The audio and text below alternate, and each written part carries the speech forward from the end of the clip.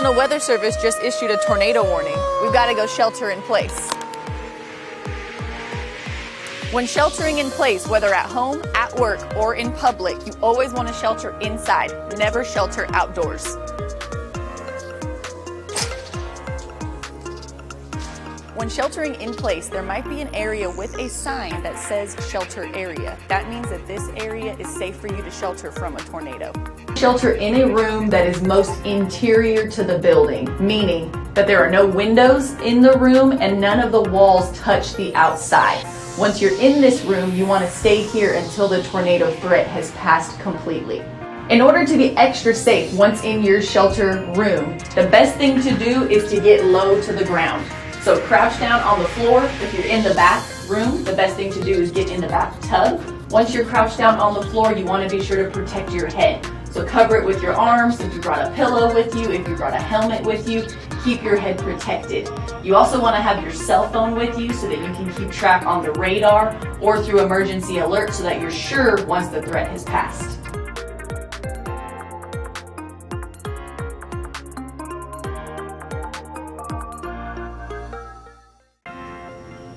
Today we're going to talk about how you can prepare for disasters before they strike. The first step is to get your family or your household together and talk about emergency planning. The first step there is to identify all the hazards that we face living here in North Texas. And it's no surprise to anyone that the list is very long. So identify those hazards and talk about how you would respond to all of those. The next thing you want to do is create a family or household communications list. Doesn't have to be a long list. The best thing to do is actually write it on a smaller piece of paper so that once you write down all the contacts you need, you can fold it up and put it in your wallet, in your backpack, or even keep a copy in your car.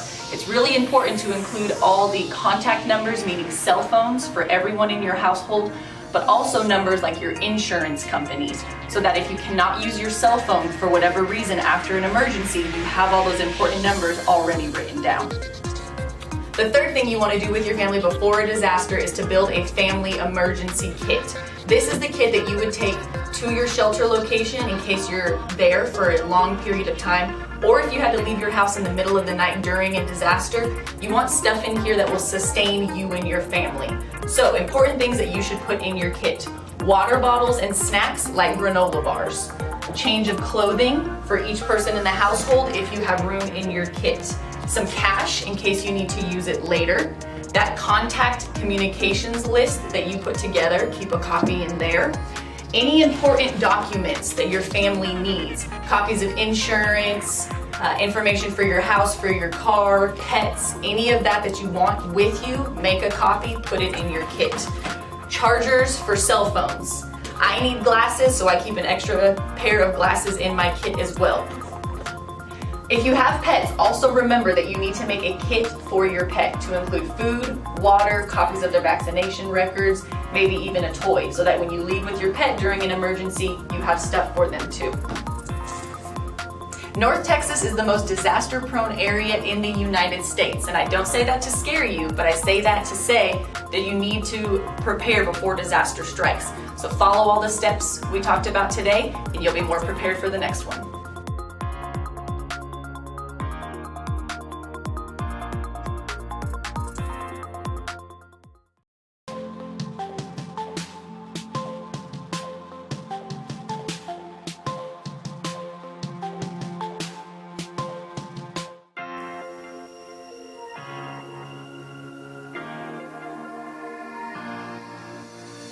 Hi, this is Officer Luna with the Duncanville Traffic Unit. Just letting you know that tomorrow, August 10th, Duncanville ISD starts school back. Letting you know with the school's lights are flashing, if you do receive a citation, the fines can double. Just remember, while you're in the school zone, pay attention to all the kids that are walking and also to put your cell phones down. Hi, my name is Lauren Sanchez, Regional Emergency Manager for the cities of Cedar Hill, Duncanville, DeSoto, and Lancaster. Fire Prevention Week is celebrated from October 8th through October 14th, and the Duncanville Fire Department would like to remind all residents that fire prevention and fire safety start with you. Always pay attention to fire prevention. Did you know that kitchen fires are the leading cause of home fires and home fire injuries? That's why it's important for all residents to understand that fire prevention and cooking safety is extremely important. Today we're going to talk about the recipe of home fire safety to keep you safe in your home. Unattended cooking is the leading cause of home fires and deaths. Always stand by your pan. If you leave the kitchen, turn off the burner. Remember to always turn pot handles away from the front of the stove towards the back so that they cannot accidentally be bumped over or pulled over the front of the stove. Always have a lid and oven mitt near your pan when cooking so that if a small grease fire starts, you can take the lid, slide it over the pan, and turn off the burner. When grilling, always make sure that your grill is in an open space and not near anything that can catch fire, like the side of your house, decking, rails, or even tree branches. Also, never leave a grill unattended when it is in use.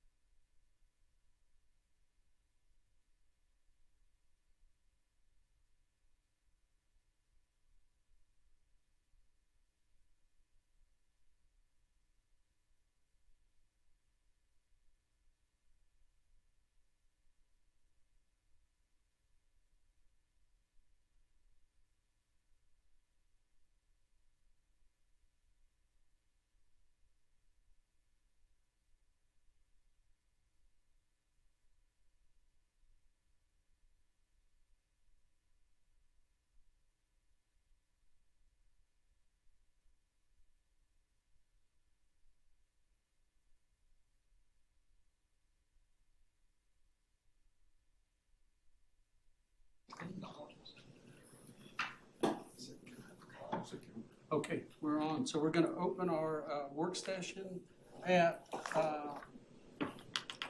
5:31. And with that, we'll recess into executive session.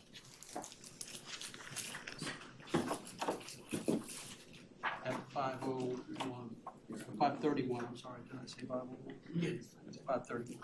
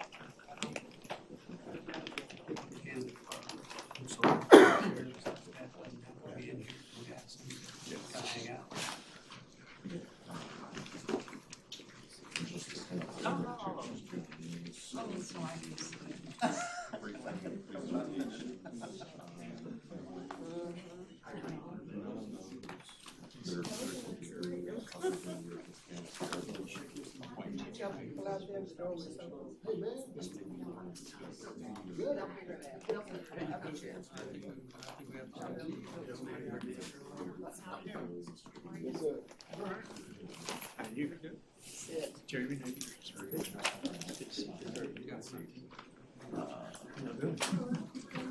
doing great. You look awful sharp tonight. Preaching. I must have heard it from the kids. And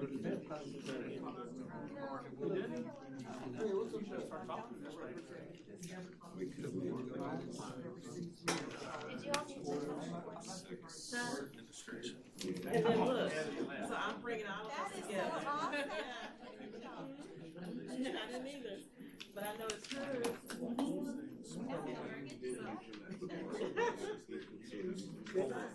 Good, good. People that are not able to say.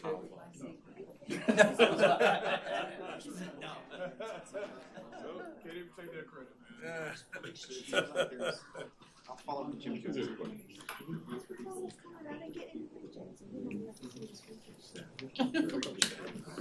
Why is a picture with me a recap? Rude. He's putting together a recap video, so we're like putting together something on it.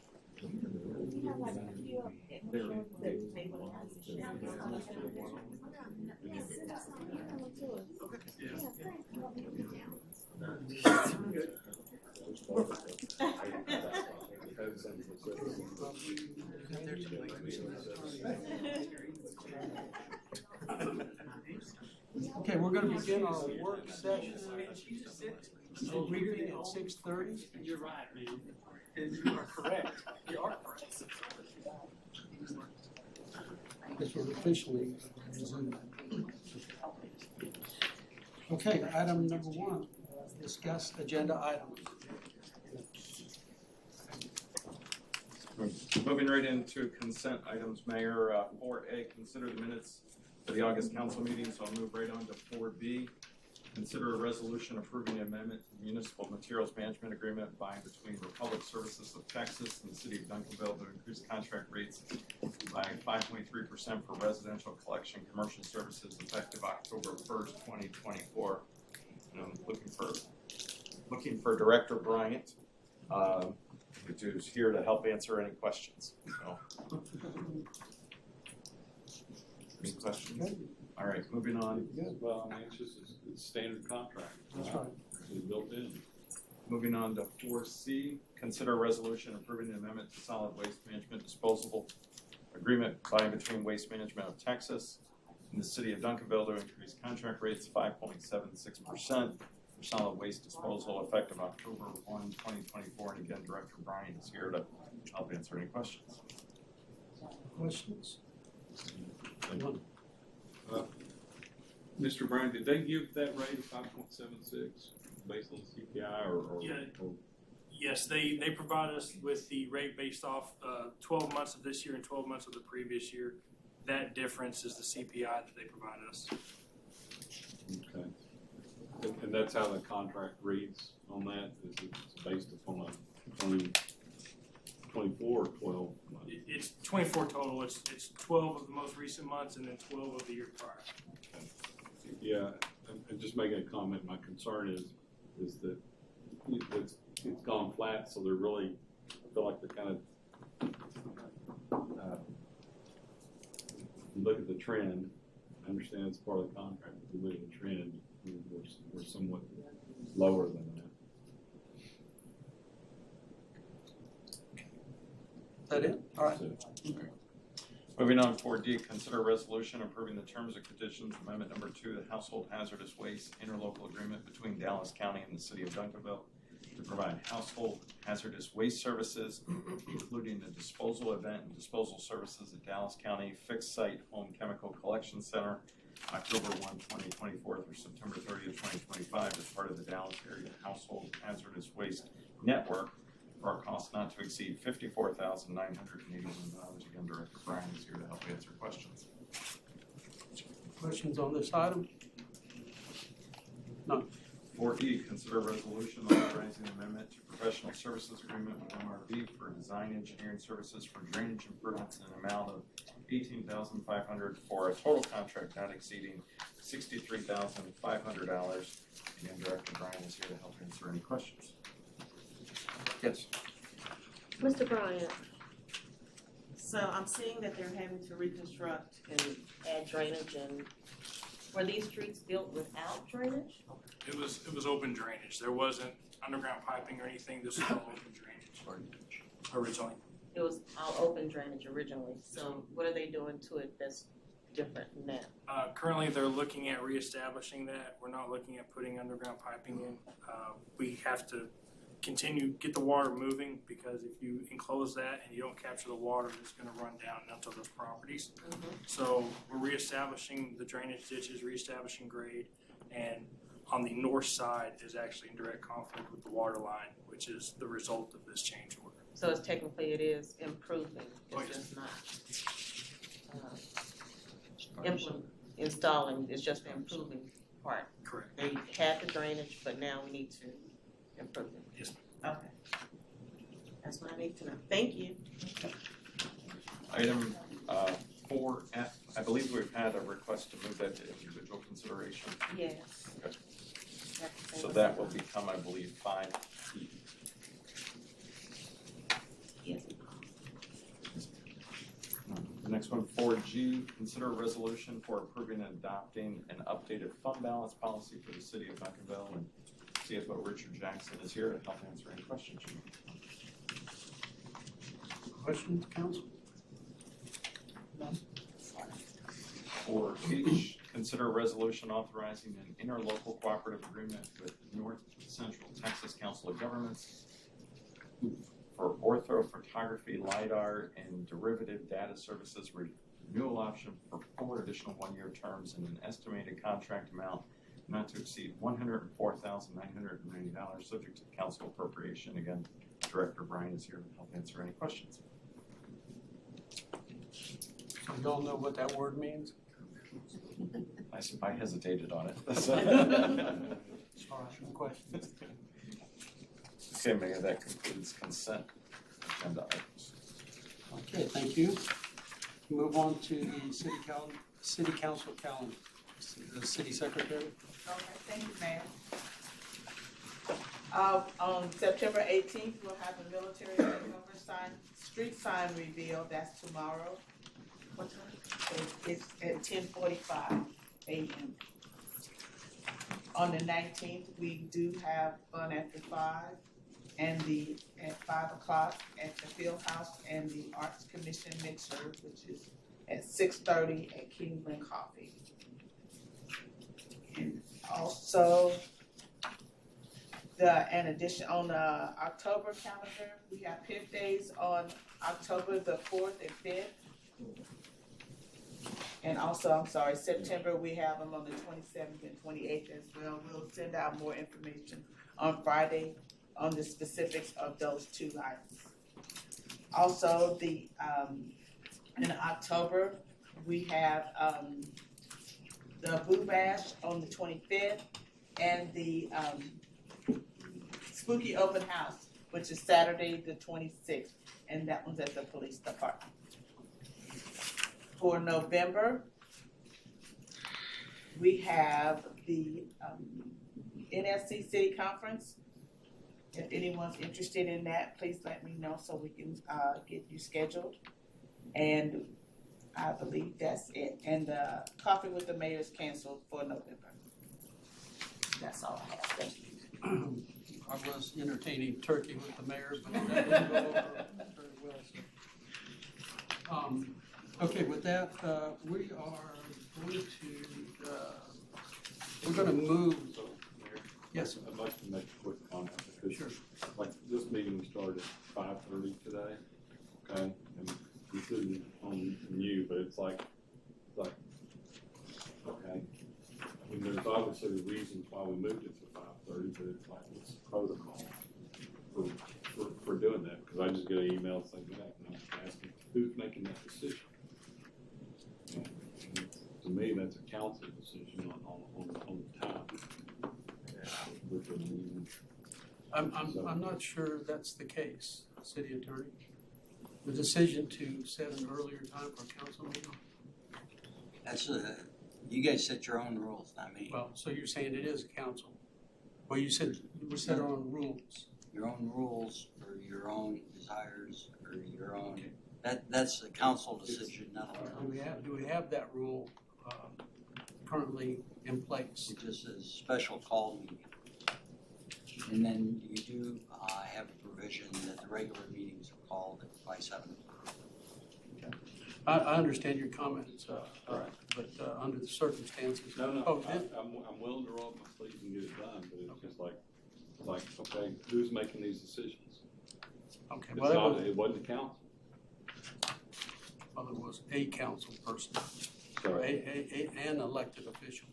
And it wasn't done to present any kind of a delay or a problem for anybody. It was done for the purpose of trying to get a discussion and several discussions in that could have a bearing on items we're going to be discussing today. I agree, and I just think that we should have it, if it goes out to the city secretary, and say, are you available, can you do this? I think that's fair. I think it also would be prudent for us to see if we have a rule in place to that effect, and if we don't, we should get a rule in place so that we are mandated to follow that. But I have no objections to what you're saying. I understand it is an inconvenience for some, so I apologize for that. Okay, so because of our running over on the executive session, we're moving briefing presentations. Items 3A is going to become 6D. Item 3B is going to become 6E. And item 3C is going to become 6F. And with that, we'll move into item 3D. And that's council is going to receive a briefing on process for canceling meeting due to lack of a quorum, discuss the topic, and provide direction if needed. City Secretary. Okay, thank you, Mayor. Councilmember Gooden brought this item up for to discuss whether or not we should, if we know that we're not gonna have a quorum of members, do we cancel the meeting before or have them convene, have the meeting and then cancel at the meeting? And that's something I would like to have the city attorney advise us on as council. I know we had a discussion before, Mr. City Attorney. My concern is that the meeting is scheduled and people are coming out, but they don't know that it's canceled until they see the LED monitor outside to say that it's canceled, or either the letter is posted on the door that it's canceled. So how do we move forward? Is it possible for us to prevent that? And I will say this, the law requires us to post it in the manner in which the meeting's posted. If the meeting gets canceled, which means it needs to be posted out front, it would need to be posted on the internet. Okay, that would be the Open Meetings Act requirements to cancel. There's two people that, there's three sets of people. The board members themselves, the ones that can show up, if they don't know, will have to come. An applicant, someone appearing before the board, and then just interested citizens and staff, if we don't know until the night of the meeting. And so it's those people that get inconvenienced by, if we wait till that night, if we know there's only going to be 3 to 7, is it more prudent to post the notices ahead of time so that we inform the public, and then the staff, they're not, because a lot of times staff members may have, a lot of staff members don't get overtime, but some staff members do, and so you've got people sitting here that are showing up that you're paying, and knowing that that if the city attorney needs to show up, he's gonna charge you for showing up, and so you incur that cost, knowing that there's not gonna be a meeting. And then obviously the citizens that show up, that if they knew ahead of time that the meeting was canceled, could make other arrangements for their evening, as well as the applicants. So those are the issues that need to be discussed. Your only legal requirement is, if you know the meeting needs to be canceled, you should post it in accordance with the same manner in which you post the meeting. So it's really up to y'all on how you handle that, and who you're inconveniencing, and how much, and what the cost of that inconvenience is. Because if the meeting is not canceled until 5, let's say phone calls are made, and it's confirmed that they will not have a quorum. Meeting is canceled at 5 p.m. It's supposed to start at 7. Some people have been known to leave work early to come to the meeting, and they're not aware that it has been canceled at 5. So how do we, is there any solution that we could suggest? If I could, so this is, I think the pain point, right, is exactly what you just described. Meetings where the public is showing up, they want to participate in a meeting, and then they're getting here and the meeting's been canceled, right? I think that's, am I correct in saying? Okay. Yes. So we've been discussing that with staff and a whole variety of different dynamics on maybe how we could help. And so we've just made a change that'll just be starting. Our customer service advocates, what's going to happen going forward is every time the agenda comes out, all communication is being funneled through the city secretary's office. That means any agenda for any board, commission, whatever, it's got to go to the city secretary's office. The city secretary's office is going to provide that agenda to our customer service advocates. The day the agenda comes out, the customer service advocates are going to be calling every single member of that board or that commission saying, hey, I want to make sure you received your agenda today. There's going to be a meeting next Tuesday, whenever it is. Please let us know if you have any questions. And then we're following up with a morning of, where they're going to be calling every single board and commission member across the board for every board and commission. And so we're hoping that that helps with the issue, and that we know ahead of time if there's going to be a problem. And if nothing else, we'll hopefully know a little earlier today that there might be an issue. So the posting could be made earlier and the public could be aware. Well, and hopefully by making sure that everybody's aware earlier in the process that they'll at least have a quorum.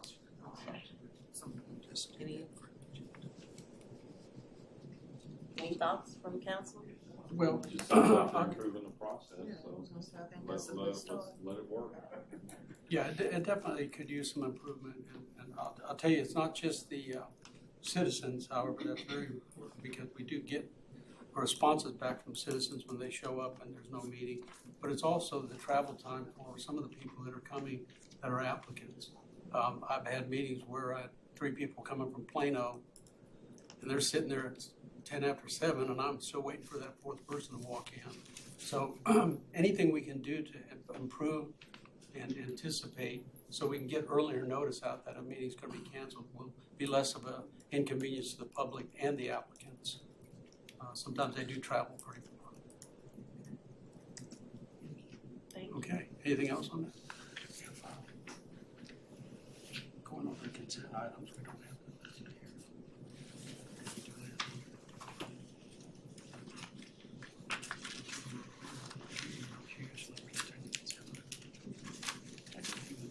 Yes. All right. Where was I? Okay. Thank you.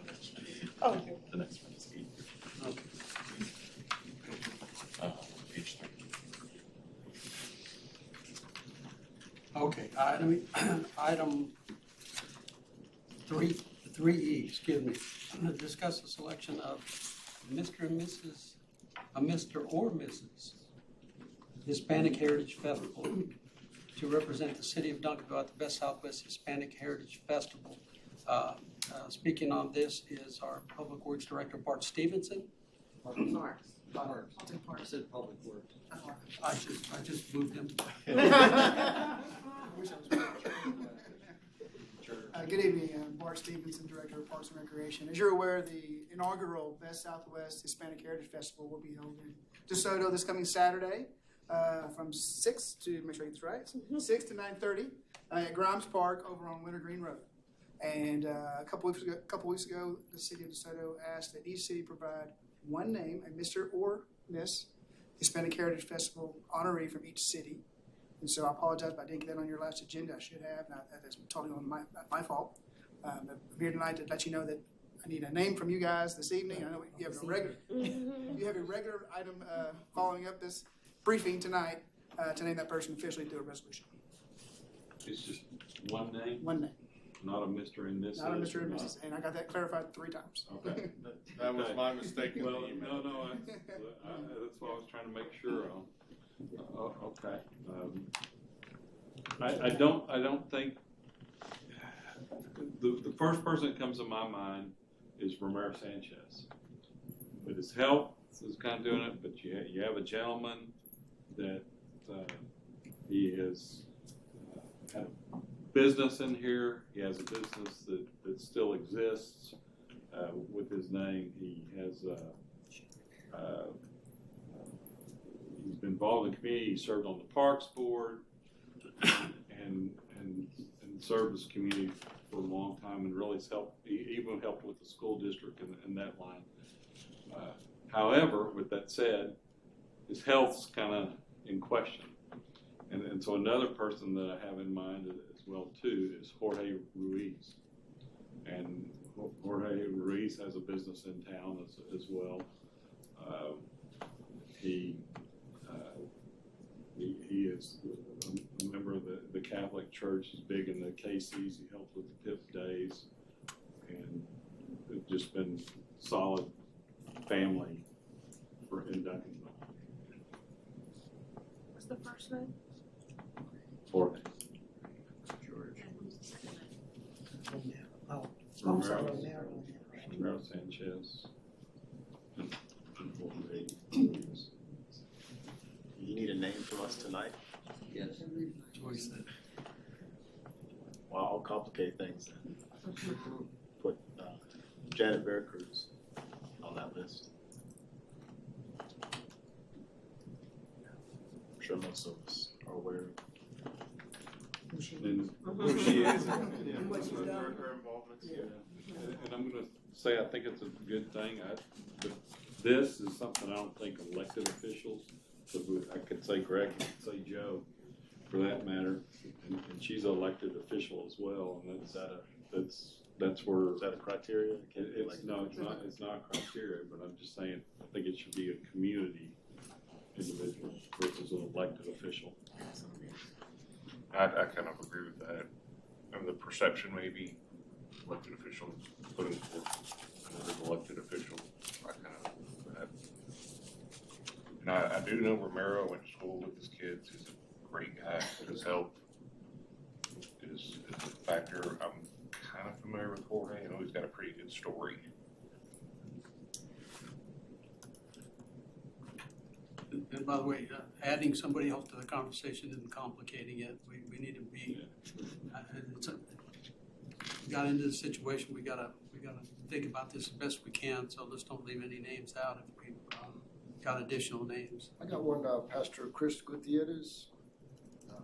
He's a good community guy, does lots of work with the city, and he hosts a breakfast for the bus drivers for the school district at his church, so he's pretty well-rounded. Yesterday, working to encourage people to sign up to vote yesterday, so Nice. throw it out there.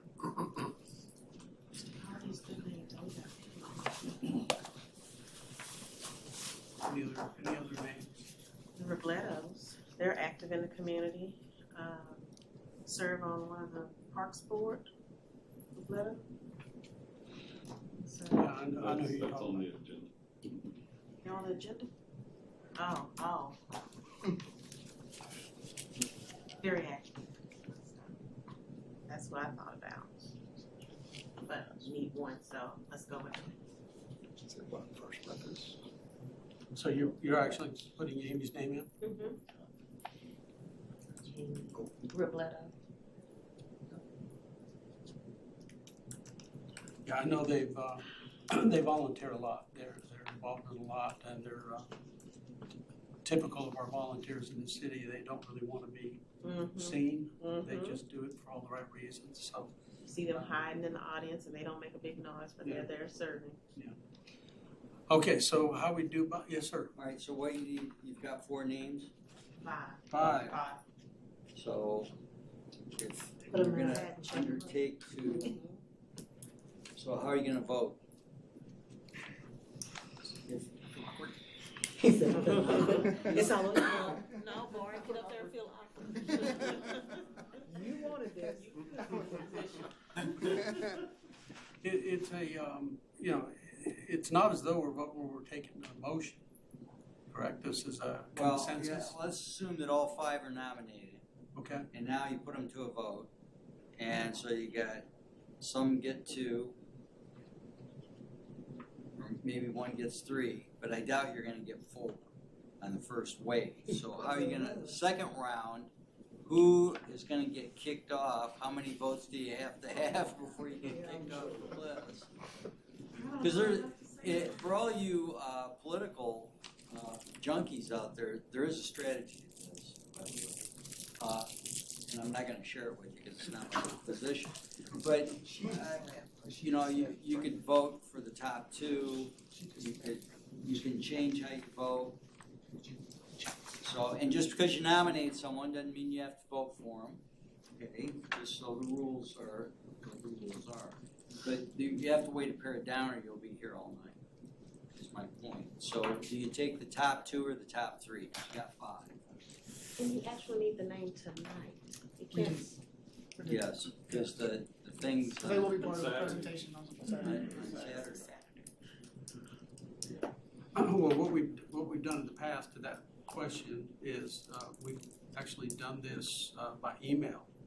And each one of us have put names in similar situations. We didn't actually put it to a vote at a council meeting. So that's different than what we've done in the past, even for Mr. and Mrs. Juneteenth. We've done through email with the council members, putting the names in.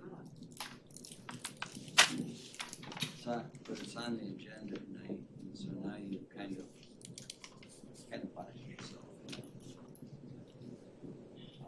Can we just let you have all the names and you can make the decision?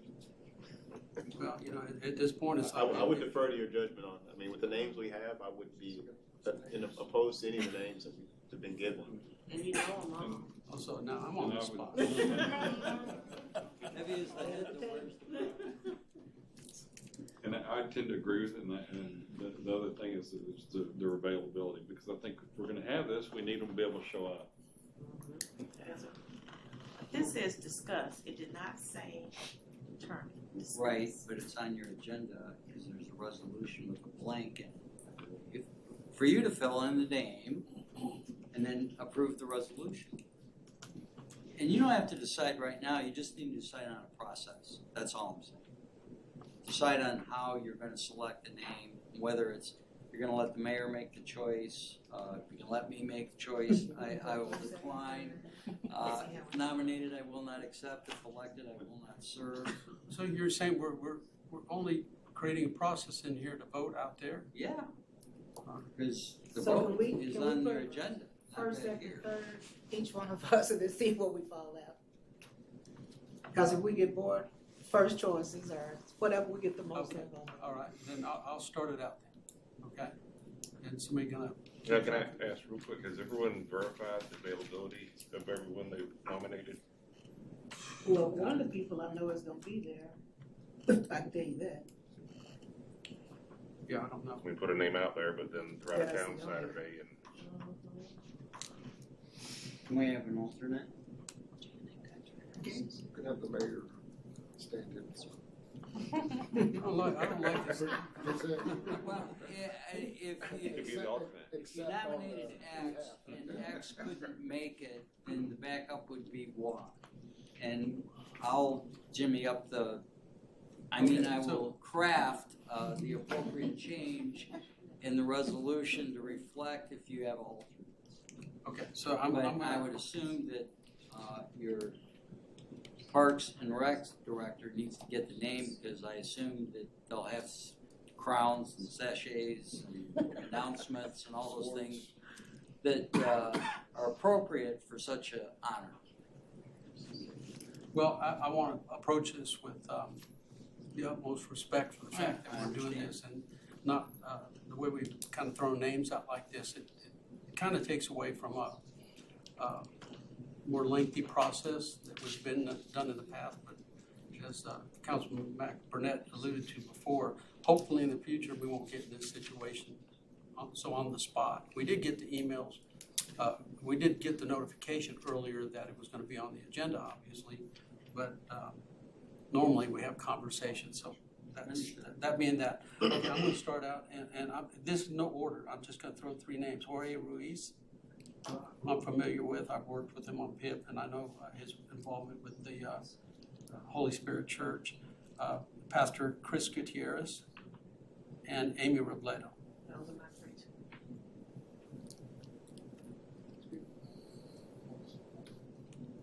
Ms. Brown. Oh, she said, okay, I'm sorry, I missed that, I guess.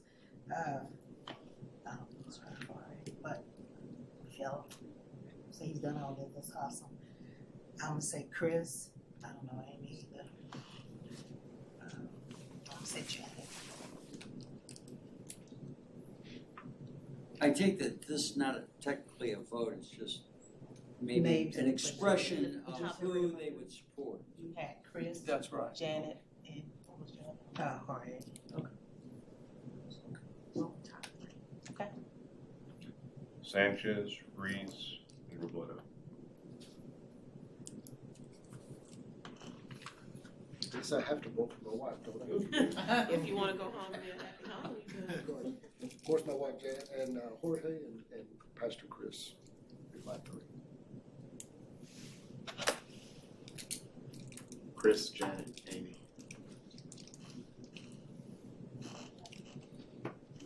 Sanchez, Ruiz, Robledo. Okay, so out of this, we go out there and we have the top three, or we narrowing it down to one in here? Is it one that, Well, Ruiz what, has what are, six? did anyone receive 4 votes? Jorge Ruiz has 6.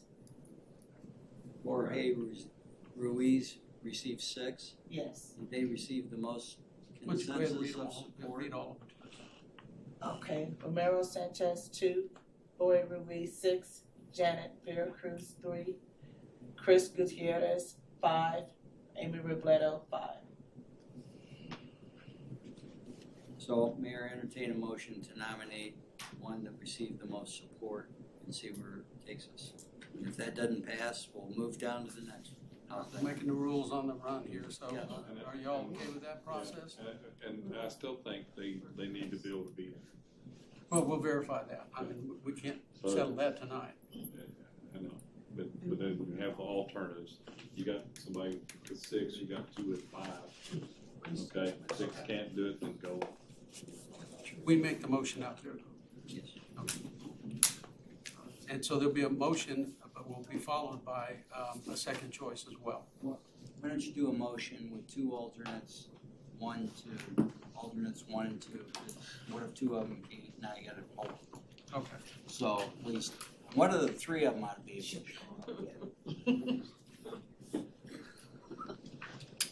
Next time, allow me to do some research. And 9 a.m. tomorrow is my deadline, so we can probably call her in the morning and say, hey, can you This do this? meeting, said this you meeting is needed not gonna be over till.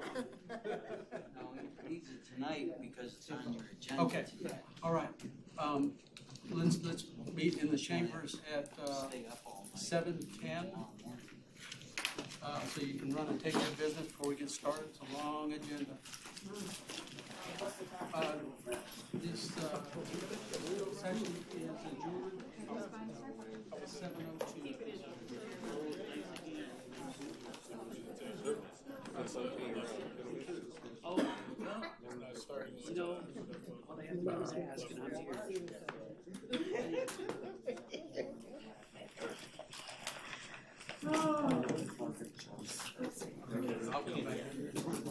Yeah, well, we're gonna come back. QT sandwich on the way home.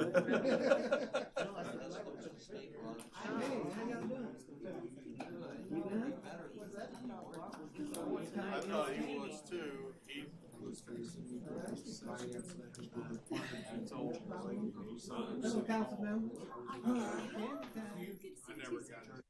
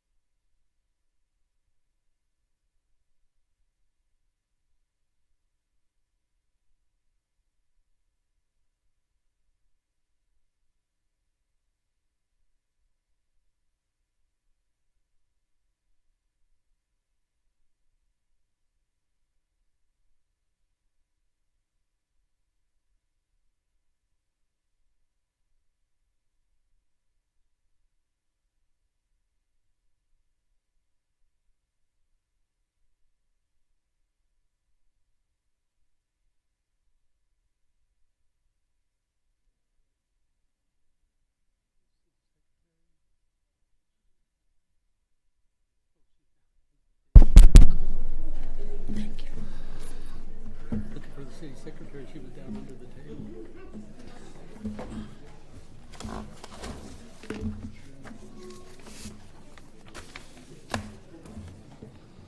Okay, we're going to begin our session tonight at 7:12 p.m.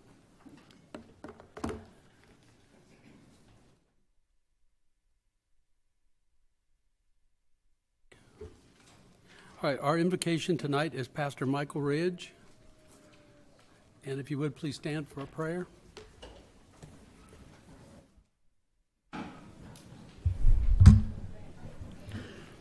Thank you. If we could please close our eyes and bow our head, please.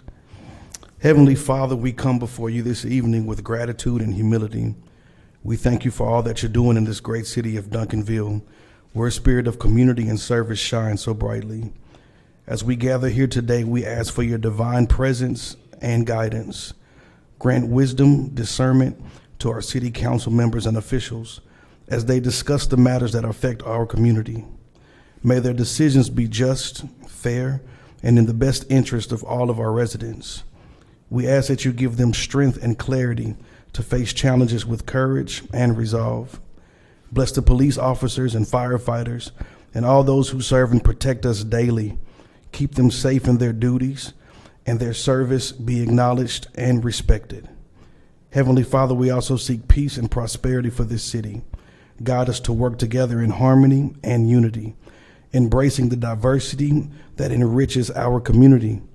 Help us to demonstrate compassion, kindness, and understanding towards each other. We pray for those among us tonight that are facing struggles and hardships. May your comfort and healing hands be upon them and bring strength, hope, and renewal. And finally, Lord, we ask that you would bless us during this meeting as we deliberate. May your actions reflect your will, and let your heart seek through every single word that comes to this meeting tonight. In the name of Jesus, amen. Thank you. Thank you, Pastor. Will you please recite the pledges with us?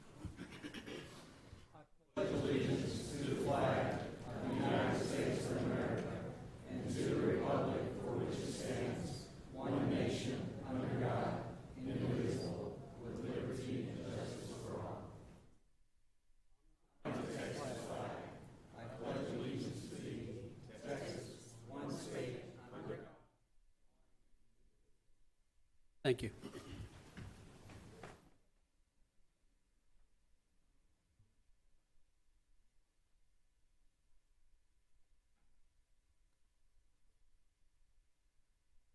Okay, first item of business, item 1A, Mayor's Report.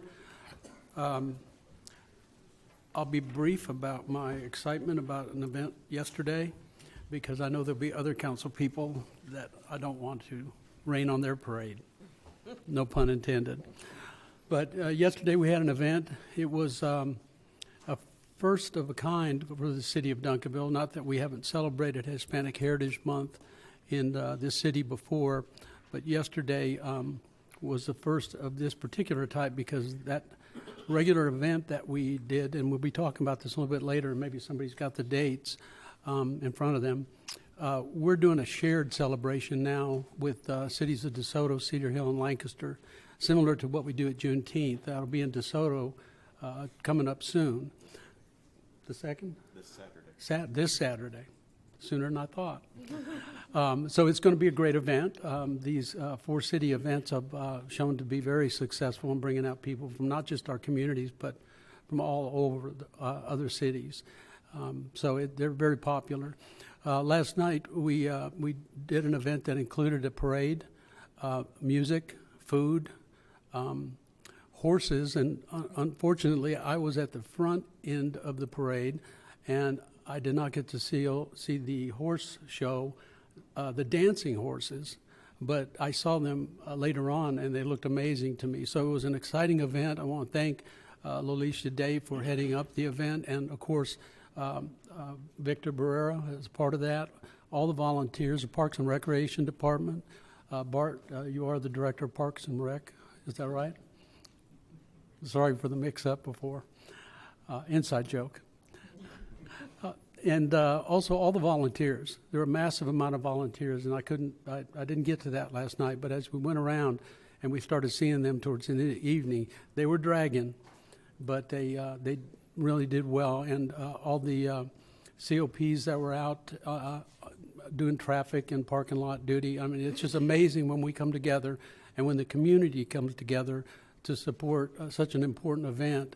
And the Hispanic culture in Duncanville is really a culture that needs to be recognized, and it was evident last night how much it was appreciated by the members of our Hispanic community, and not just here, but again, they were from all other areas too. They came out to celebrate, so it was a great event, and thank you all for everything you did putting that together, and hope we can continue doing it.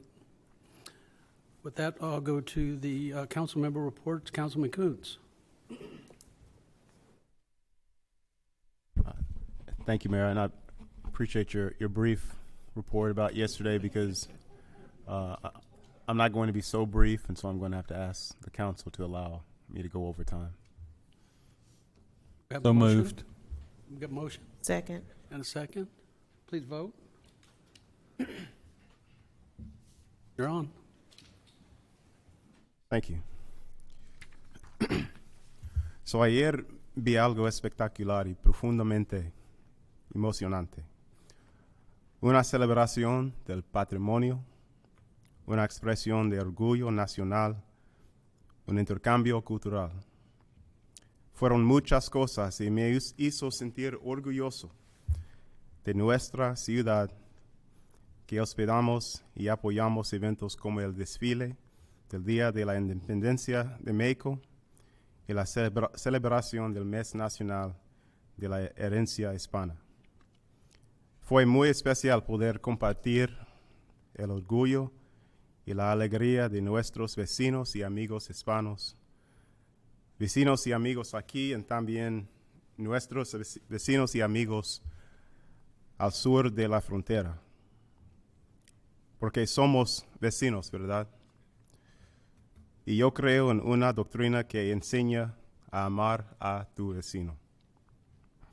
Ayer vi muchas banderas, pero no solo mexicanas, sino también salvadoreñas, hondureñas, colombianas y guatemaltecas, lo que demuestra la presencia y una comunidad muy diversa dentro de la población hispana aquí mismo en la ciudad de Duncanville. Al ver el desfile y todas las festividades de ayer, uno podría preguntarse, ¿está cambiando Duncanville? Y la respuesta es no, Duncanville no está cambiando, porque esto es Duncanville. Somos Duncanville, todos nosotros. Y cuando elegimos celebrarnos unos a otros y apoyarnos unos a otros, cuando elegimos construir puentes y no muros, nuestra comunidad será mucho más fuerte. Mi esposa, Sarah Eileen Mora Kuntz, es de herencia mexicoamericana, y su padre y su familia son de México, pero su madre y su familia son de Ohio. Y mi esposa es la persona más inteligente, más fuerte y más atractiva que yo conozco. Y del mismo modo, esta ciudad, cuando trabajamos juntos y abrazamos nuestra diversa herencia cultural, seremos fuertes, seremos prósperos y realizaremos el potencial ilimitado escondido in el corazón de esta comunidad. Yesterday, I witnessed something spectacular and profoundly moving, a celebration of heritage, an expression of national pride, and a cultural exchange. And it was many things, and it gave me great pride in our city that we would host and support such events as a Mexican Independence Day Parade and National Hispanic Heritage Month celebration. It was very special to be able to share in the pride and joy of our Hispanic neighbors and friends, our neighbors and friends down the street, but also our neighbors and friends south of the border. Because we are neighbors. And I believe in a doctrine which teaches to love thy neighbor. I saw many flags yesterday, not just Mexican, but also Honduran, El Salvadorian, Colombian, Guatemalan, all demonstrating the presence of a very diverse community within the Hispanic population right here in the city of Duncanville. And seeing the parade and all the festivities yesterday, one might ask the question, is Duncanville changing? And the answer to that question is no, Duncanville is not changing. This is Duncanville. We are Duncanville, all of us together. And when we choose to celebrate one another, and we choose to support one another, and we choose to build bridges and not walls, how much stronger our community will be. And I want to end my comments by saying that my wife, Sarah Eileen Mora Kuntz, is of Mexican-American heritage, and her father and his side of the family is from Mexico, and her mother and her side of the family are from Ohio, and my wife is the strongest, smartest, most beautiful person I know. And likewise, this city, as we continue to work together and embrace our diverse cultural heritage, we will be strong, and we will be prosperous, and we will realize the limitless potential hidden within the heart of this community. Gracias, and thank you.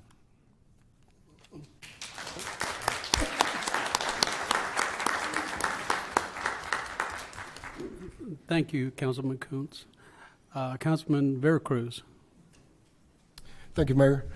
I just want to echo the same things, and well done there, Councilman Kuntz, putting that together. But I think yesterday we made some great strides between the city and our Hispanic community of showing how much we care and how much we're willing to celebrate, their culture as well. But I was very happy. So thank you, Mr. City Manager and Mr. Bart, Ms. Lolisha, and everyone else involved. Thank you.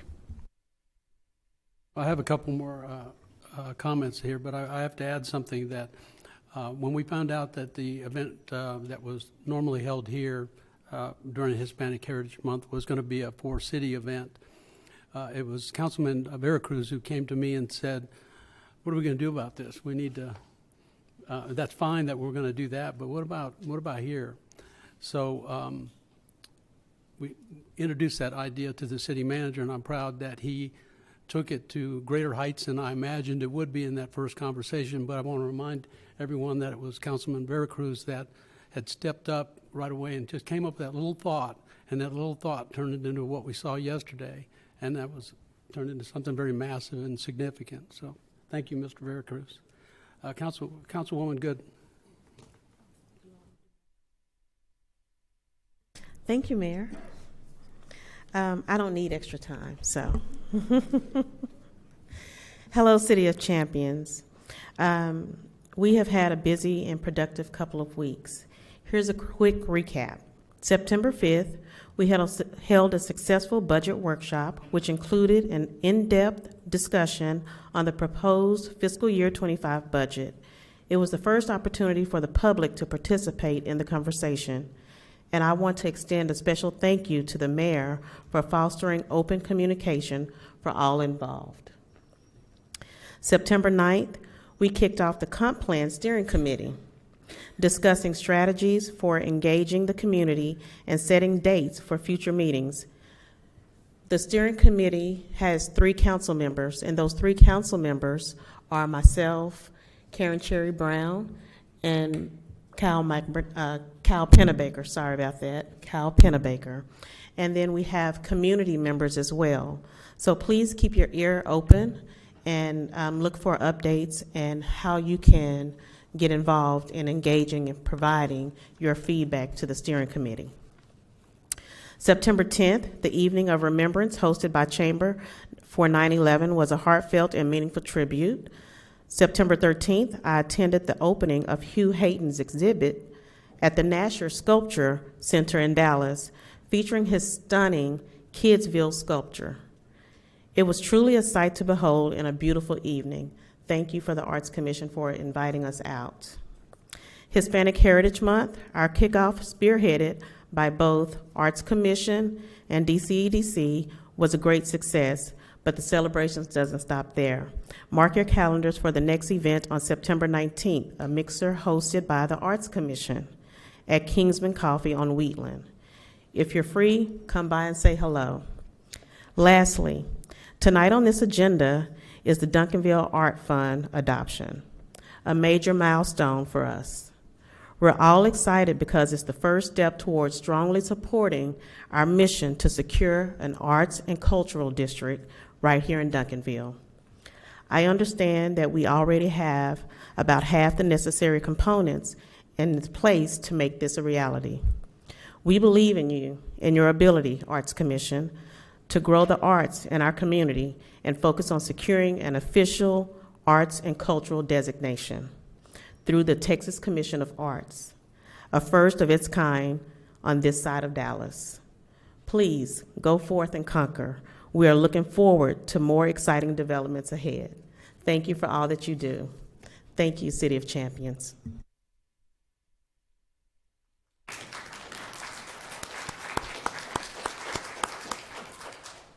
Councilman McBurnett. Thank you, Mayor. There's going to be a lot of echoes from this, but really with the Arts Commission, I'm going to give props because they did the pop-up gallery, which actually led into this thing, and it was an excellent event and well attended, just excellent. But it is a time to celebrate Hispanic Heritage Month. The Night of Remembrance is another thing that I had listed. Very, very well done event. Chamber puts that on every year. Just also want to mention there's other things too, because we have a park cleanup, and I participate in the park cleanup at Willow Run Park and stuff. So we have opportunities for people if you want to be involved with that. I also want to thank Lauren Sanchez because she did emergency preparedness. It was in Cedar Hill. She's rotating around the cities, but if you want to learn information on emergency preparedness, Lauren Sanchez does an excellent job. Also, something that was sponsored is Duncanville football. They had a football game. The team from Maryland came here and had to go home. You know, oh yeah, they lost. So, but I want to thank that because it was a very good event, and I know there was a lot of city employees there, and thank the police and the campus police there for what they've done. As Councilmember Good mentioned, the Arts Commission's having a mixer at Kingsman Coffee on the 19th, and it is something worth going. It is definitely a good community event. And on the 28th of September, there's a catfish catch. And Ben, are you going to be there? No? Okay. But you know, it's at Lakeside Park, and it's an opportunity to get outside and enjoy. And they have fishing out there, Texas Parks and Wildlife and stuff.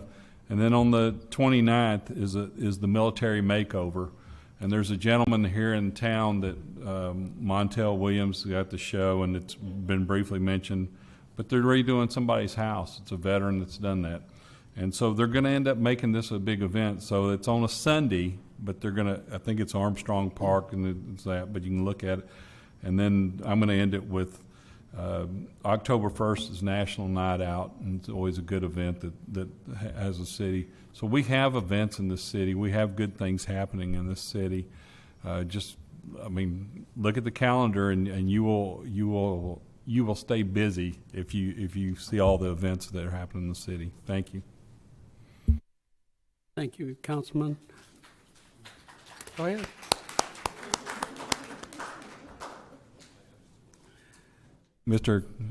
I'm sorry, I did leave out one more thing. I mentioned opportunities, and I had this one circled big, okay, and I just failed to mention it. We have the PIP program, Property Improvement Program, and that's volunteering, and that's helping our residents increase or that are having a hard time. So if you need trims, trees trimmed, if they need their house painted and stuff like that, there's an application process. And that happens at the end of September on Friday and Saturday, and then the following week. how many houses are we doing this year? Is it 7? Okay, 7 houses. But it's something to make Duncanville better. And so they need people and they need volunteers. And it doesn't matter what your skill level is. And Sue Clark is actually on the back row if anybody's interested. Thank you. I'll add to that is the city going to have a team? Yes. Okay. All right. They've participated in the past, and they're hard workers. I mean, I wouldn't know it by them sitting here tonight, but they get the muscle out. So I'm real proud to have the city still continue to be a part of that program. And I'll also state in that same regard that who this really benefits, and Councilman McBurnett touched on it, but it really benefits those people that sometimes are identified by our code enforcement personnel, neighborhood services personnel. When they realize that somebody has a house in disrepair, fence, trees hanging over, house needs to be painted, all violations possibly of our city ordinances. And they will notice that there's some people that may be a money problem, and it's a real money problem. And so many of the people that I've been involved with this since the inception, they are amazed at the kindness of the volunteers that come out and get them out of 2 binds. One, it pretties up their house, but the second one, it gets them out of the line of fire of what the code enforcement or neighborhood service personnel have to do, and that's send them notices to make some of these repairs. Some of these are very serious conditions that they have, and so the fact that Sue Clark and Betty Dunn and all the volunteers and other churches that are involved, it's grown to include many other churches that come out. It's a tremendous thing for our community to be able to help people out. Most of them are really in need of that kind of help, so I just want to add that to it. And with that, I'll turn it over to the city manager. Thank you, Mayor, Council. You've touched on many of the events over the last couple of weeks, and thank you for recognizing the staff. We have such an incredible staff. I'll share with Mayor and Council and the community. We have an executive team meeting every single Monday at 2:30. And recently I asked the executive team, tell me something that you're proud of at your department. And I wish you could have been a fly on the wall to hear the responses about how the departments really work together and how they're really collaborating to make some of these big events happen and coming together. And that's, Mayor, I'm so glad that you said about the spirit of collaboration, because that's true not only among the residents, but it's also true among our employees and our departments and the things that we're doing together. And on that note, I'm going to be brief. We have a long agenda tonight. I want to especially recognize our Duncanville Police Department and Chief Stogner. We've got Assistant Chief Tiarina and Assistant Chief Wilcox here tonight. In that same spirit of collaboration and support, the Duncanville ISD needed some extra help this past week with a series of issues, and I know some of you heard about it as some different things came up.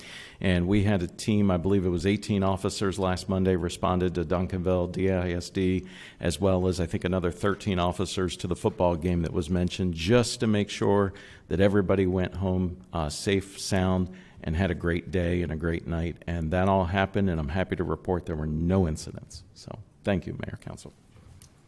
That's especially noteworthy with the size crowds that we get at these events. To have no issues, it's amazing, and it's in large part it has to do with the presence of our security in the form of our police officers, many of them who volunteer to work overtime to do that. So thank you for that.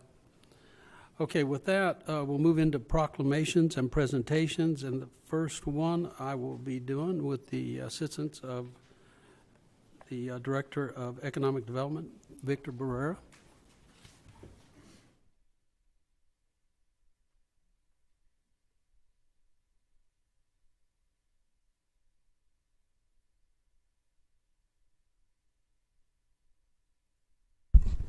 You'll understand why I need assistance in just a minute.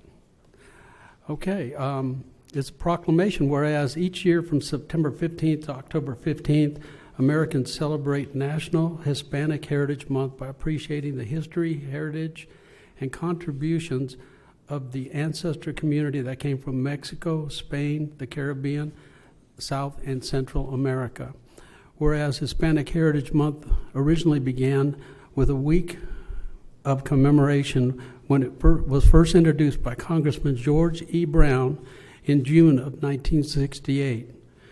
With the civil rights movement, the need to recognize contributions of the Latino community gained acceptance in the 1960s, and whereas later extended to a 30-day celebration by President Ronald Reagan, beginning on September 15th and ending on October 15th. It became law in August 1988, and whereas Hispanics have been an integral part of the American prosperity, Hispanic contributions to the nation are immense, and they demonstrate the best of American values, and whereas even greater are the contributions to the prosperity and the sustainability of the city of Duncanville by our Hispanics, who make up 40% of our population. Whereas we see your venture for your many businesses in our city, and we see your investment in our community for your service and on many of our boards and commissions. And whereas the 2024 Best Southwest Hispanic Heritage Celebration will be held Saturday, September 21st, 2024, from 6 p.m. to 9:30 p.m. at Grimes Park, 501 East Wintergreen Road, DeSoto, Texas. Now therefore, I, Greg Contreras, Mayor of the City of Duncanville, Texas, do hereby proclaim September 15th to October 15th as Hispanic Heritage Recognition Month in the City of Duncanville, and urge all citizens to join me in celebrating the spirit and accomplishments of Hispanic Americans everywhere. Mr. Burr, do you have it?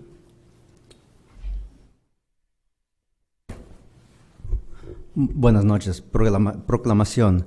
Mientras que cada año, el 15 de septiembre al 15 de octubre, los estadounidenses celebran el Mes Nacional de la Herencia Hispana, apreciando la historia, la herencia y las contribuciones de la comunidad en las antepasadas que vivieron de México, España, el Caribe y América del Sur y América Central. Y mientras que el mes de herencia hispana comenzó originalmente en una semana de conmemoración cuando fue presentado por primera vez por el congresista George E. Brown en junio del 1968, con el movimiento de derechos civiles a la necesidad de reconocer las contribuciones de la comunidad latina ganó aceptación en la década de 1960.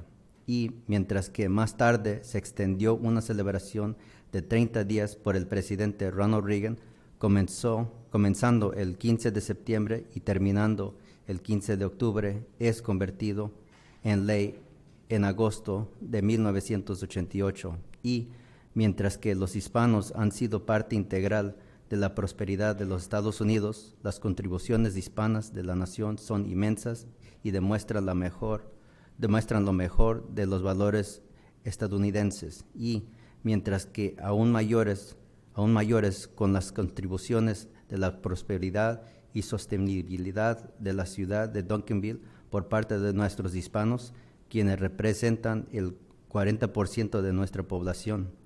Y mientras que vemos un emprendimiento de sus muchos negocios en nuestra ciudad y vemos su inclusión en nuestra ciudad por su servicio en muchas de nuestras juntas y comisiones. Y mientras que la celebración de la herencia hispana del suroeste 2024 se llevará a cabo el sábado 21 de septiembre del 1924 a las 6 a 9:30 de la noche en Grimes Park, 501 East Evergreen Road en DeSoto. Ahora, por lo tanto, yo, Greg Contreras, alcalde de la ciudad de Duncanville, Texas, por el presente, proclamo este mes del 15 de septiembre a 15 de octubre como mes de reconocimiento de la herencia hispana. En la ciudad de Duncanville he visto a todos los ciudadanos a unirse para celebrar el espíritu y los logros de los hispanoamericanos en todas partes.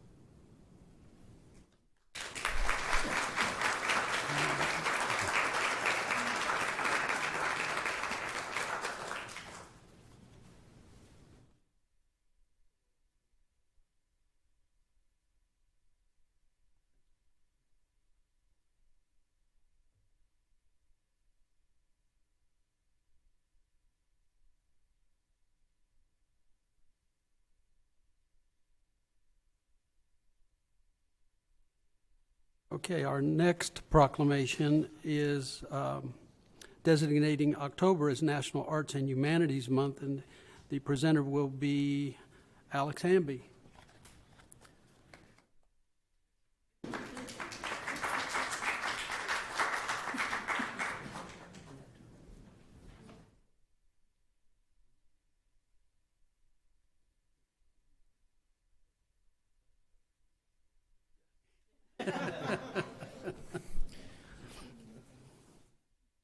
Whereas, celebrating the importance of culture in America began officially in 1993, with October now observed as National Arts and Humanities Month. And whereas the American Revolution and a letter to the American Academy of Arts and Sciences, General George Washington wrote, "The arts and sciences are essential to the prosperity of the state, the ornament and happiness of human life."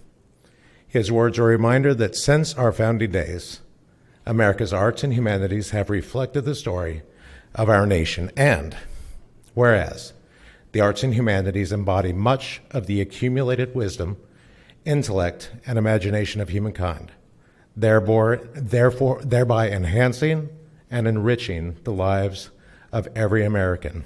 And whereas the indelible impact of accomplished artists and scholars, of auteurs and students, from poets and painters to musicians and actors, reflects the power of art to promote civic engagement and cultural understanding, as every artist offers a testament to the larger truth that art connects us all.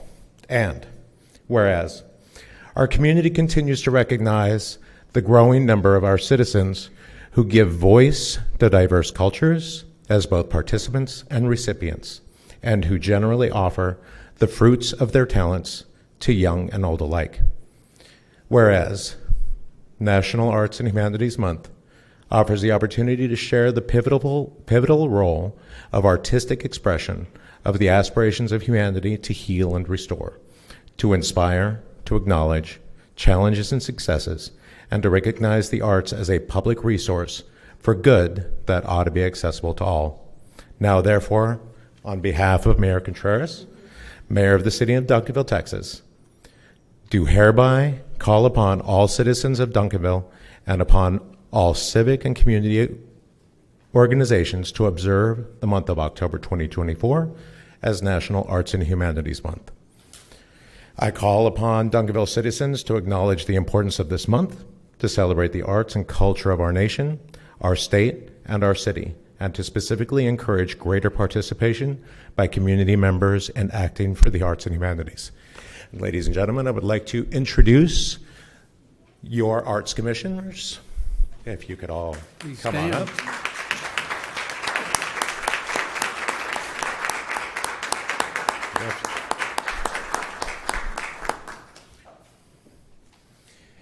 As the chair of the Arts Commission, Ron Thompson, I'm going to let him take over and introduce everybody up here. Nobody should ever give me a microphone and then tell me to talk about the arts. We are the youngest commission in the city of Duncanville. We're also, from my perspective, the hardest working, and I'm very, very proud to introduce the very first arts commission for the city of Duncanville. Sarah Macias, Mac Browning, Angela Thorpe Harris, Amy Jackson, Tim Perry, Miss Ann Perry. Also, but not able to attendance, is Mary Ann Taylor and Tiffany Wyatt. And today is the start of a brand new day for the arts. We have a beautiful Duncanville Community Theater that we all cherish, and we're looking forward to giving the theater brand new neighbors. And we appreciate everyone's here support. Thank you. Thank you.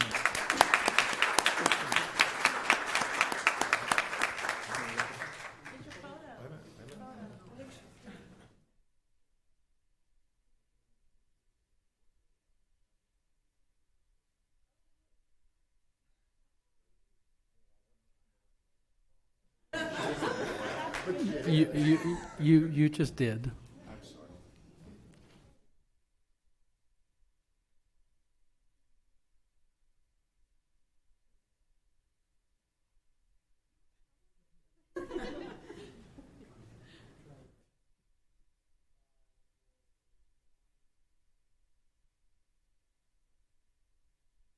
Thank you all.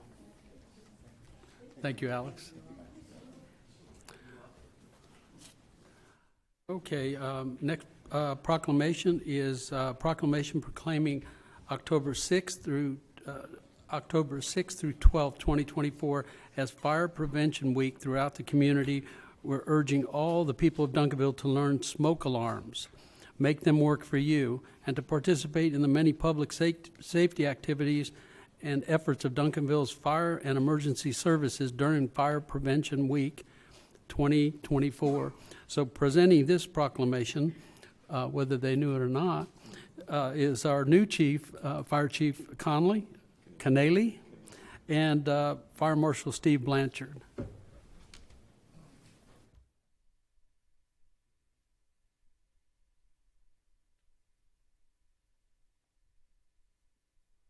Okay, good evening. The city of Duncanville is committed to ensuring the safety and security of those living and visiting Duncanville. And fire is a serious public safety concern both locally and nationally, and home are the locations where people are at greatest risk from fire. The National Fire Protection Association data shows that the majority of U.S. Home fire deaths continue to occur in homes with no smoke alarms, and having a working smoke alarm in the home reduces the risk of dying in a home fire by more than half, 54%. However, roughly 3 out of 5 fire deaths occur in homes with either no smoke alarms or no working smoke alarms. More than a third, 38%, of home fire deaths result from fires in which no smoke alarms are present. Residents can take measures to know how to keep their smoke alarms in working order by and. Duncanville's first responders are dedicated to reducing the occurrence of home fires and home fire injuries through prevention and protection education, and Duncanville residents are responsive to the public education measures and are able to take personal steps to increase the safety from fire, especially in their homes. The 2024 Fire Prevention Week theme, Smoke Alarms Make Them Work for You, reinforces the critical importance of smoke alarms and what's needed to install, test, and maintain them properly.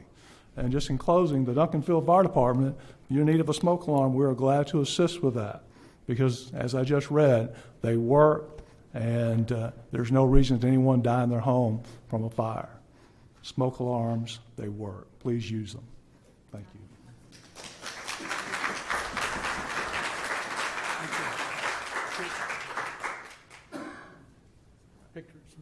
Pictures? Oh, you do?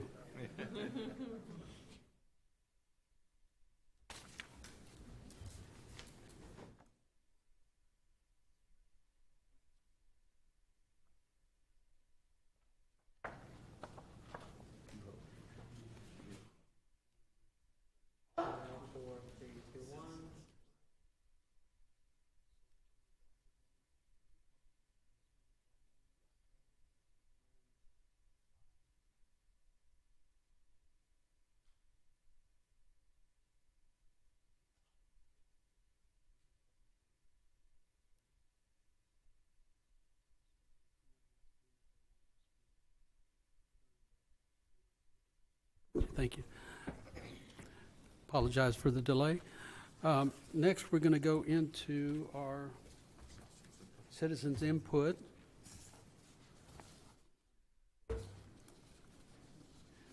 Item 3 on the agenda.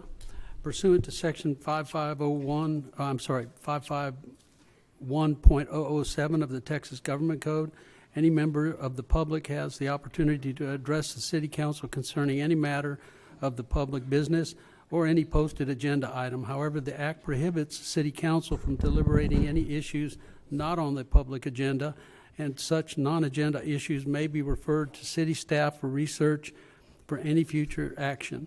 All persons addressing are subject to council-adopted rules and limitations permitted by law. At this time, 2-minute comments will be taken from the audience on any topic.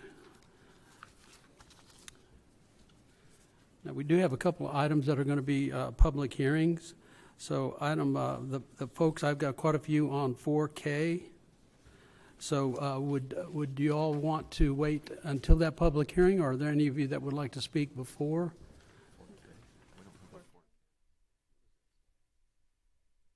5K.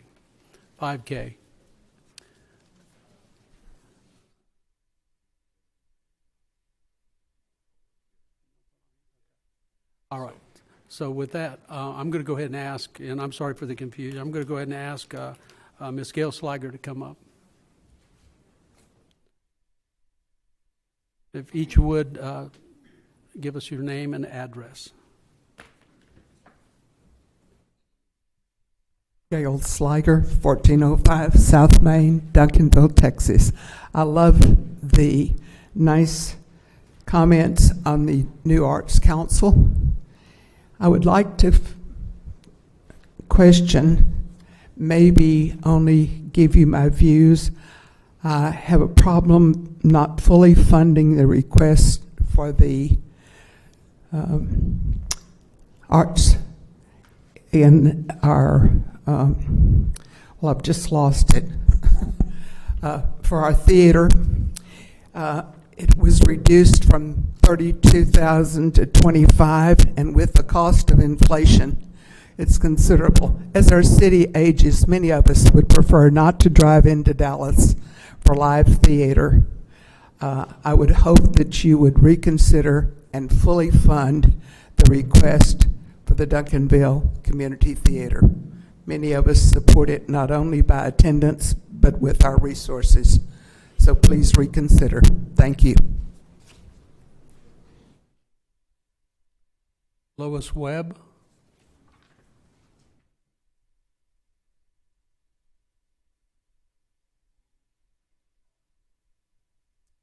Lois Webb, currently at 11708 County Road, Scurry, Texas. But I was a resident of Duncanville for over 50 years. And I also want to speak about the theater. Even though we have moved away, we're probably usually an hour away to drive, but we still drive in to come and see the theater. We've enjoyed it. It's always a wonderful production. We take time out of our schedule to be here to come. And as Gail said, with inflation, cost of everything's gone up.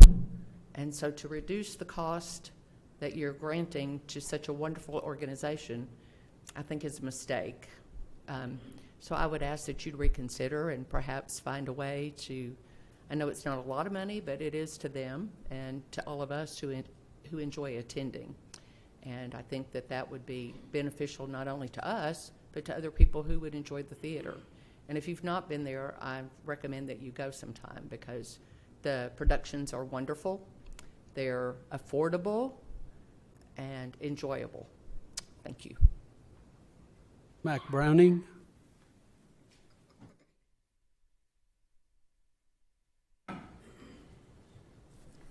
So Mac Browning, 442 East Cherry Street, Duncanville.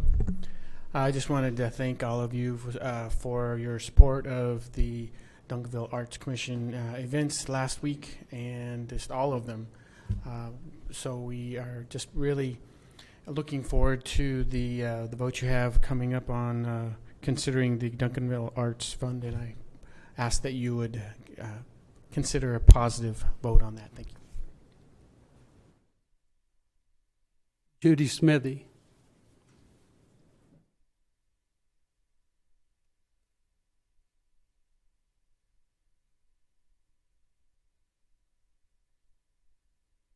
Thank you, Mayor and Council. My name is Judy Smithy. I live at 1806 Cedar Hill Road. I am honored to be a board member of the Community Theater. We refer to ourselves not as the little theater that can or that could, but the little theater that does. And I'm proud to be part of it. Since February of 1990, Duncanville Community Theater has requested and received hot fund grants. Per the city's direction each year, Duncanville Community Theater has provided detailed expense reports and has likewise always been annually funded our fully requested amount. We cannot overstate our appreciation to both current and past city councils for their valuable support and understanding of both the artistic and the economic impact Duncanville Community Theater affords our community. We have requested $32,000 for the 24-25 fiscal year, just as we have for the past 2 previous years where it was granted. I wish to affirm my support for Duncanville Community Theater and appreciation for council's ongoing consideration and support as you deliberate the budget. Thank you for all you do to help Duncanville Community Theater and our continued success in our City of Champions. Thank you very much. Heather Winkleman.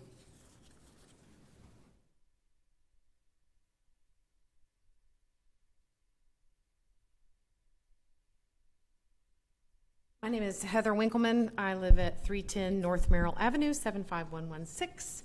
I am the Associate Director for Duncanville Community Theater. I would like to thank the council for their previous and continued support of DCT. I'm in favor of fully funding DCT at the $32,000 requested in hot funds. We bring volunteers and patrons from all over the DFW Metroplex, all over the state of Texas, and sometimes even further than that. We are about as diverse a group as you will encounter in Duncanville. We value your continued support and hope you see DCT as an invaluable asset in promoting the arts and tourism in our community. And on that note, we open the Lone Star Love Potion this Thursday, September 19th. I hope everyone has plans to attend. Thank you. Amy Jackson.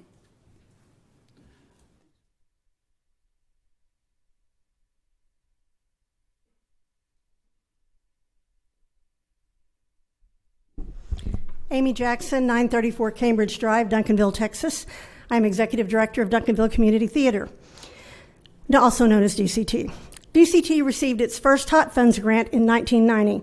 It was an intense meeting with the mayor and one council member advocating that the now defunct Duncanville Regional Arts Association continue to receive its full standard allocation. Yet an open-minded council majority prevailed, and fledgling DCT received a modest $1,200. Fast forward to 2004, when an economic development study showed DCT to be the hub of Main Street. City leaders moved quickly to take steps to keep the hub in place, and we're still here 36 years later. And while we run a pretty tight ship, it's not lost on DCT that the annual Hot Funds grant allows us to produce quality theater, keep ticket prices affordable, and can contract with professional directors at a very modest honorarium. Since 2004, we've always been funded to the maximum amount that we have requested.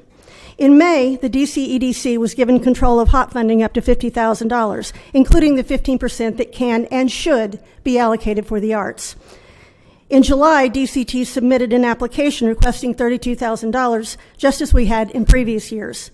On September 9th, I received a morning email that our funding was on the DC EDC agenda for that evening and that I could be present if I wanted to. Having received no questions prior to the meeting, I naively assumed that our requested amount was most likely safe. I presented during the public hearing, the board went into executive session, and returned approving only $25,000 without any explanation. Tonight, council is set to discuss and approve the creation of an arts fund via the Hot Arts 15%, leaving no arts money for the DC EDC to award. With new proposed policy wording requiring Arts Commission administration initial grant approval, is the DC EDC's action on December 9th nullified? Must DCT resubmit to the Arts Commission? With more questions than answers, it appears that the hastily made decisions might affect us for future years. Thank you. Jack Long.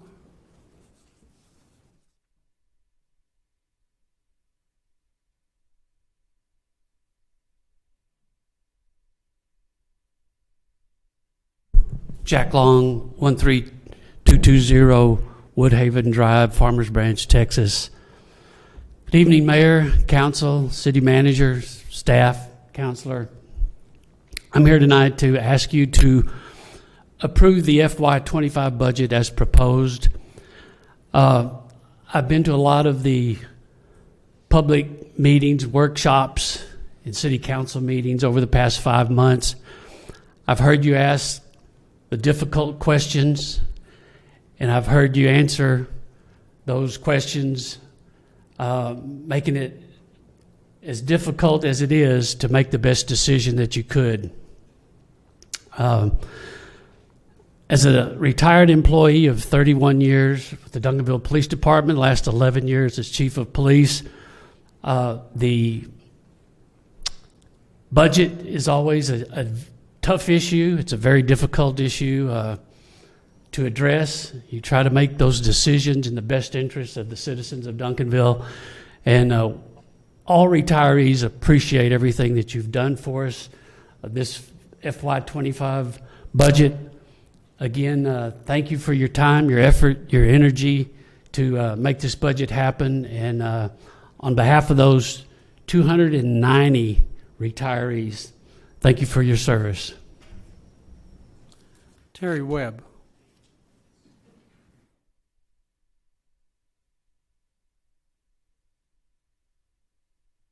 Terry Webb, 11708 County Road 4090, Scurry, Texas. Former citizen of Duncanville for over 50 years. Also served in the fire department for 34, last 9 as chief. I want to thank the city manager, council, and all those who are presenting the budget tonight, because within that budget, there's an item involving cost of living raises for retirees, current retirees, and also future retirees. And that's important. And we thank you so much for that consideration. We hope that vote goes well. And I just want to thank the city manager for the door that was open and the work that he did and the work that this council has done to get it to this point. Although it may be just 30%, we see a road that we can go down that we can make that better in the future. Thank you so much for that. Also, my wife and I have been supporting the Duncanville Community Theater for many, many years, and we've enjoyed many, many times at that theater. And I would also say that if at all possible, to reinstate the requested $32,000 for the Duncanville Community Theater. I can't tell you how many times I've sat in that theater and sat next to someone that was not a citizen of Duncanville.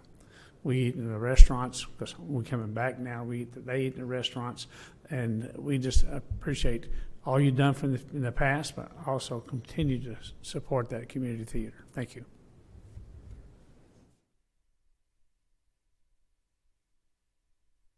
Philip James.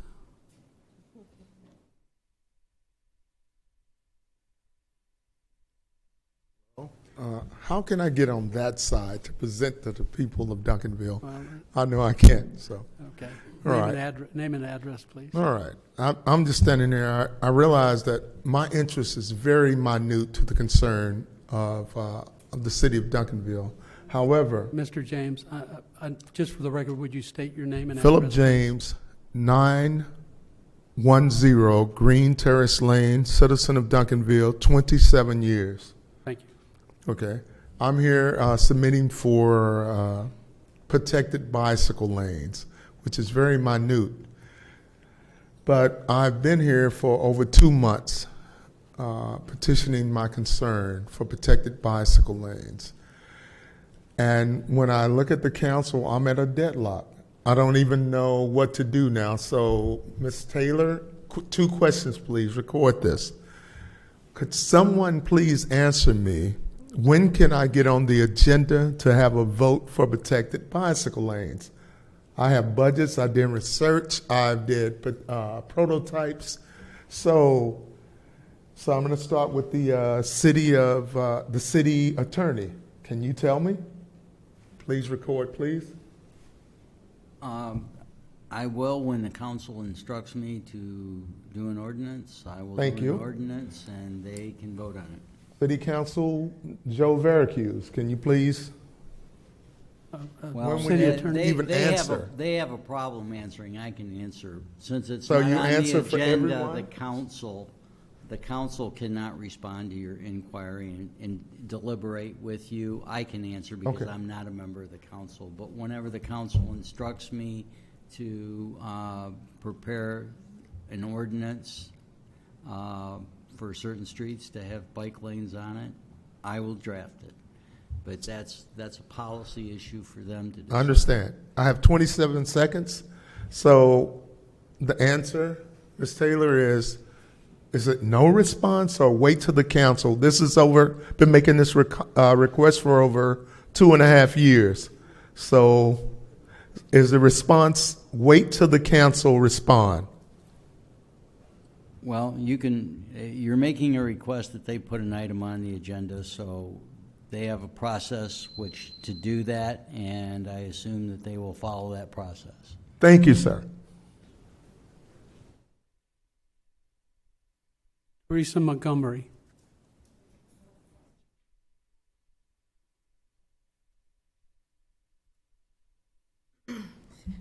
Teresa Montgomery, 519 Allen Avenue, Duncanville. I am here again. Over 6 months ago, I presented to you a petition with over 80 names of residents that are within 200 to 400 feet of the Wheatland Plaza project done by Monty Anderson. We have requested that you guys again review what his plan is and how it interferes and interrupts the community. And so far, it seems to be moving forward the way he wants it. It is moving against what his original plan was presented to all of you. And at 5 o'clock in the morning on the 12th, I was awakened by 6 to 8 construction companies to pour cement. I know that there is a city ordinance within our city, I think between 7 a.m. and 10 p.m. noise law. So I did go outside, and I was louder than the machines, and I did ask them to shut it down with the Environment of Duncanville Police Department to assist. I also shared my experience with Ms. Goodman and Mr. Kuntz by calling them at the same time. This project is way out of hand, and I sit here alone in front of you, but I am represented by my community. They gave me permission to speak on all 80 behalf. So don't look at me as a Lone Ranger. I am here to tell you that this project should not move forward. I am disappointed to see the concrete that is busted up where kids go there to get home from school, where their parents pick them up. They can't no longer do that. The parade that just happened, we're scrambling around trying to figure out where are we supposed to park, where are we supposed to stand. And then the meeting that I saw you last at, Monty Anderson is still stating that it's my property and I can do what I want to, and I don't have to allow them to park here, walk here, or even patronize here. And I'm sure you didn't give him the money for him to do that. He was supposed to represent the community. He's representing himself. Thank you. Julie Wembley.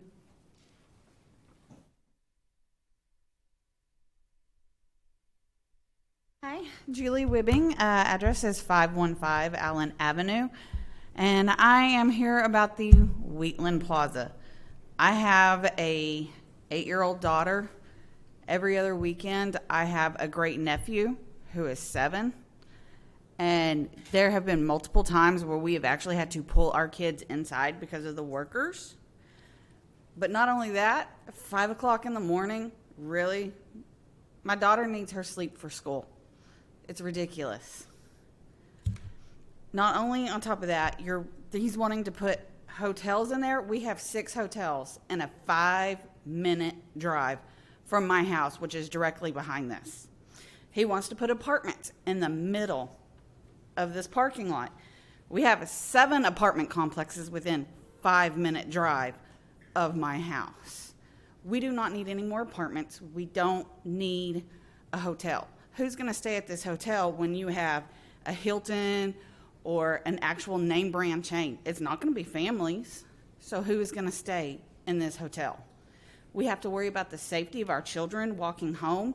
We have an elementary school close by. We have the middle school close by. What kind of people is this hotel going to bring in? What kind of background checks are we going to be able to do to keep our kids safe? We have a gun store going in there along with the daycares he plans on bringing in.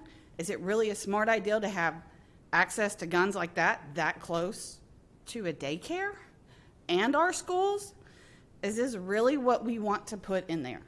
I understand restaurants. I get that. We need that. We don't need hotels. We don't need apartments.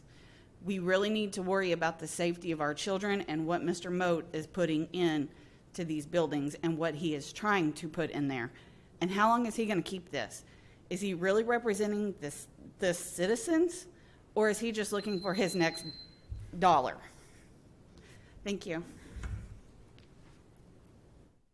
Yeah, I have two names here, Angela Bostic and looks like the last name is Albus.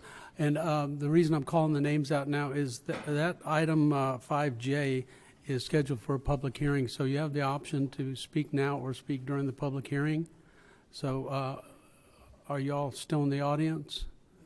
Okay, what would be your preference, to speak now or do you want to wait for the public hearing? Okay, and you are Mr. Albus. Angela Bostic, are you still here? Angela Bostic? Okay. All right, so we'll hold on to this for till we get to the public hearing. Okay, so that closes out our citizens input session for tonight. We did receive two email inputs, which will be kept for the record. They won't be read out loud.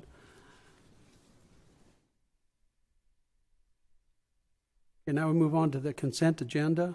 The City Secretary. Thank you, Mayor. Excuse me one second, Ms. Taylor. I was just reminded that item 4F was removed and placed on as 5P on the individual consideration. Okay. Item 4A, consider the minutes for the August 27, 2024 special City Council meeting. Item 4B, consider a resolution approving an amendment to the Municipal Materials Management Agreement by and between Republic Services of Texas Limited and the City of Duncanville to increase contract rates by 5.30% for residential collection and commercial services effective October 1st, 2024. 4C, consider a resolution approving an amendment to the solid waste disposal agreement by and between Waste Management of Texas Incorporated and the City of Duncanville to increase contract rates by 5.76% for solid waste disposal effective October 1st, 2024. Item 4D, consider a resolution approving the terms and conditions of Amendment Number 2 to the Household Hazardous Waste interlocal agreement between Dallas County and the City of Duncanville, Texas, to provide household hazardous waste services, including a disposal event and disposal services at the Dallas County Fixed Site Home Chemical Collection Center from October 1st, 2024 through September 30th, 2025, as part of the Dallas Area Household Hazardous Waste Network for a cost not to exceed $54,981. Item 4E, consider a resolution authorizing an amendment to the Professional Services Agreement with MRB Group, PC, for design engineering services for drainage improvements in the amount of $18,500 for a total contract not to exceed $63,500. Item 4G, consider a resolution for approving and adopting an updated fund balance policy for the City of Duncanville. Item 4H, consider a resolution authorizing an interlocal cooperation agreement with the North Central Texas Council of Governments for orthophotography, LIDAR, and derivative data services with renewal option for 4 additional one-year terms in an estimated contract amount not to exceed $104,990, subject to City Council appropriation. Thank you. Any questions or comments from council? If not, I'd entertain a motion. Move to approve. Motion to approve by Councilman Kuntz. Second by Councilman DeMonica. Gooden. Please vote. Unanimous. Okay, we move on to items for individual consideration. Take any action necessary as a result of executive session. And there, at this time, there is no actions to be taken on the item that we discussed prior to the briefing session. There are additional executive sessions that will be conducted after this meeting. So we move to 5B, open and hold the continued public hearing on the FY 2024-25 proposed budget. Budget Administrator Jennifer Ote. Good evening, Mayor and Council. So before we go into the public hearing specifically, I'm just going to run through a brief presentation on the proposed budget with the changes that we talked about at the September 5th budget workshop. Okay, again, just running through what a budget snapshot for this proposed budget. It includes a proposed tax rate of 0.614. It includes the homestead exemptions that we increased this year that will take effect in this tax year of 2024. It includes increasing the water and sewer rates based on the 5-year rate increase strategy. It includes a adjustment to garbage rates. It includes a continued emphasis on capital improvement projects and their completion, as well as proposed updates to the master fee schedule. So as you expect in the proposed budget, continuing operations, as you have all come to expect out of staff. So non-personal highlights, just again, having items for the library, being able to replace things in the parks, funding for street maintenance, destination events within economic development funding, security initiatives such as flock cameras, K-9 unit, drainage, water, sewer master funds, master plans. On the personnel side, it includes a 2% COLA for full-time staff and up to a 1% merit increase for full-time staff, increase in medical insurance rates. Position changes include changing our part-time emergency management specialist to a full-time position and a part-time data forensic technician. And recently, the change for the TMRS recurring pension option for the 50% updated service credit and 30% COLA for retirees.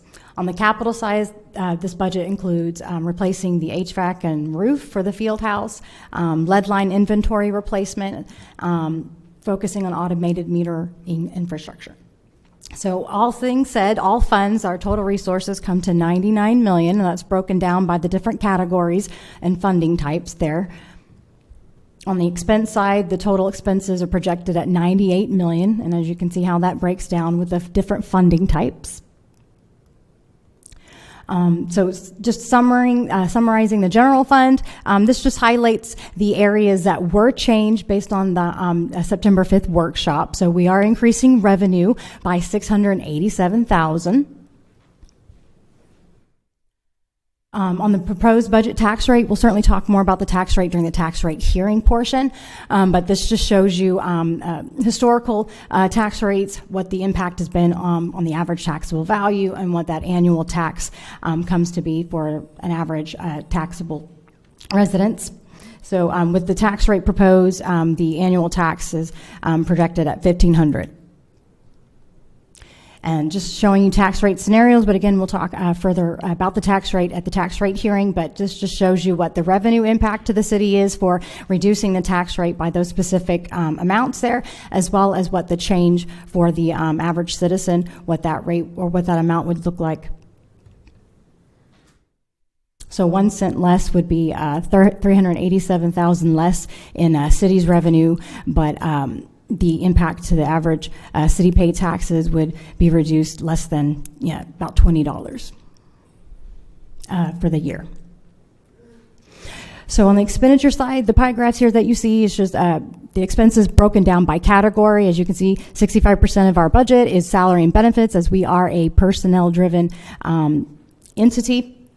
On the other side, you see how it's broken down by department. Police and fire, our public safety departments take 50% of our general fund budget. The tax goes to support public safety and all of those departments.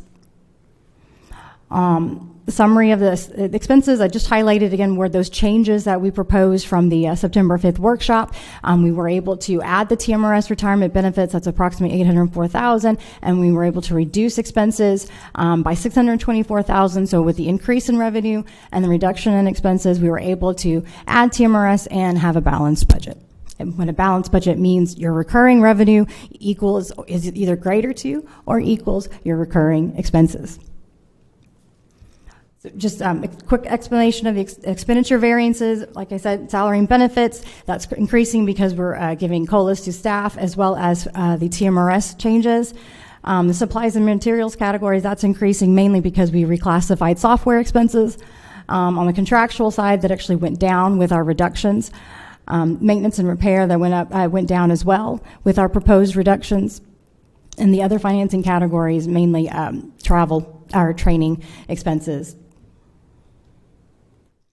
So as you summarize this, we talk about fund balance and unassigned fund balance, meaning the fund balance that's not restricted and it's not already earmarked to something else. So with the recent adoption of the fund balance policy, our minimum reserve is going to be 90 days, which is 25% of the average expenditure. And the maximum we would have is 150 days.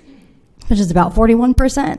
So our projected ending fund balance is $21 million, so that's about 211 days. So the targeted reserve fund balance we'd want to have is $10.4 million. The maximum we would consider is $17 million, so that leaves us with an excess of $3.5 million that is above and beyond the maximum 150 days. Okay, so just moving on quickly to some of the other funds. So utility fund, of course, funds, water and sewer rates are paid into this fund. The rates are increasing. On the expenditure side, this funds 32 employees. Of course, a COLA and TMRS applies to the employees that are in this fund. Also, this fund pays for Dallas Water Utilities, which is our wholesale water, and pays for Trinity River Authority, which is our wastewater treatment, as well as funds CIP projects that are utility infrastructure. On the sanitation fund, this is our garbage fund. With the 5% increase of the CPI, the 5% increase on the rates here. On the expenditure side, we do fund 5 individuals out of this fund, including our litter control crew. But mostly this fund supports the garbage collection, landfill, household waste events, and hazardous waste program. On the hotel motel side, of course, this is hotel motel tax. This employs 1 full-time employee, the special events planner. The funding here, the expenses are tax grants or awards. That would be the recurring applicants. Capital for the field house, the HVAC and roof replacement. Funding designated for the arts. And then also potential funding pending that the expenses are eligible for economic development events. On the economic development side, this is funded by half-cent sales tax. This revenue is flat. On the expenditure side, this funds 4 full-time equivalents in the administration function. Some of the expenditures include, again, funding for the arts, city special events, the final payment for the debt for the field house, as well as incentive grants for businesses. And this also funds beautification efforts. And just reading the legal jargon here, that this budget will raise more total property taxes than last year's budget by $934,496 or 4.3%. And of that amount, $44,316 is tax revenue that's raised from new property added to the tax roll this year.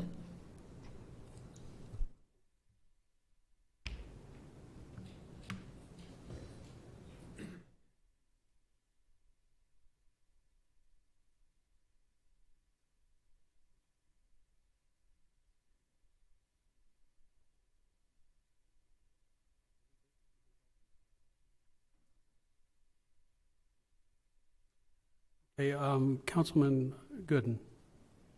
Thank you, Mayor. Ms. Otey, the funding for the arts still reflected 105. So how this is work, I know we have a arts funding policy that's coming later, so the proposed budget does not have that accounted for, if that makes sense. So that's something that we'll have to bring back to you in terms of amending the funding strategy to accommodate that policy. But this still assumes, it has funding for the theater, it has funding for the typical recurring applicants that we see every year. That is in the hotel motel. The 105 was the projected amount remaining of that 15% for that's designated for the arts to be transferred over economic development, as they would have oversight of the arts and all of the logistics that kind of goes with making payments and such. So right now, it just reflects what was proposed, and then Correct. once the policy has been implemented and passed by council, then you go back and do an amendment to... Yes, ma'am. Okay, I just wanted to clarify. Thank you. Mhm.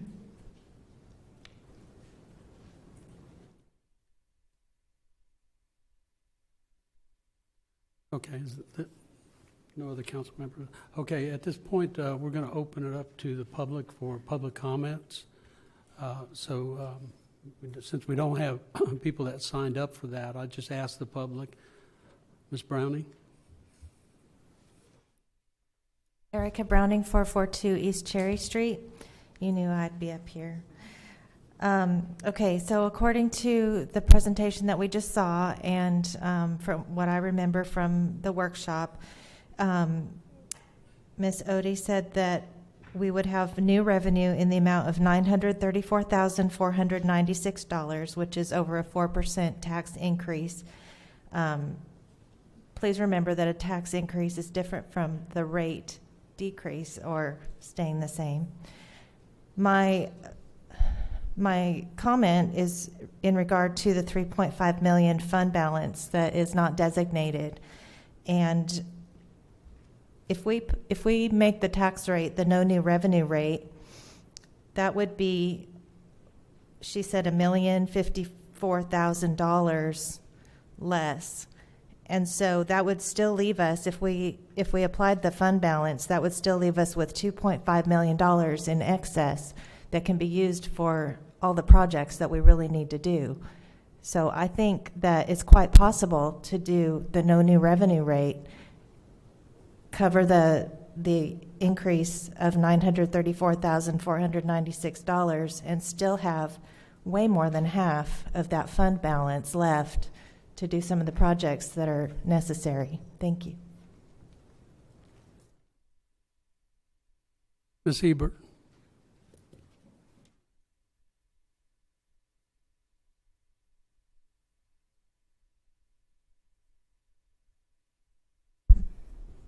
Patricia Ebert, 115 South Greenstone, 75116.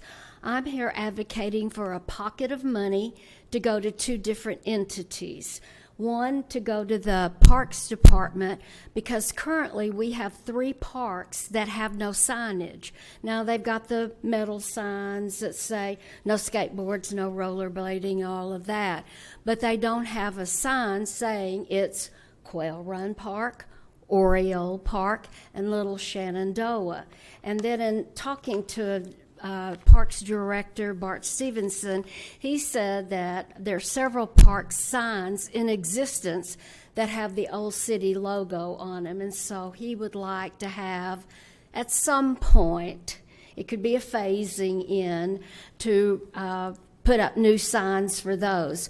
But for Oriole, which is a pocket park, and Quail Run and Little Shenandoah, they've been parks for years, and they don't have any name on them.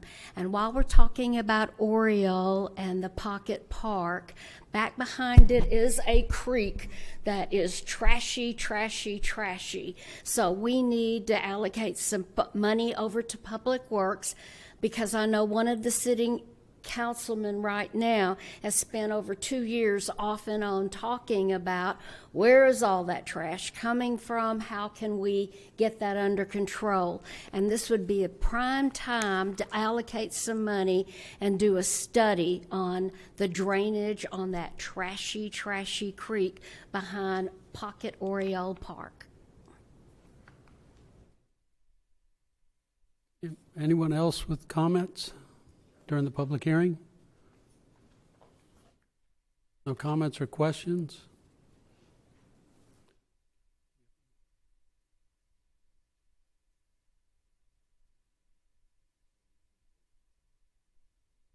Motion to close the public hearing? So moved. Okay, motion to close the public hearing by Jeremy Kuntz and second by Councilman Gooden. Vote. Okay, the public hearing is closed.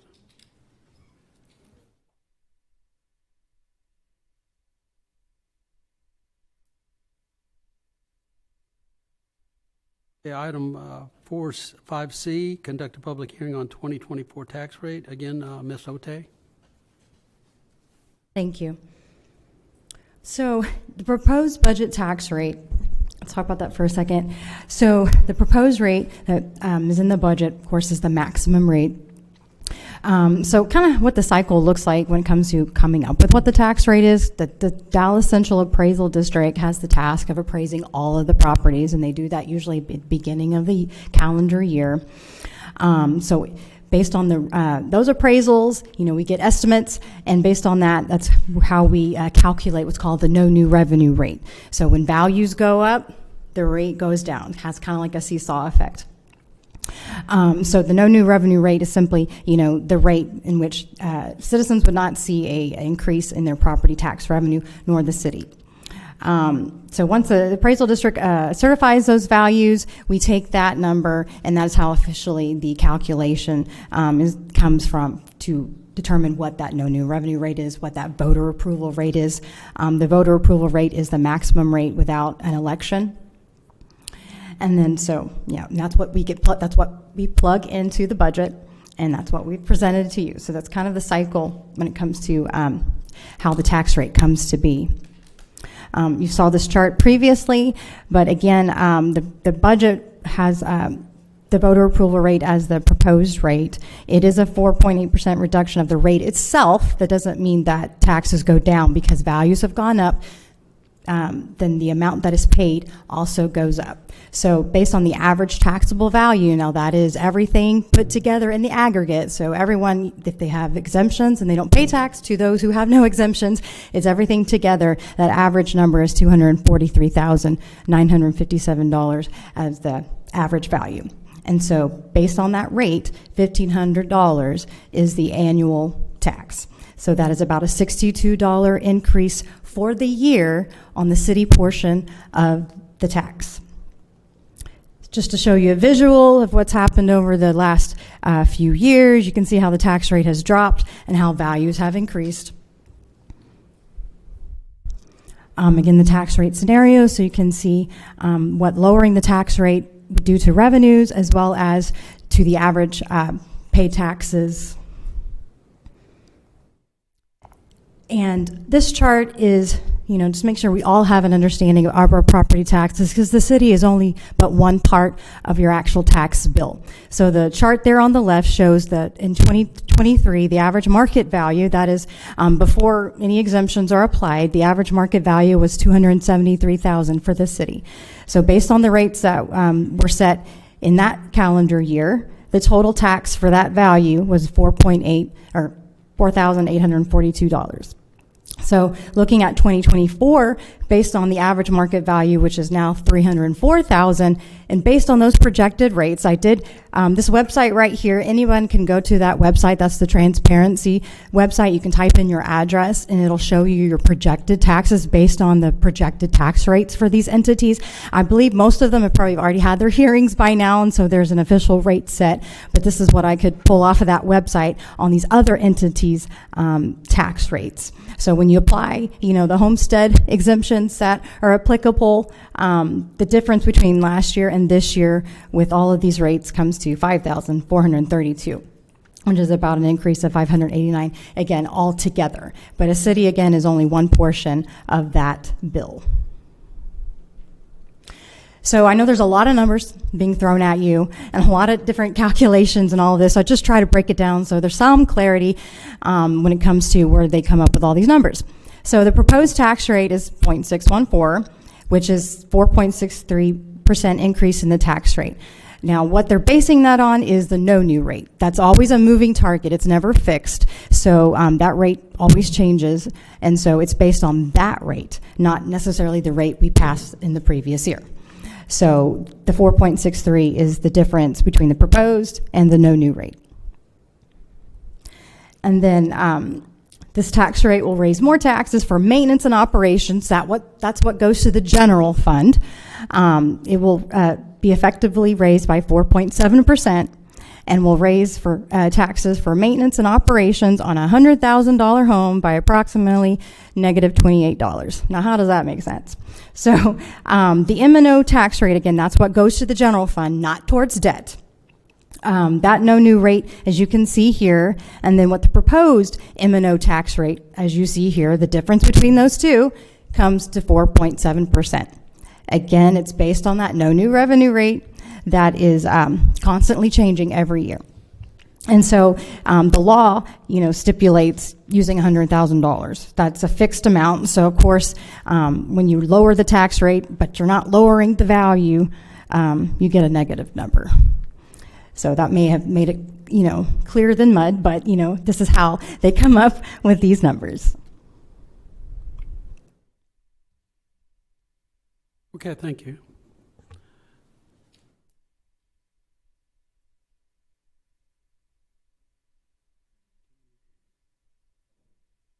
And we're now going to open the public hearing on the 2024 tax rate. And we'll begin by asking for citizen input or questions. And no questions or concerns on item 5C, public hearing on the 2024 tax rate. Okay. Motion to close the public hearing. Motion by Councilman Gooden. Second. Second by Councilman Kuntz. Vote. Close the public hearing. Councilwoman Gooden. Thank you, Mayor. I'll begin by reading what I wrote to staff about the tax rate. So I'm going to go in detail to try to bring the public along with me and help have a healthy conversation about the tax rate. So in our last meeting, our budget workshop on the 5th, we asked the staff to return with some positions that could possibly be reconsidered as far as either freezing or terminating some positions to kind of balance or find a way to return money back to the citizens. The staff provided that list, and after reviewing the list and the information, it was, for me, I determined that those positions are still essential and not to affect the operations in any kind of way negatively by either freezing the positions or canceling them. However, we were educated on the fund balance as well as the policy currently being drafted, which will be presented to council tonight. Regarding the vacant positions on the listing, I believe it's crucial to fill them as planned. Furthermore, if we have an excess of $3,568,699 excess over the 150-day that we're moving towards recommending and keeping in reserve, which is already more than double the required, I believe, 60-day reserve, I believe we are in a strong financial position. I fully support maintaining that. We are aware of significant deferred maintenance projects, outstanding 2018 bond projects, and other obligations ahead of us. That said, I recommend we decrease the property tax by 1 cent using the difference of the fund balance. The 1 cent decrease would come out to about $387,422, and that could be taken from the excess of $3,568,699, which would still put us in a strong position of having over $3 million in surplus. That could be used towards the deferred maintenance projects, added towards the bond projects that we still have outstanding, and it kind of gives money back to the public for the last couple years consistently overpaying, you could say, for the tax rate. So Instead of going with the 61 cents, I was suggesting that we lower it by 1 cent, and that would only increase our current property tax on average about $37 more than what we are paying currently. So if I have any gaps in there or a misunderstanding, I'm opening up to city staff to help me out. And does that kind of make sense of my rationale? Ms. Gooden, let me just interrupt for a second. I've been advised that what you may be discussing right now may be under 5D. 5D, as in David? Amending the budget. Yeah, Under amending the Mayor, budget. Mayor and Council, Okay, just for so- clarification, you've had both public hearings. You have to adopt the budget before you talk about the tax rate, because once you adopt the budget, you pretty much have to levy the tax to pay for what you just approved. Okay. So you really need to talk about budget reductions, then we can talk about the tax rate. But that's just the way the process is set forth in the statute. And I don't know that it's any clearer than the formula that they provided Ms. Ote, but you have to have a budget first, and then once we decide what services and how you pay for those services, then you spread or levy the tax to pay for those. So you've had the public hearing on the budget, you've had the public hearing on the tax rate, now you have to consider the budget.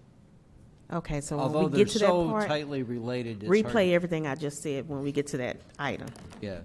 So your comments that you made will be reflected in public comments for the tax rate. But so what you need to deliberate about now is the budget.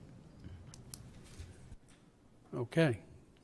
So I'm sure someone's going to correct me if I'm wrong, but with that, we're going to move on to item 5D, and that will be opening the public hearing. No. Not yet? No public hearing. We already did that. No public hearing. You're going to be deliberating. All right, deliberate.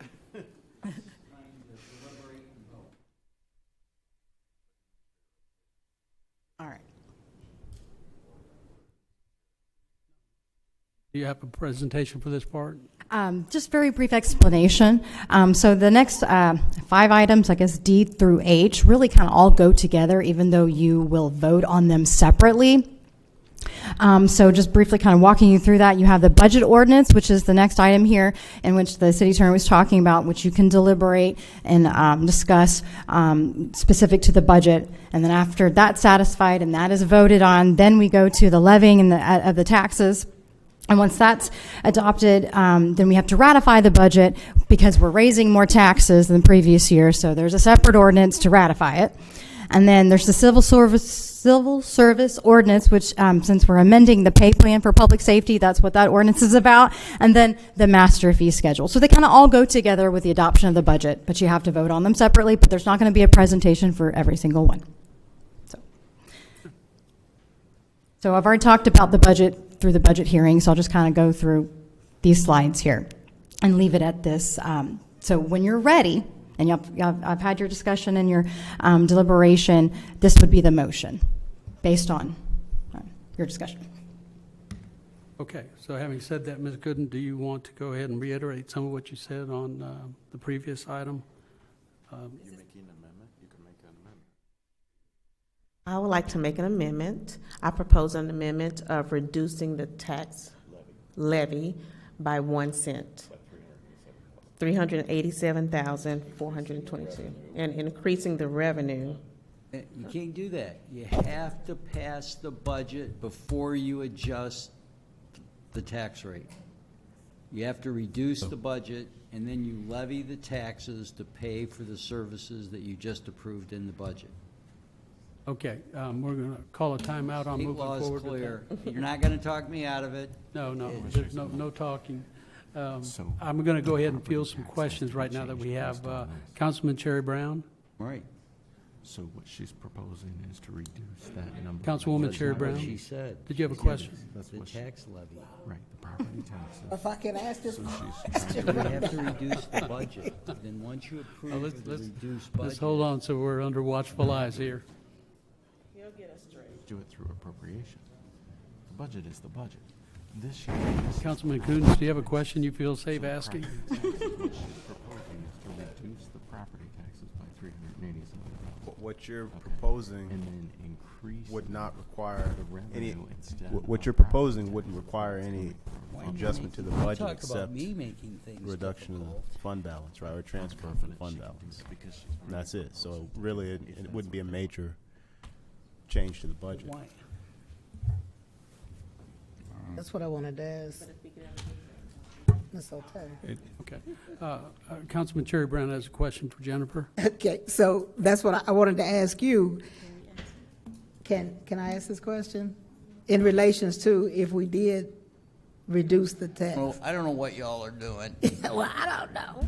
So, Mayor, I'm gonna try to make this easy. We're gonna adopt this budget. I'm gonna read this, okay? Then we can start changing. Is that what you're saying, City Attorney? Yeah, please. Okay. So I move the proposed budget for the City of Duncanville for fiscal year October 1st, 2024 through September 30th, 2025, providing that the expenditures said fiscal year shall be made in accordance with the said budget be adopted. This budget will raise more total property taxes than last year's budget by $934,496 or 4.03%. And of that amount, $44,316 is tax revenue to be raised from new property added to the tax roll this year. Okay, we have a motion. Second, motion by Councilman Mac Burnett, seconded by Councilwoman Cherry Brown. Please vote. Unanimous?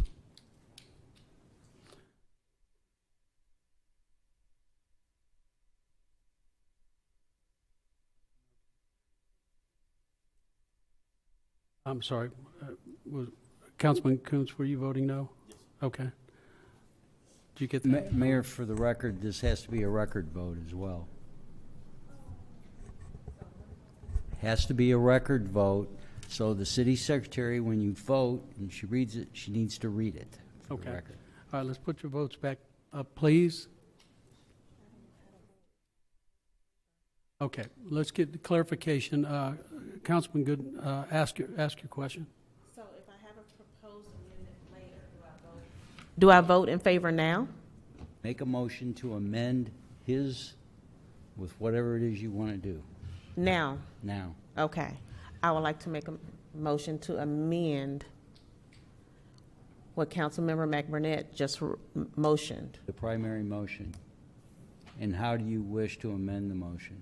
I wish to, thank you.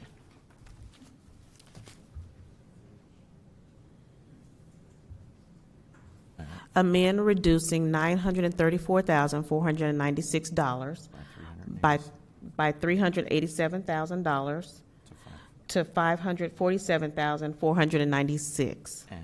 And increase appropriation of fund balance from 0 to $387,000. Mayor. Need a second on that amendment? Second. Request for an amendment? Councilman Pennebaker, second. Now you have to vote on the amendment. All right. Council, please vote on the amendment from council, just read by Councilwoman Gooden.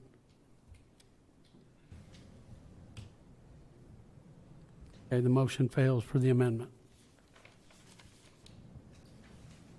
So the primary motion's on the floor to approve the budget as read by Don McBurnett or Councilmember McBurnett and seconded. Okay, that motion's been made and seconded, so please vote.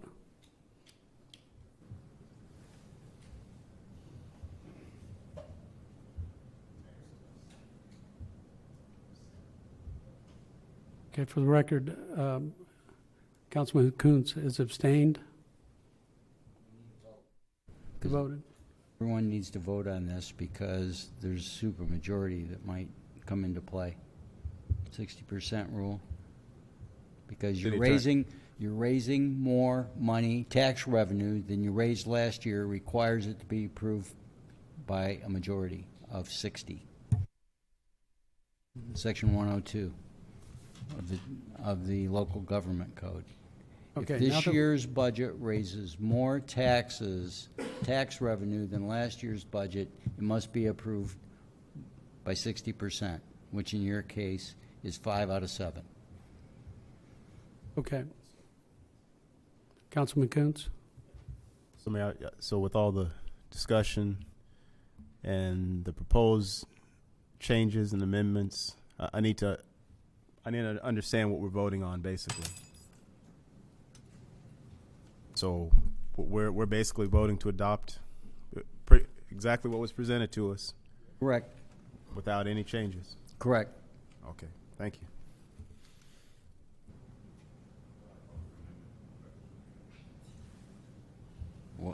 What's City Attorney, the Councilman. vote on the primary motion? Mr. Coons knows what he's voting on and has voted. Well, we got some clarity right now, so that could change. So we revote? Revote, please. Okay. Okay, we have a motion and a second. Based on that motion and second, and the clarification we just received, please vote.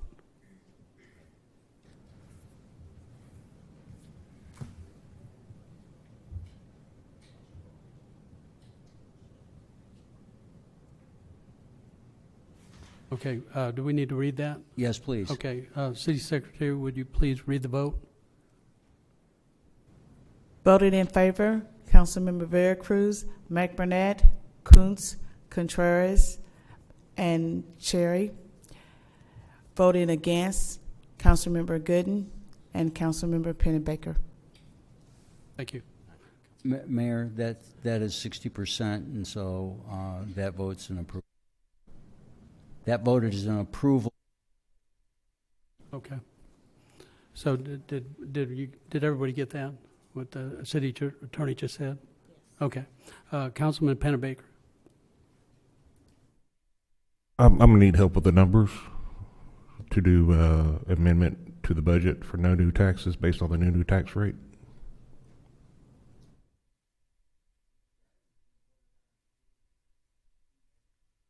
That's what I was asking. Well, that Mr. Pennebaker was asking that question. He was. Okay, do I have a motion to reconsider the budget? Do I have a motion to amend the budget? You have to. I move to reconsider the budget. You didn't vote in favor of it. Only a person that votes in favor of the motion can bring the motion to reconsider.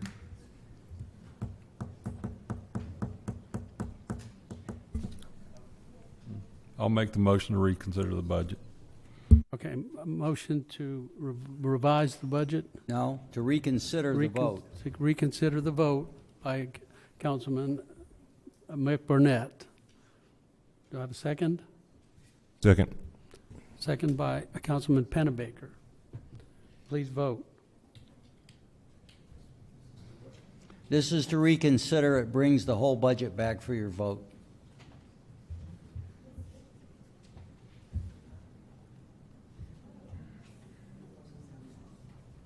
Okay, so Motion fails. do we need to read that?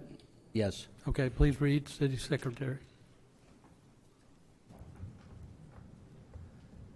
Okay, voting for, Mayor Contreras, Councilmember Gooden, Councilmember Pennebaker. Voting against, Councilmember Vera Cruz, McBurnett, Kuntz, and Cherry. Motion fails. Thank you. Councilman Gooden has a comment. Can I make a comment, Attorney? No. It's not on the agenda. The agenda item's over. You have to consider, you may make your comments if they're germane to the tax levy. Okay. All right, then that moves us on to item 5E. Consider an ordinance of the City of Duncanville, Texas, levying ad valorem taxes for the year 2024 at a rate of 0.614,834 per $100. Assessed valuation on all taxable property within the corporate limits of the City of Duncanville as of January 1st, 2024, to provide revenue for current expenses and interest and sinking fund requirements. Ms. Otey? So this ordinance really is to adopt the taxes. We tell Dallas County this is what we're proposing, and they send all the cards out so you can start seeing what your property taxes are. So it's all timing. So, but this is what the county will receive.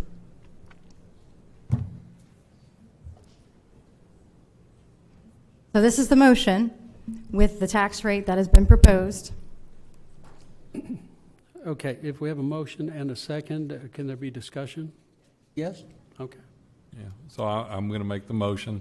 I move that the property tax rate be increased by the adoption of a tax rate of .614834, which is effectively a 4.63% increase in the tax rate. Okay, motion by Mr. McBurnett. Do I have a second? Second by Mr. Veracruz. Please vote.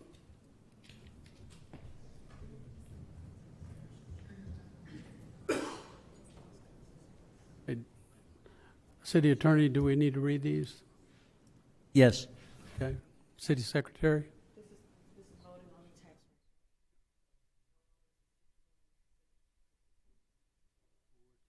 Yeah, we're at E, yeah. Okay. Councilmember Veracruz, Mac Burnett, Kuntz, Mayor Contreras, Councilmember Gooden, and Councilmember Cherry Brown voting for. Councilmember Pennybaker against. Motion carries. So the next vote is to ratify the budget. Since the taxes will increase in the budget, we have to have an ordinance to ratify it. Mayor and council, this also requires 60% because you're raising more revenue than last year's budget. So it takes 5. Okay. Council, questions? All right. Do I have a motion on item 5F?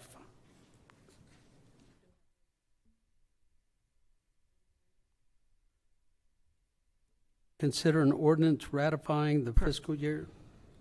Per section 102.007 of Local Government Code, a budget that will raise more revenue from taxes than the previous year, a separate vote to ratify the budget must be done.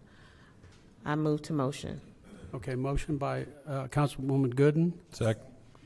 Second by Councilwoman Cherry Brown. Discussion.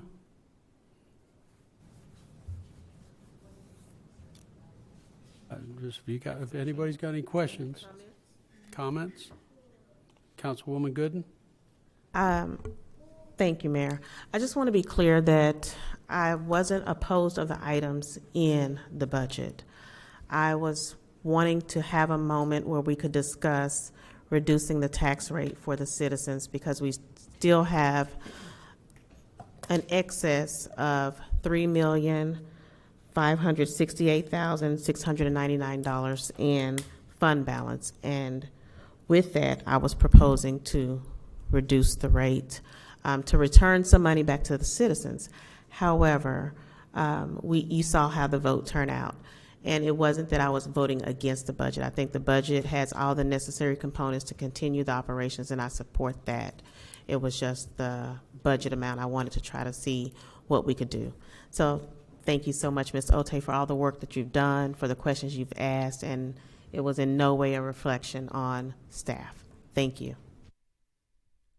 Okay, and I'm going to comment on that as well, that while I voted to move forward with this, that my feeling coming into this meeting was that we started out a month ago or more talking about setting a tax rate and then coming back and discussing it. At that time, I reminded council that we very rarely discuss or negotiate anything less than what we agreed to. So having said that, the numbers that I saw that would allow just for a 1 cent reduction, I believe that that was something that I would have supported all the way through. And I just want to make it clear with everyone that that was something I thought was reasonable and something fair to the public. But as you saw, I voted to move on. So I just want to make that statement of clarification. Councilman McBurnett. Thank you, Mayor. The budget process is obviously not an easy process, and go through. The staff has done an excellent job on this. But I also want to remind people it is just a budget, and that line, we don't know where it's going to end up. But I'm also going to say that the state legislature and also the things that's going, they're looking at changing things.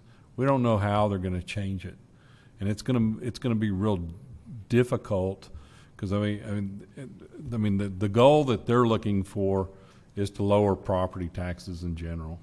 Okay, just across the board, but the things that Duncanville wants to do is it's going to require money, and you know, we're talking about TMRS, we're talking about this. In order to get there, this city is going to need money. If you want streets done, we're going to do it. If you want public works done, you're going to need that. If you want stuff that's quality of life, this is really kind of your contribution towards it,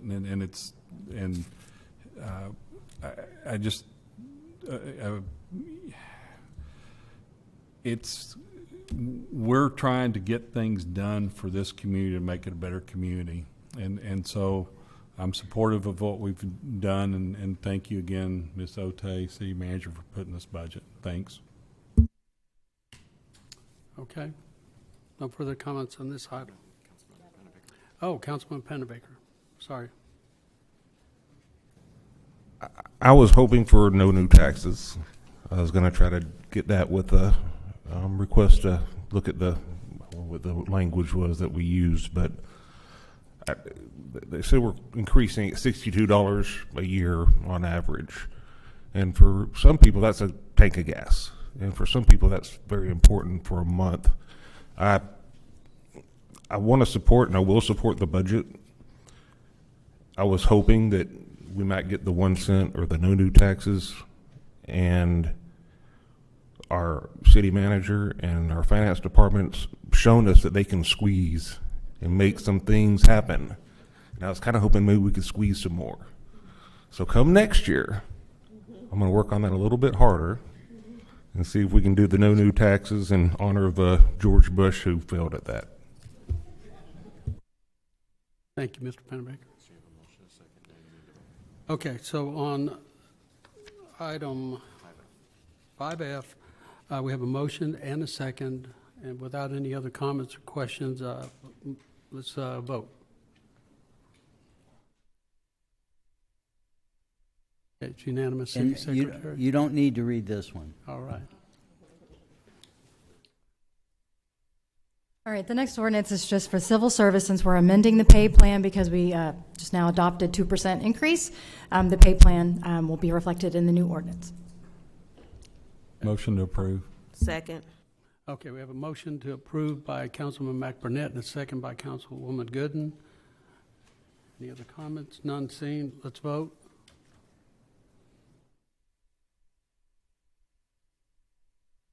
Unanimous. And then lastly, consider a resolution to approving the 24-25 master fee schedule.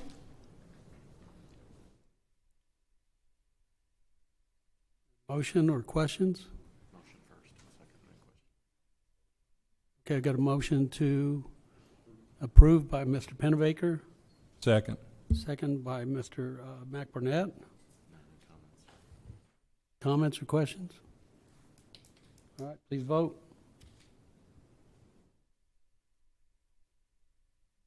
Thank you.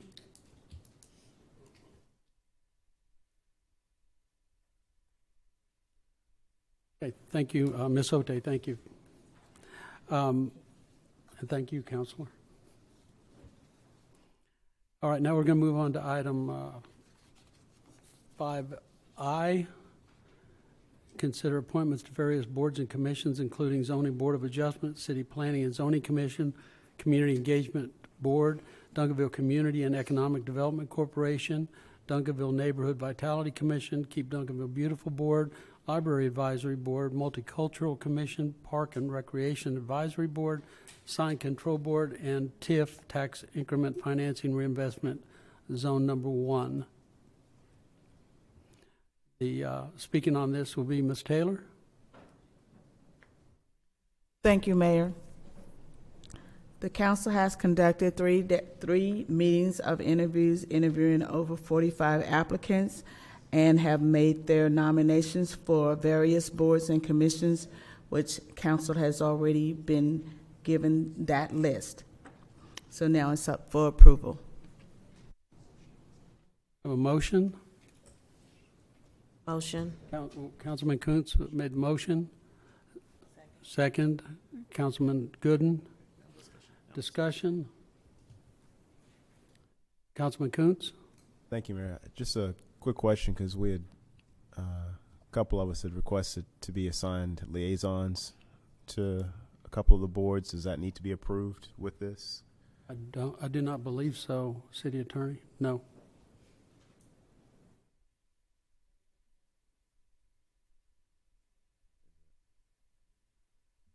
Well, I'm not sure how the, do we read out the You may appointees? if you desire. Okay. Or how does you that- can put them up on the screen if you Well, desire. do we have that ready to go on the screen? Okay, it's a council pleasure to read the members of Appointments? each board. We want the new appointees only? Okay.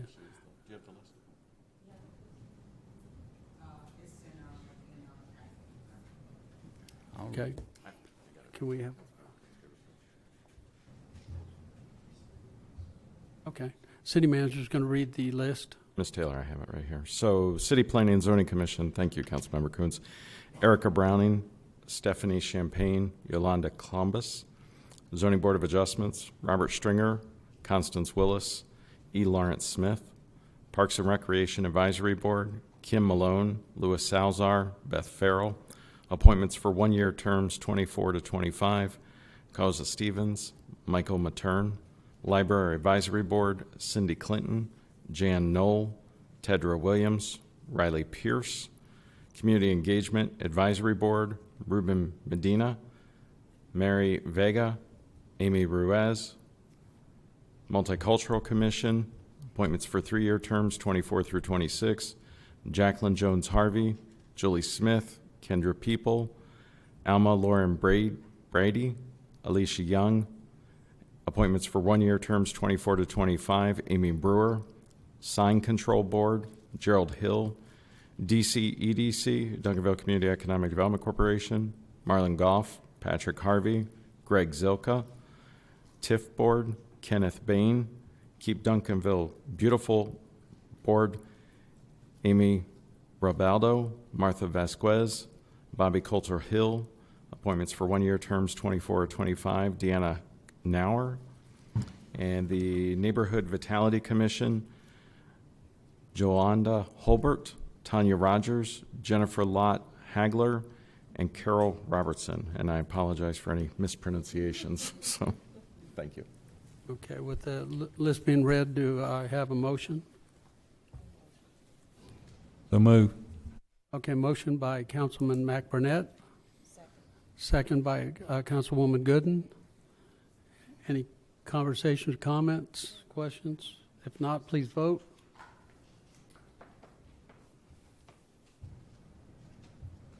Thank you.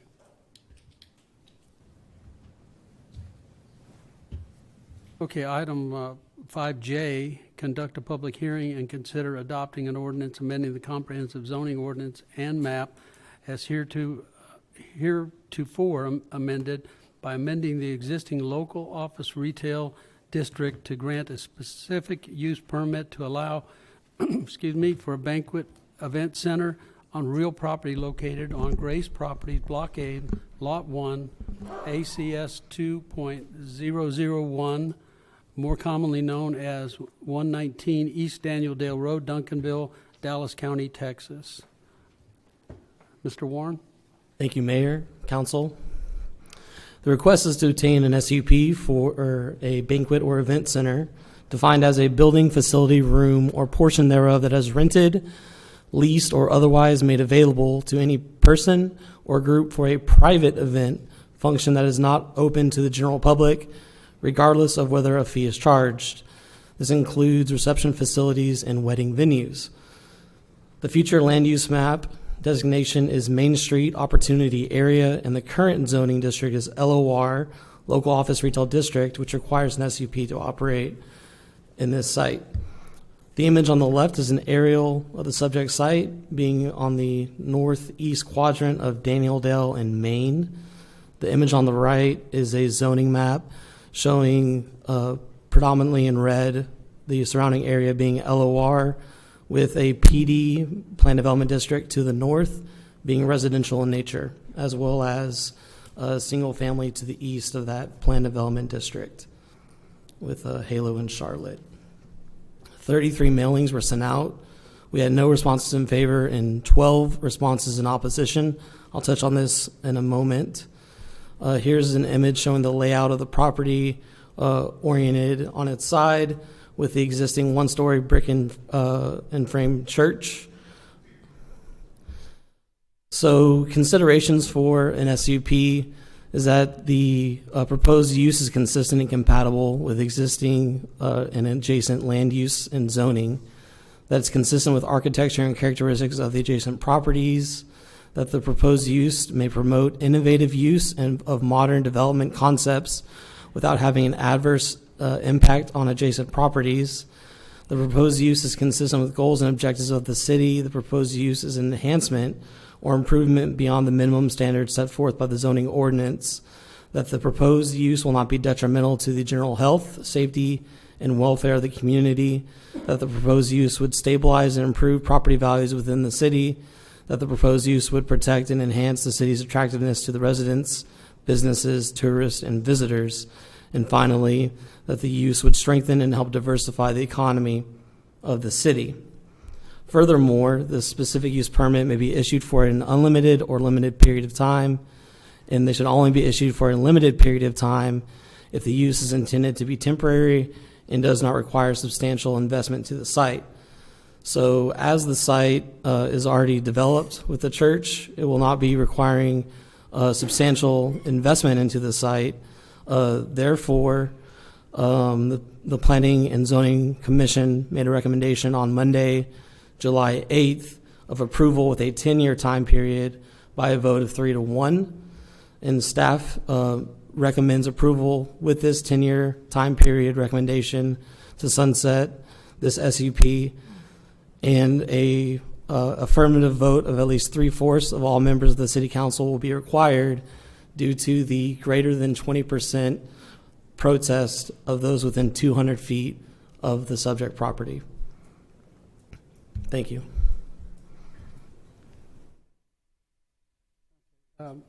Before we go to questions, let's go ahead and open the public hearing. Motion to open the public? No. Okay, public hearing is now open. I want to go ahead and address 9:15. Thank you, Mr. McBurnett. I want to go ahead and have Mr. Albies, is that the correct pronunciation?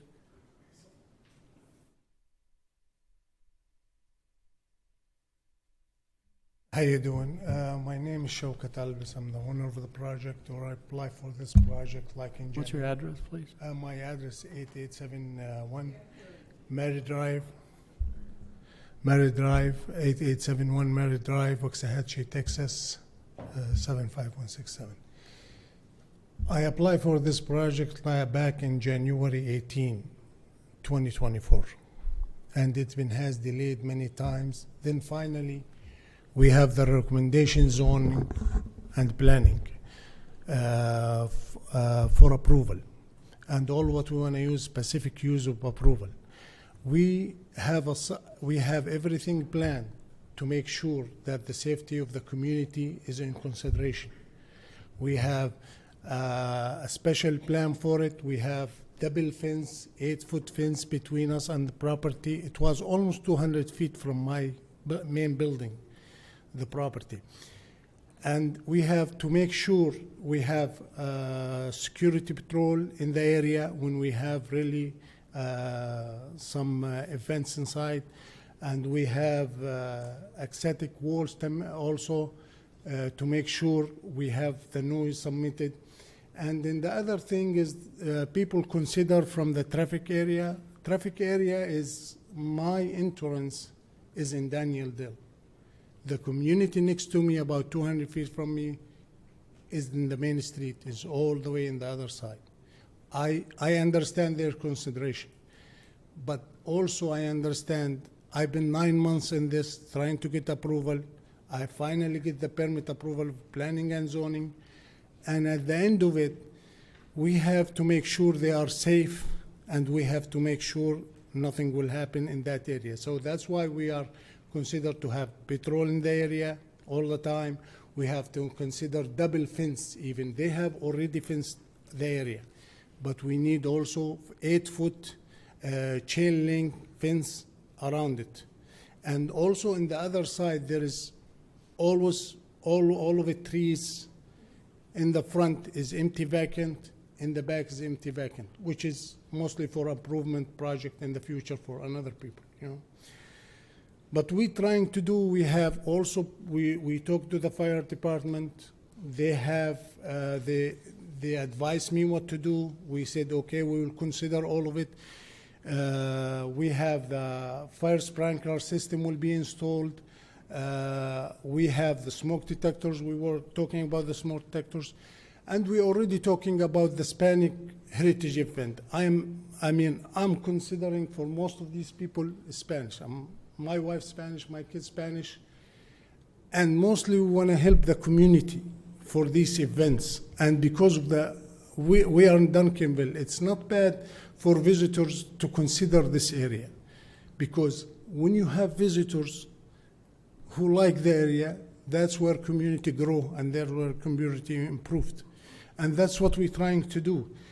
And we have all that, we consider all the project plan for all satisfaction of local requirement and the building codes too. And we try everything possible to make this thing happen. But also on the other side, I don't want to also be delayed for another use approval permit, specific use permit for another project and wait 9 months more. It's almost been a year since the last time I had the application. And it's been delayed after delayed after delayed. And we need to keep going. I can use this, people worry about alcohol, but I can use this. I'm already permitted by right in the current zoning to use it as a bar or a restaurant.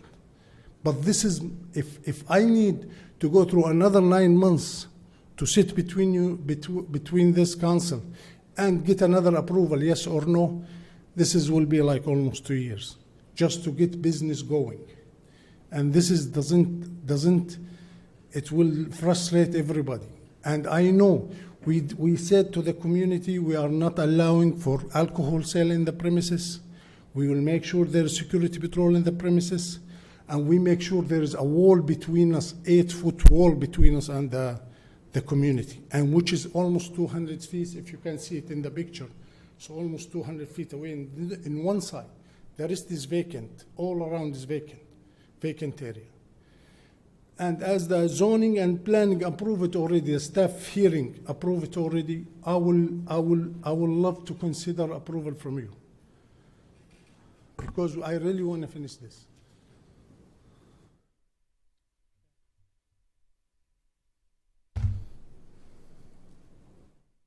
Any other public comments out there? Thank you. Okay, we do have someone. Thank you, sir. Erica Browning, 442 East Cherry Street.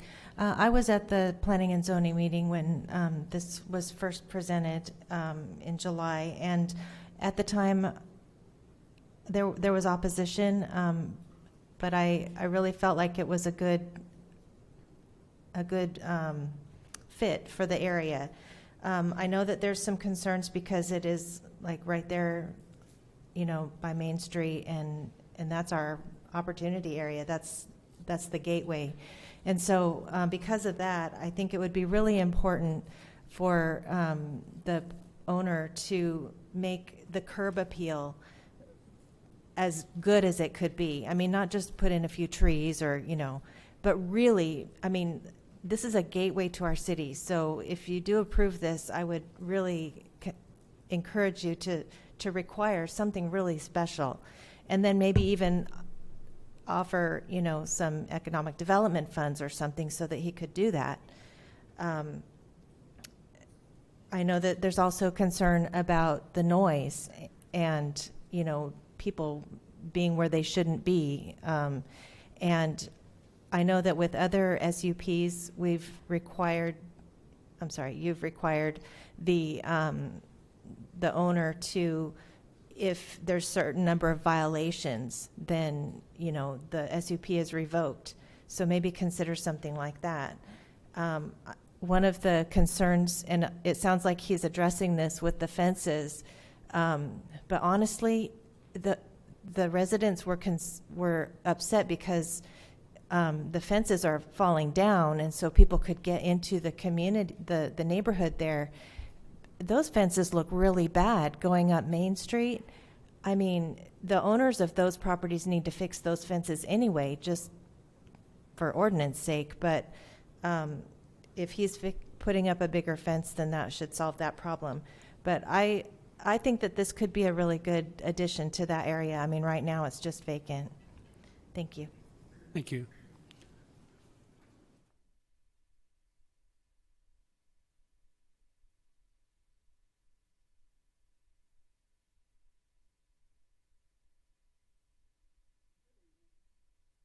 My name is Lisa DeBose. I reside at 121 Brookside.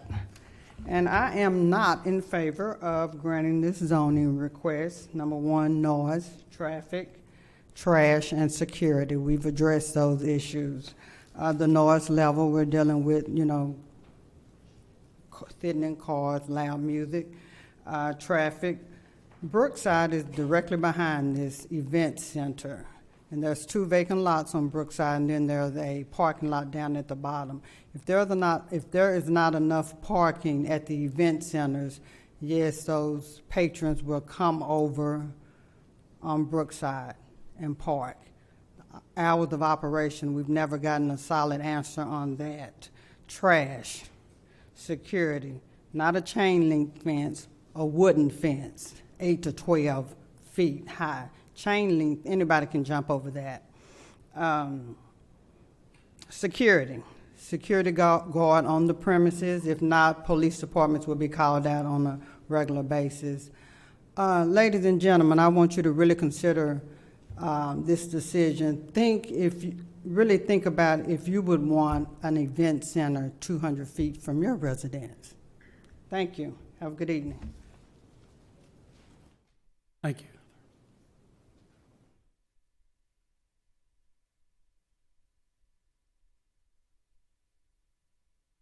Hi, my name is Cynthia Washington Porter, and my address is 120 Brookside Drive. And just like my neighbor Lisa stated, one of our main concerns was the crime, parking, the noise level.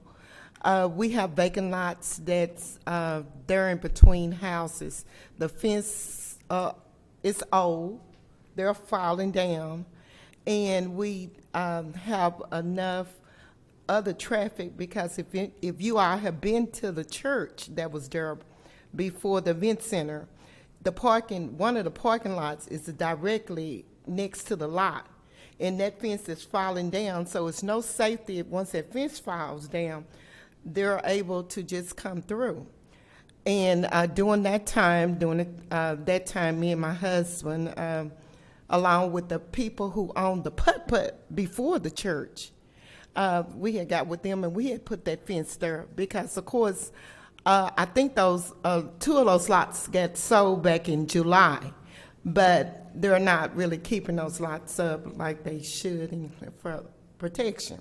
We have no problem with someone want to make Duncanville different. You know, we used to have the hanging garden, but we do have problems with, we never got a time zone. We never knew anything about whether or not if alcohol would be served. And also right behind the church, because the parking lot is not that big, because I did have the opportunity to go over in fellowship with the church a couple of times when they were there. You have the big vacant grass area right behind the houses, and I'm sure someone would probably start parking on the grass level, you know, if it gets too crowded in the inside. So it's going to be noisy, and we just think about sometime as people go outside and do different things, and hopefully they will respect us as homeowners and they will respect law enforcement officers. And thank you all. Thank you.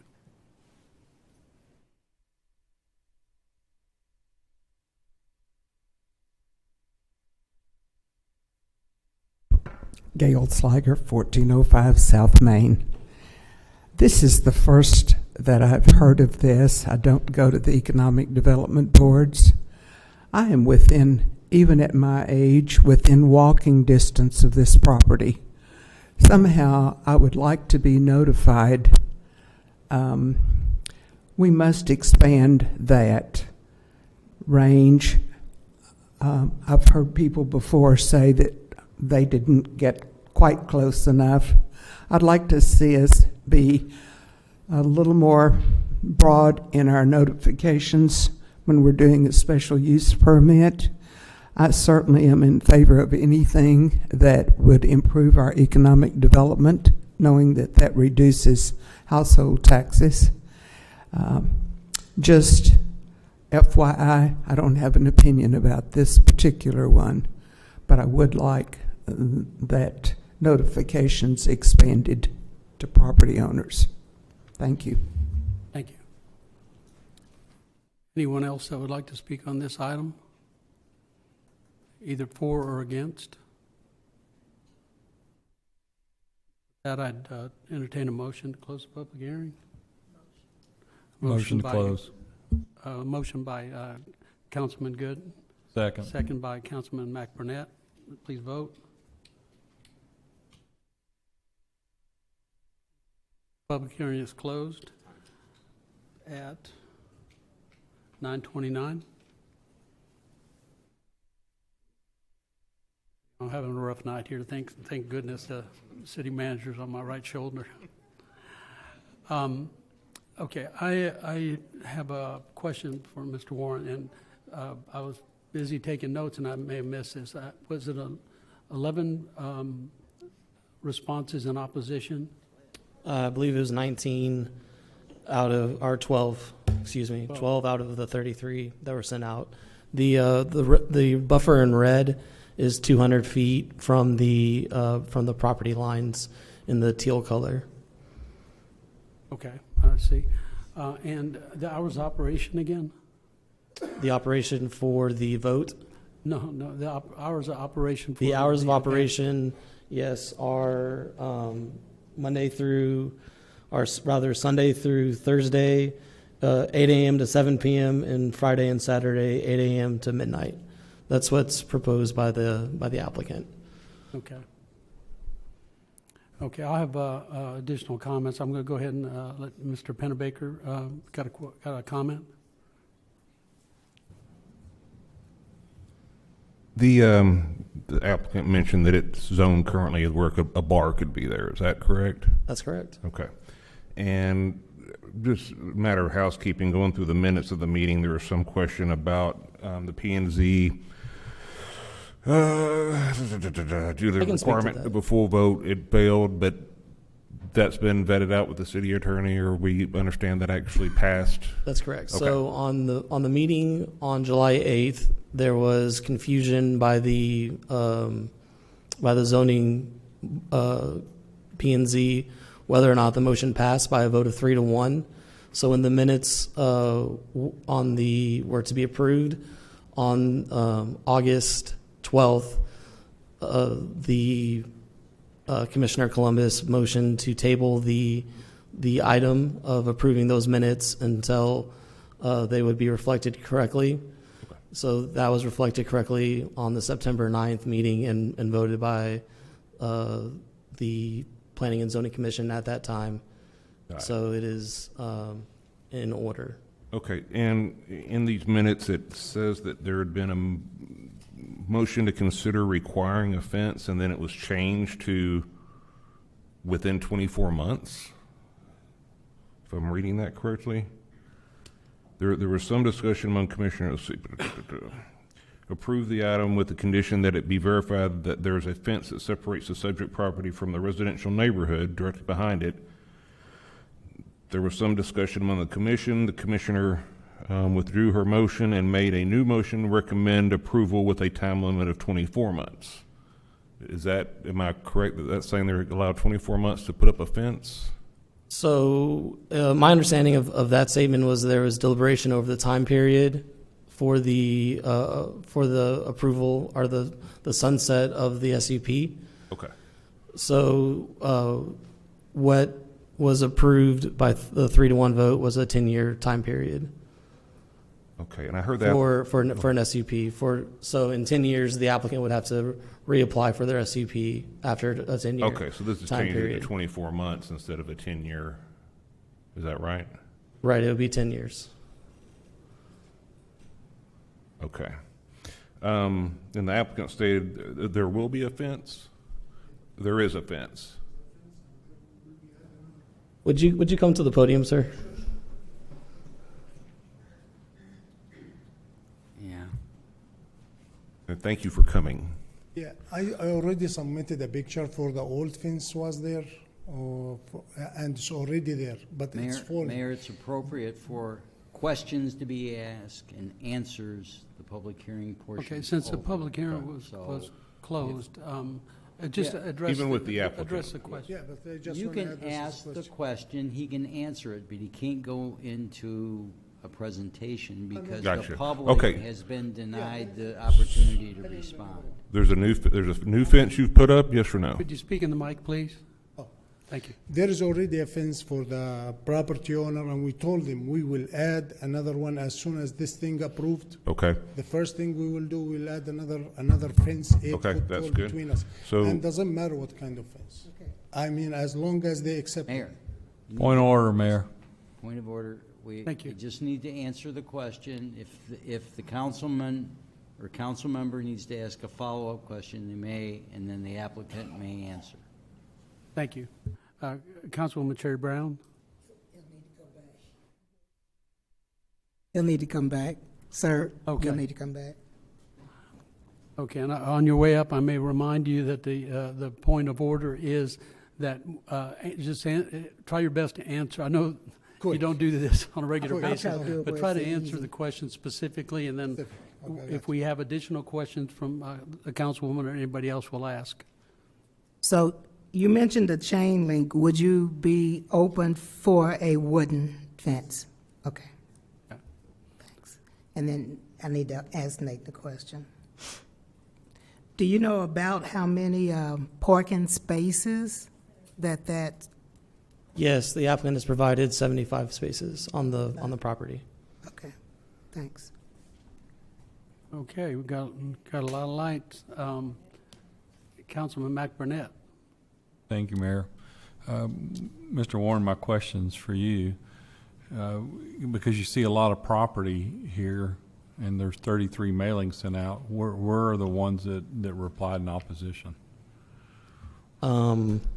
I don't have the specific addresses of the. They were primarily along Brookside and Greystone, so in the PD, which is the property to the north. Right. In purple, the residential properties. Right. I don't have the individual parcels to disclose at this time. Okay, thank you. Mayor, I have a question now. Yes, sir. Does that constitute 20% of either the area of the lots or land covered by the proposed change, or the area of the lots or land immediately adjoining the area covered by the proposed change and extending 200 feet? Yes, it does. So it is over 1/3, which 20% is the threshold requiring a 3/4 vote. I just wanted that in the record, that's all.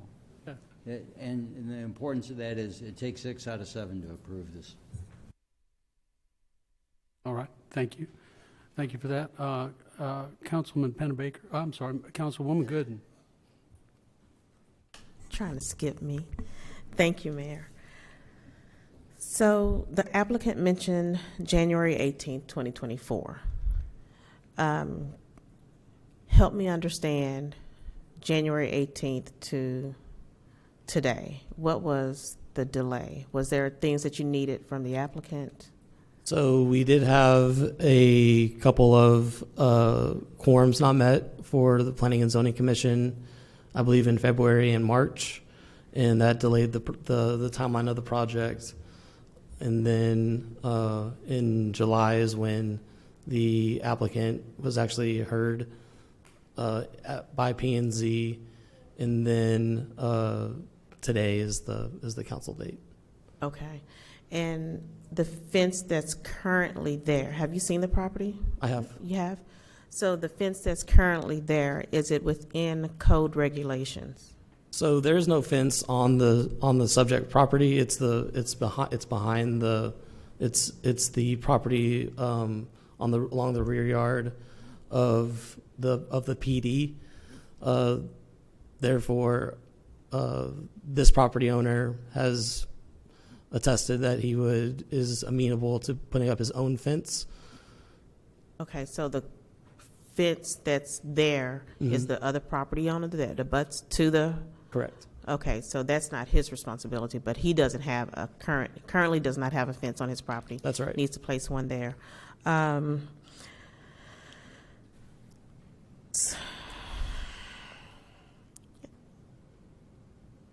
it was 12 opposing. Do we know the reason? It was just generally because of the noise and the anticipated, but he's currently zoned as local retail, which could possibly have retail stores, Yes. beer and wine, bar, whatever else, but it's not zoned for a event center. Correct. And that's what he's applying for currently, is an That's event right. center. Okay. I think that's all I have for now, Mayor. Okay, Mr. Pennebaker, you have your light still on? Yeah, I might have a couple here, so let me just see. It was mentioned there'd be no alcohol sales. Is that? So yes, it says no alcohol sales, or the applicant attested that there would be no sale of alcohol. Mm-hmm. However, in the application, I believe there would be alcohol on the premises. Okay. And that would require additional permitting. Okay, so each event would have to be separately permitted. Is For that alcohol. what you're saying for alcohol? And then, as far as the way it's written, is going to be a requirement for a security patrol, the SUP, at events, or is that? So no, that's not a requirement Okay. at this time. Okay. Okay, that's it for now. No, you don't? I do. All right. Okay, getting back to the alcohol, so a party that was going on in there, they could bring their own alcohol to the location. So that gets into the TABC regulation and the difference between bringing your own alcohol and the sale of alcohol on the location, at the location, and that's where the differentiation line is for that requirement. Okay, so that requirement being? That it's my understanding that bringing your own alcohol is permitted with the appropriate license, whereas the sale of alcohol would require additional TABC regulation. Okay, and the owner is aware of this? Yes. Okay, so it'd be, in your opinion, it would be his responsibility to assure that those licenses were in place for the different uses? Yes. Okay.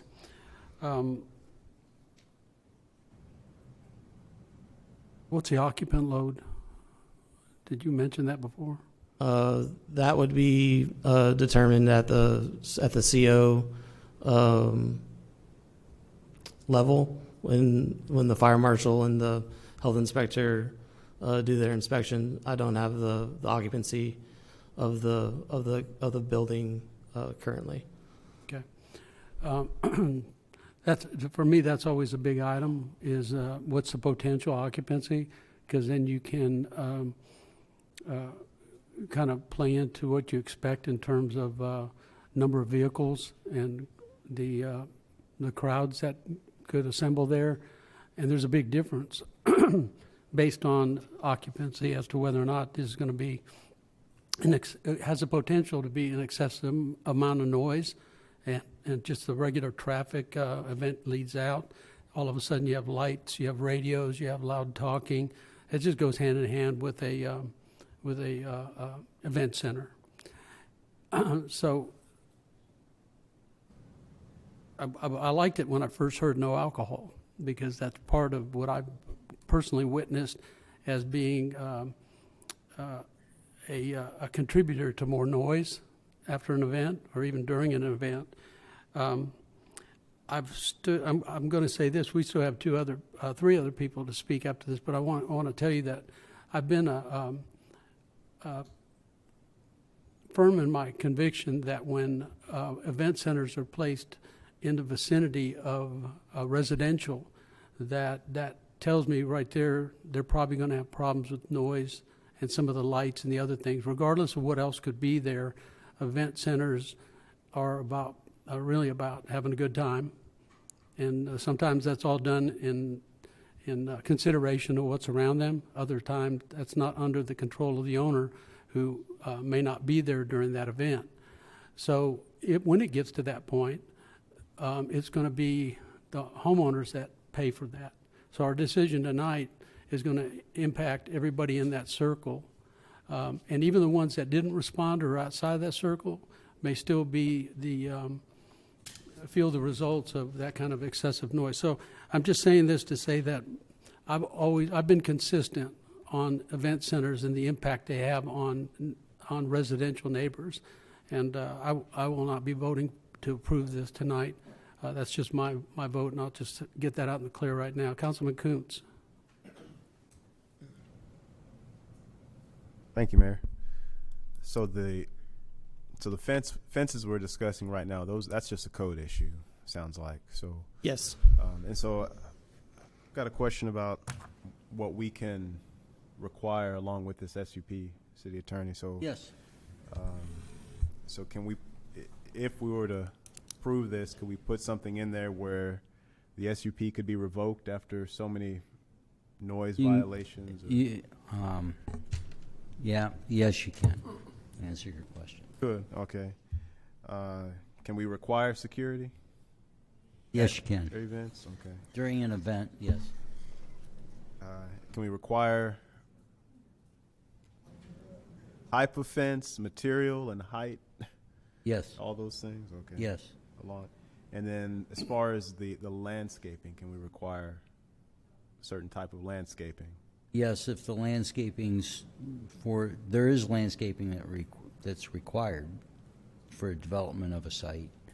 And so you would use that commercial standard, and you could ask for extra landscaping if it was used for the purposes of noise mitigation, light filtration, or lighting and those things to help make it compatible with the surrounding neighborhood. And I'm also thinking in particular about, it was mentioned that this is in the Main Street Opportunity area. It is a city gateway. We just had that nice bike and walk trail put in, and some nice landscaping that the city has started. But if we can enhance that by making a requirement here, and then so you have the building, but then there's a lot of lawn space on the outside of that building. So if we approve this, would this allow where they could put up a pop-up tent? I mean, they can use any portion of that property. You could restrict like an outdoor wedding, or you could restrict it however you wanted to. This is SUP. The whole idea of an SUP is to say this use would be compatible with the surrounding neighborhood if, and that's what gives you the special conditions you can put on there to make it compatible with surrounding neighborhood, if that's possible. If you are headed that direction, I don't like to do planning at the dais. And if it's something that you want to do, I think we ought to, if you want to instruct staff to bring back something that's appropriate at the time, that might be better. It will still require a supermajority to approve it. Thank you.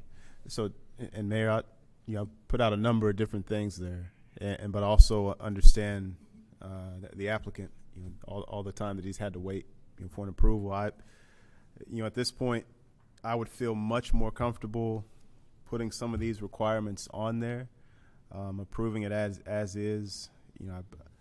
That would be difficult for me to do tonight, but if I saw some of the extra requirements attached to this SUP, there's no time for it. Well, I guess it says 10-year period. I'd want to discuss reducing that just a little bit.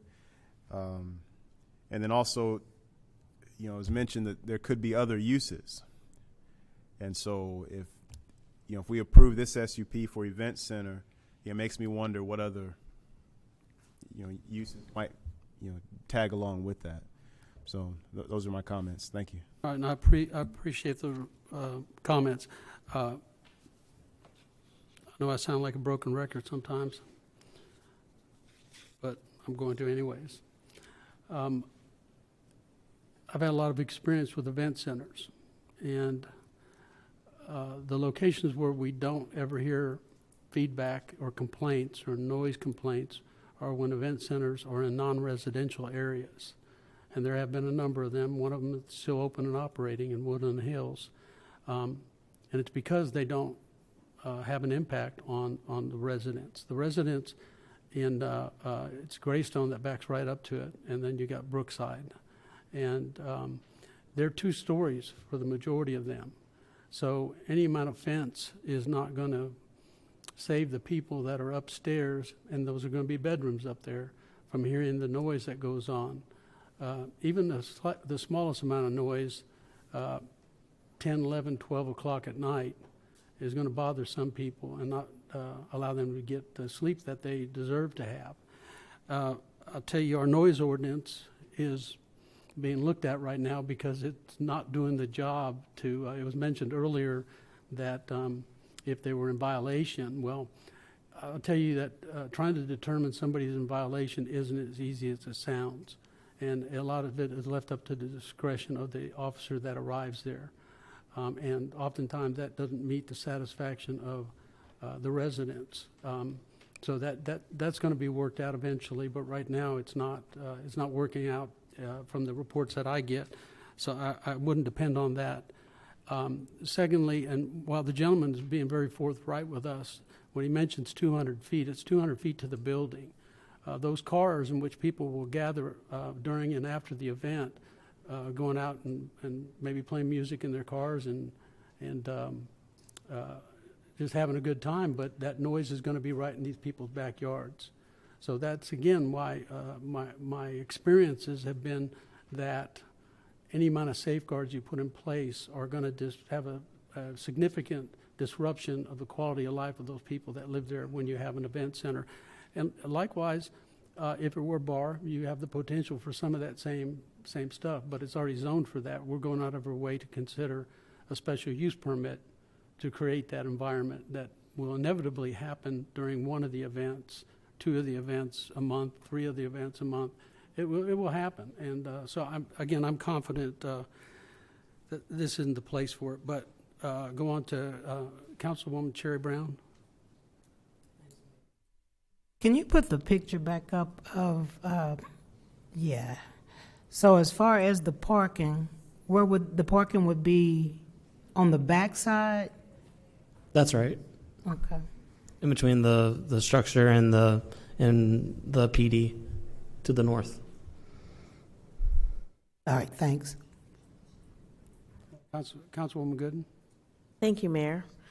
I'll be honest. In these type of situations, I generally listen to the surrounding neighborhoods because I take into consideration that if this was my home, would I want to be awakened in the middle of the night by noise or cars revving up or what have you? I wouldn't.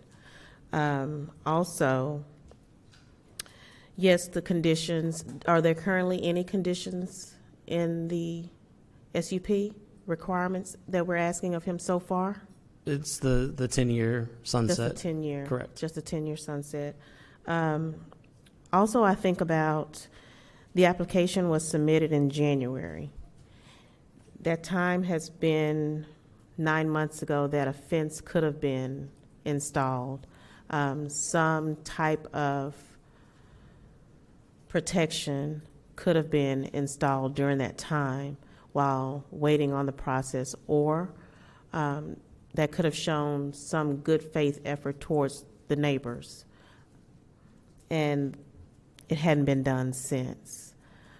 I don't know the reason, and understanding that it is zoned for other uses, but to consider something that is not zoned for and no action that I'm aware of has been taken since January, and hearing the neighbors and 12 of them to come back and say no, they're opposing to it. It's kind of hard for me to ignore. And I understand that we are trying to improve our corridors and our entryways, and we could do some conditions. I would be interested in seeing the improvements or conditions that could be added to it and then brought back to us. But as of right now, knowing what I know and what's been presented, I wouldn't feel comfortable subjecting the neighborhood to it, knowing that it's been on the application process since at least January. Those are my thoughts. Councilman McBurnett. Thank you, Mayor. To the applicant, I want to commend you for being here. In that line, simply, I'm going to say, I don't think it's the highest and best use for the property, and I'm going to go ahead and make a motion to approve, but I am going to be voting against this. Second. We have a motion to approve by Councilman McBurnett, second by Councilman Kuntz. Mr. Vercruz, your light had been on. I was going to make the motion. Okay. But he did it. All right. Thank you, sir. We can start moving a little faster. Okay, so we have a motion and a second. Mr. Pennebaker? Yeah, I just want to say, considering the other possible uses of it, I have a feeling that if something else becomes of it, the neighbors may wish that they had an event center there instead of a bar or a retail beer and wine sales that goes till 1 o'clock in the morning, or a bar that stays open until 2. I would. Are we in a position where I can offer to amend this? I have a feeling I know which way it's going to go, but to require the fence be put in place first, contingent on a fence being placed, 10-foot wooden fence along the perimeter where there's parking on both sides, north, south. I think Mayor, I'm sorry, I'm going to call a point of order a little bit. We've had a motion and a second. This requires a supermajority of the vote, and I think there's an indication that the way this vote's going to go. Yeah. Okay, Mr. He can make a motion to amend.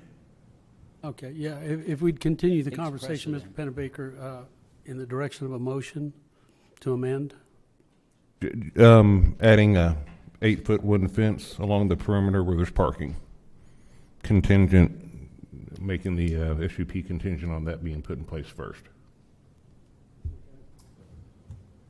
That was That's my motion. Mr. Pennebaker's motion. That's motion, needs second.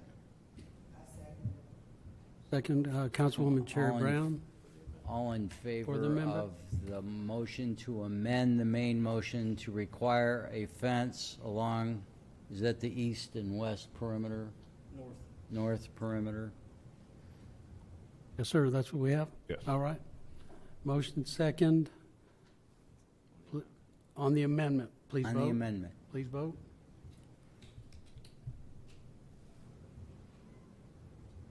So it's That was the amended, the motion's amended.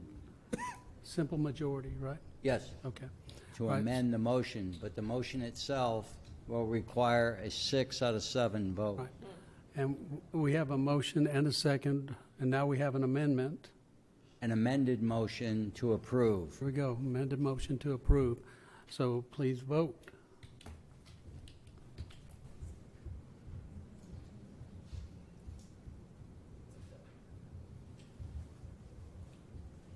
It's denied. Okay, motion denied. We need those called out, the vote called out? No. Okay.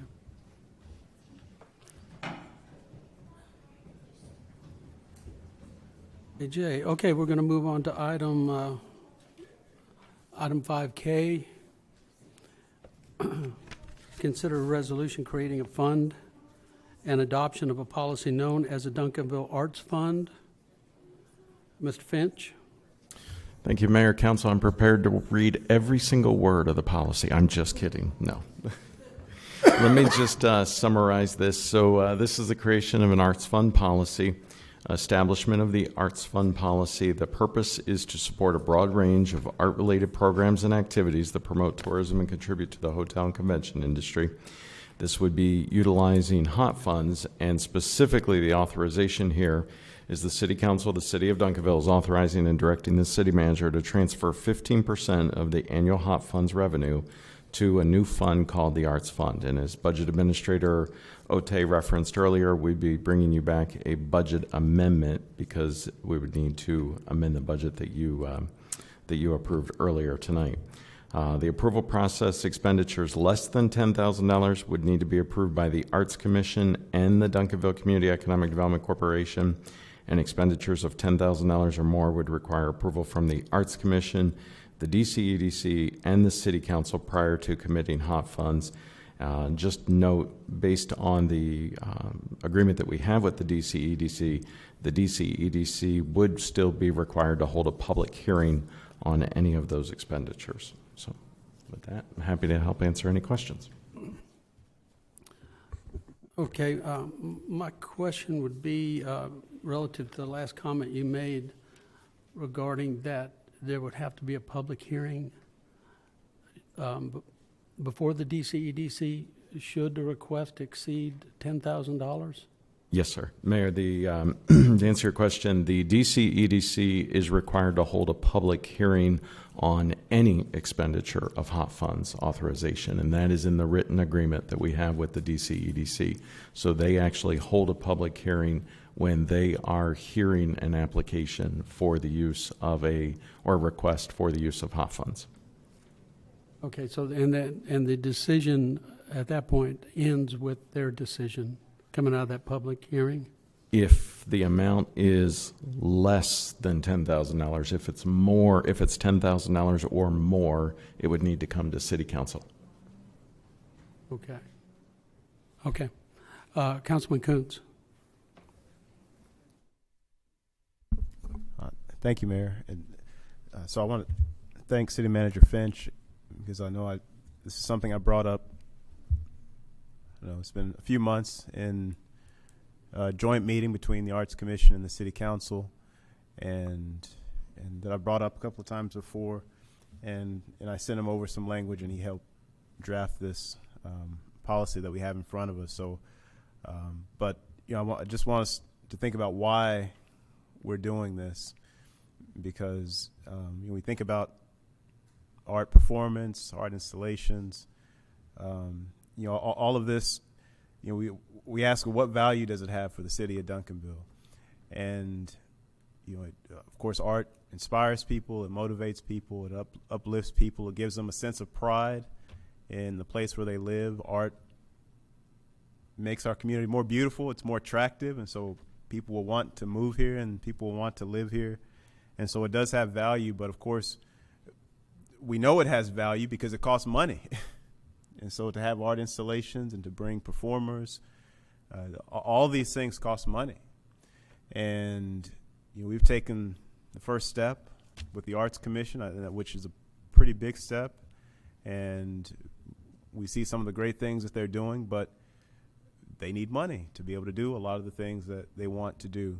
And so, again, I sent over a draft copy of what I thought this should look like. And then, as I've been told multiple times before, I'm not a policy writer. And so, that's been handled by people who know how to do that.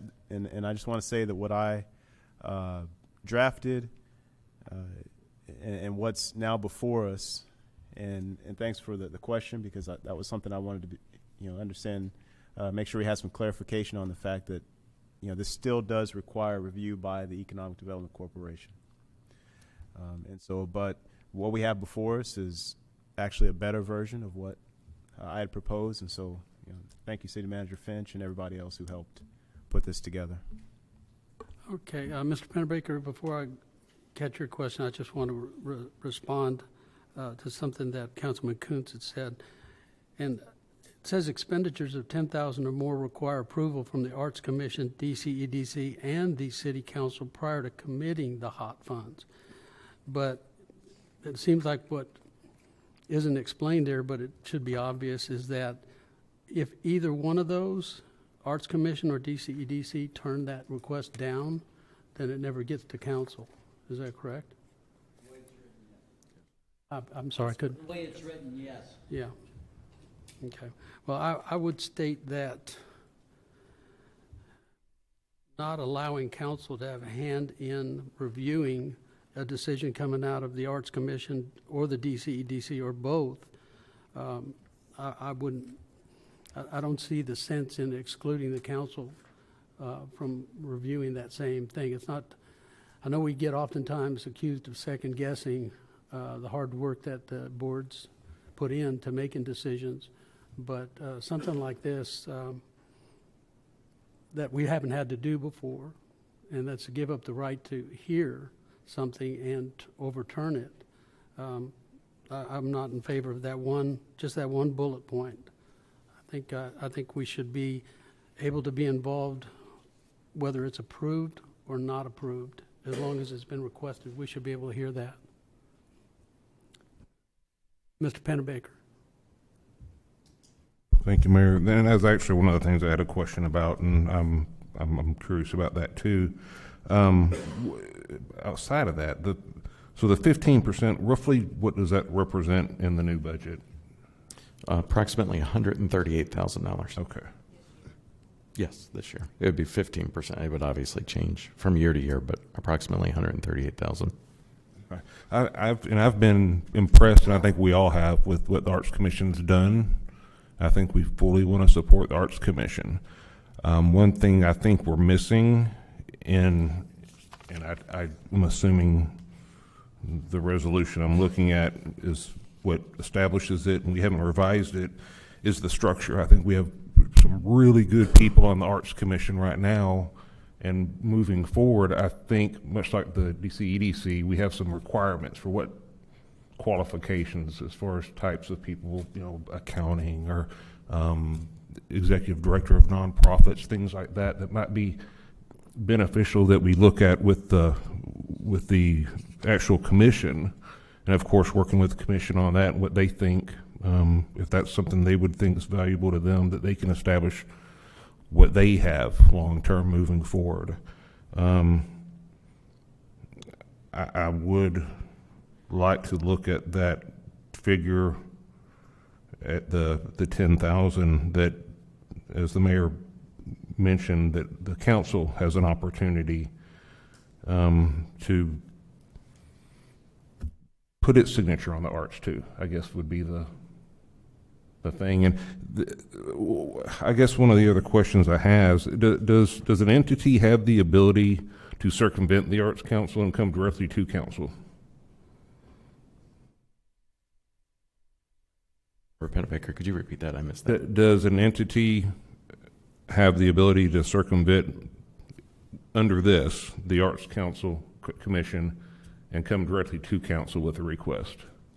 Not using the arts 15% hot funds as allocated by the Hotel Lobby Association and the requirements for that. Gotcha. So they could go to another, they could go, for instance, to the DC EDC, not requesting hot funds or requesting one of the other 8 categories that are identified under hot funds, but not the 15%.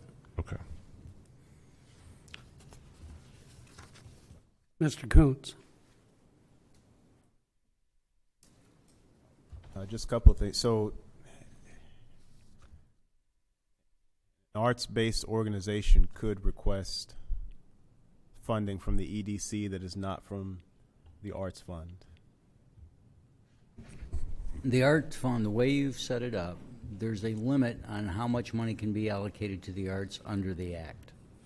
So that's what you have funded. You've funded your allotment of art-related grants by giving it to the Arts Commission. However, if you had an event and you could show that that event needed promotion in such a way that they fell within one of the other 8 or 9 categories, they could make an application for a grant under those provisions of the law.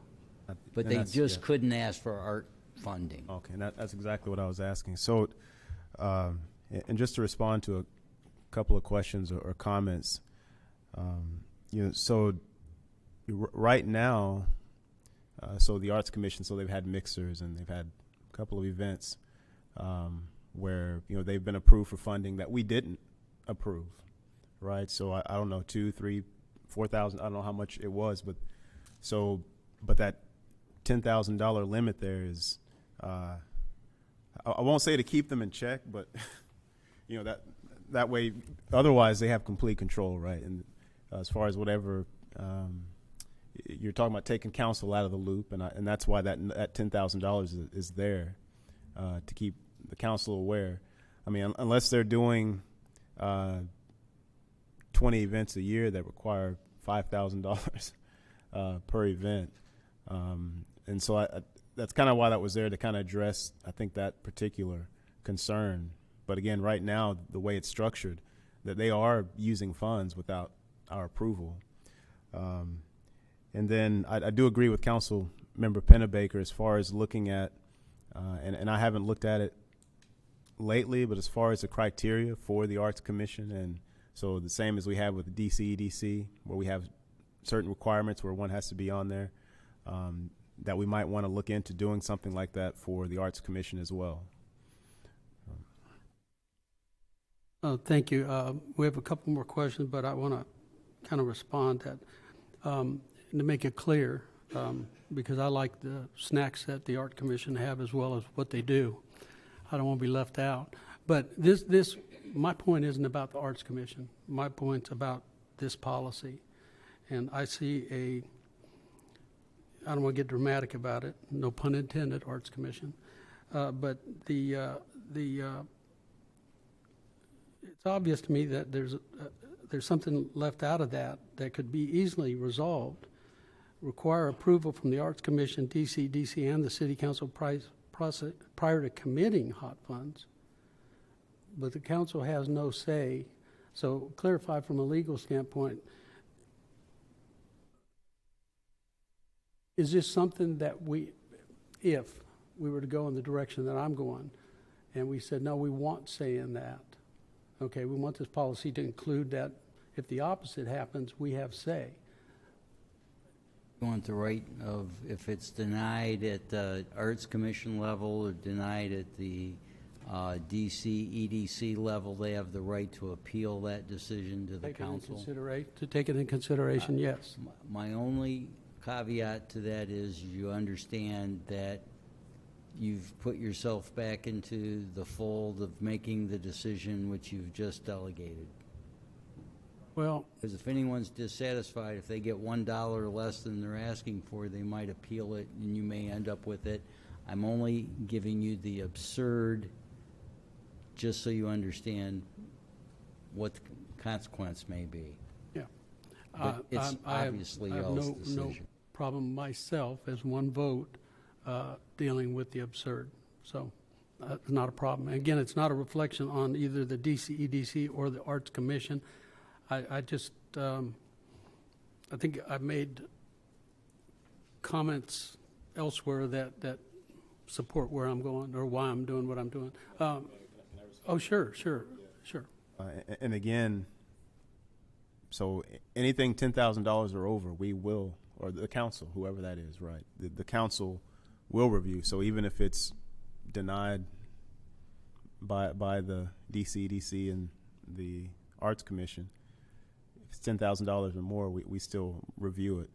And Right, then there you again, go. at the same time, and I mean, that's not the way it's written? No. Okay. I don't think And it, that could ease. I don't think it's set up that way, but if you want it that way, then we need to make change. So that Get back any to- request of $10,000 or more has to come to the council, whether it's denied or approved. That's what you want. Well, that's what Well, my that's what Mr. suggestion. Coons wants. I ain't Well, talking to you. I don't think I've heard him actually say that, but Okay. you may or may not want to say that right now at this point. I thought that's what you were saying. I thought that's what it already said, but No, apparently it I'm doesn't. saying it says the opposite, yeah. It doesn't allow us in either case to have us, well, in one of the two cases that could be an outcome of a Arts Commission or DCEDC decision, we don't have a voice in that. And I think, along with what the city attorney just said, then why do we have the Arts Commission? If we're just gonna, if we can just bypass them every time, I think that's the question. Okay, well, that's a question for rest of council to consider. Mr. Pennebaker. Oh, I didn't see that. Ms. Gooden. Thank you, Mayor. So, okay. We have other boards and commissions, and when they make decisions, it doesn't come to us to appeal. We have an item on our agenda for a staff report discussing where the city council has been removed from the appealing process. So with this, we have an arts organization, Arts Commission, who has been empowered and has a mission statement by council to be trusted in these areas. I have trust that they will vet and do what they are empowered to do by council and operate accordingly and make the decisions on arts funding as they are commissioned to do. If it's going to approval and then to DCDC, then coming to council at a certain amount, I'm in favor of that. I'm trying to understand what is it that we think that they may deny that's related to arts that wouldn't be supported. And if that is the case, I'm pretty sure we'll hear about it anyway. So those are my thoughts. Okay, just in response to that, and I'll get to Mr. Pennebaker, and then I'll be done. It's not supposing that there's going to be any nefarious reason that someone would deny, but if you're going to allow it with approval one way, but if it's denied, not still give us that, why one way in the affirmative but not in the negative? I don't understand how as a policy was made, how they came to that conclusion that one way we're going to let council see it, but another way they can't touch it. That's it. That's as simple as I can say. That concept doesn't ring with me to see that as a good thing. So, Mr. Pennebaker. Well, to Councilmember Kuntz's point about they would just be able to bypass Arts Commission, not only if it's over 10,000. Would that be a condition? And I'd be willing to go up higher. We do have it, correct me if I'm wrong, that DCEDC has to come to us if it's 50,000 or more, or above 50,000. So it's not like we're just letting them, throw out $60,000, $100,000, $120,000. So it doesn't seem like an unreasonable requirement that there is a limit that it should come before us. I think we've seen what not establishing certain criteria, which this doesn't really have a criteria how the funds are going to be managed, and I'm sure that one will be established. It's new, and we know what happens, I think, when we give new authority to an entity and how things may or may not go. So I feel a little bit more comfortable with some more controls on it, and some ability to influence it. I don't have a problem with the 15% at all. If they're doing, has there been anything that's been allocated through the Arts Commission that's been for over $10,000 at this point? I mean, we've done a couple of things through EDC for the Arts Commission, is that right? Well, the Arts Commission technically doesn't have any authority to do anything currently. In terms of expenditures, everything would have to be approved by the DCEDC. Right, but they've made presentations for funding to DCEDC. They've made funding requests for themselves, but not for granting of anything to any other entity or third party, right? Okay. I would like to make a motion to amend it, and I would say even go to the 20,000. That anything 20,000 and above be required to come to council.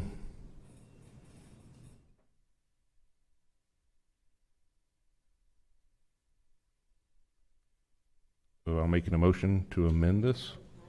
You can make a motion to approve with the change if you want to state the change. Okay, then I would like to get a little bit of a temperature on this, but we can't do that. I know. So I feel like if we do it at 20, that gives the Arts Commission a little more latitude. And so I would move to approve with the... What you want to do is to approve item K with the council approval of expenditures of $20,000 and above.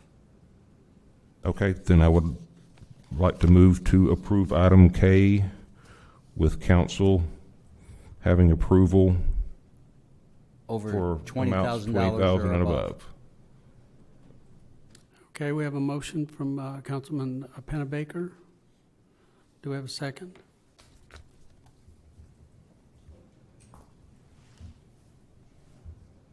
Yeah, can we read that back again for clarity? Motion to approve item 5K, which is a resolution creating a fund and adoption of a policy with the amendment to the policy for the council to approve items over $20,000 or above. Right now it says 10,000 as presented. He wants to change it to 20,000. Otherwise, the policy and the motion would be to approve what you have before you. And require, I don't want to miss this part, make sure, and asking that come before council at 20,000 and above. Correct. Okay, make sure we have that, okay. So, okay, yeah, that's a good point. Because it says require approval from the Arts Commission, comma, DCEDC and the City Council, Are we taking it to mean that that goes to the Art Commission first for their consideration? Then if it's approved, then it goes to the DCEDC? And then if approved there, it goes to the city council? That's what it says. No. That's what it says. That's what it says. Right, and that's, I think that's what we were talking about, is something that the council gets a shot at it regardless of, is that what we were talking about? Well, the council gets an opportunity to review it regardless of the support it has. well, okay, let me, if you're referring to what I was discussing earlier, Correct. mine was that this seems to have to come to us if it's approved, and 10,000 or 20,000, it has to come to us if it's approved, but if it's denied by either the Arts Commission or the DCEDC, we don't have any say in it. Right, and I would like that not to be the case. Okay, then you'd have to restate your motion, because I don't think that was in the motion. I'm getting old. Older by the minute. Let me bring a referee in. Here's here. what you would want to do, Mr. Pennebaker. Okay. There's a motion to consider the resolution creating a fund and adoption of a policy for and in behalf of the Duncanville Arts Fund with the following changes. One, that all requests of $20,000 or more, whether approved or denied by the DCEDC and the Arts Council, come before the council. Yes. That now requires a second. Okay. Mr. McBurnett has made his, I'm sorry, Mr. Pennebaker has made his motion. Do we have a second to that motion?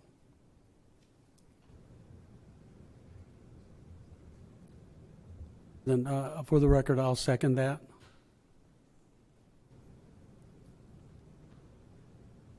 Motion is second. Any further discussion? Did you have some comments? Yeah, Mayor, I've had my light on, sir. I'm sorry, I didn't see it. No, Okay. sorry. So, the first thing I want to talk about is very supportive of the Arts Commission. I like the fact that we're going to do the 15%. I think that's what we should do. That's what we're trying to go to, is the cultural thing. But it's time to talk about the elephant in the room, okay? The theater needs to be fully funded. And that's the bottom line and stuff. And I think that's where the concern is, and we need to make sure that that happens.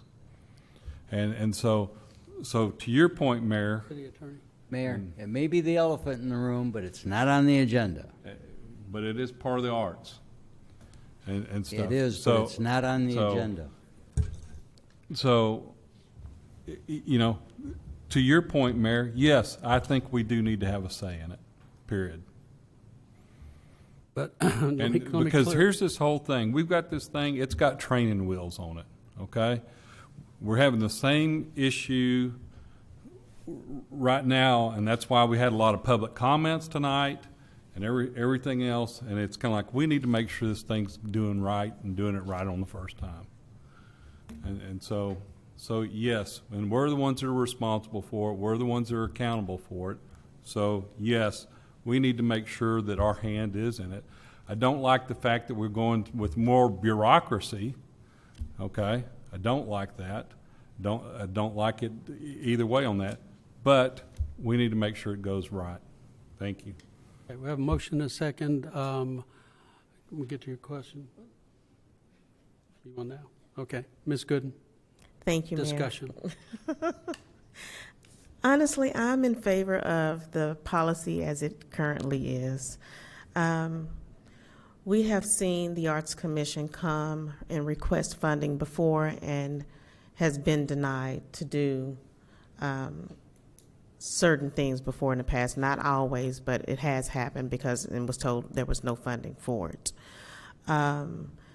It's been, everything that they've done has been community supported and pretty much either supported by the community or come out of their own pockets to do some things. And so I think I'm in support of keeping the policy as is, and I just wanted to say that. Thank you. I'm going to respond to that. by saying this really isn't about the Arts Commission. I mean, we could say it is because it's the policy under the name of Arts Commission, but the issue that I think the motion and what I seconded isn't about the Arts Commission. It's not about the theater. It's about something that's missing here that, in one light, I'm not speaking to Mr. Pennebaker's motion to increase it to 20,000, but the point that I was making is just simply that there's something missing when it comes to the council one way, but if it goes the other way, it doesn't come to us. So it's got to be one or the other, but not both, because both, leaving one out to me doesn't speak fairly about our input on something. It's yes, we're good. No, you don't have a say. That's my point that I'll make. Okay, we have a motion and a second. Councilwoman Cherry Brown. All I'm gonna say is kind of like, why have the boards and commissions if everything is coming to us? I'm just saying. So I understand why if something doesn't pass, it doesn't come to us, and if it does pass, that it comes to for like a second, whatever. But that's my opinion. Okay, and I'll end that. Mr. Kuntz has a comment that Councilwoman Gooden said. I don't know of any board that the decisions don't come back to us except the Board of Adjustment, and that's because of state law. Every other board that whether it's Sign Control Board or the P&Z, those decisions, those advisory boards, they all come to us. And the only reason the Board of Adjustment is on a different plateau is because of state requirements that don't allow us to, don't allow someone to appeal to us directly. Is that correct, City Attorney? Yes. Okay. All right, Mr. Kuntz. I just wanted to make sure I understood Councilmember Pennebaker's motion is that anything below $20,000 would not require council approval. Anything above would require our approval or our review. And I'll definitely support that. And I guess the way that I was seeing this is a commission, and so Planning and Zoning Commission, right? So they review cases, whether they reject it or approve it, we still take a look at it. And that was kind of so where I put that $10,000 range, but I think $20,000 is better. So I'll leave it at that. Okay, so we have a motion and a second. Point of clarification. Yes, sir. Based on what you said,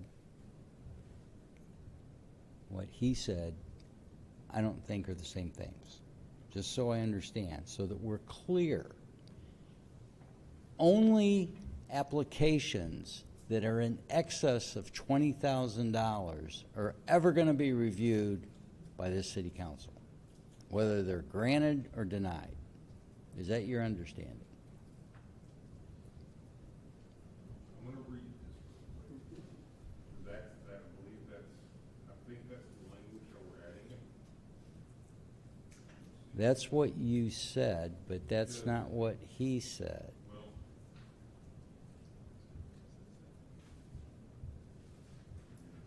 Oh, he looked at Greg when he said it. I understand, but I'm confused. I've been confused a lot tonight. Okay, so on 7, the approval process. Need this, but the approval process, expenditures less than 10,000 must be approved by Arts Commission and DCEDC. And you raised that to 20. Correct. The expenditures of 10,000 or more require, so that's where it would change. 20,000 or more or below would require council review, and regardless if they pass or You said if it's under 20,000? over. So anything over 20, that's the only time you're going to review it? Yeah. Approved or denied? Right. Is that what your understanding is? Mayor? Yeah. That- So if it's $19,999, you're not going to see it, right? Approved or denied, right? Right. I'm not saying you agree with that. Just I want you to understand what you're voting on. The idea is to give them a little more power without coming to us, but then having our ability to have our say in it at the 20,000 and above mark. Okay. And I just, for the clarification here.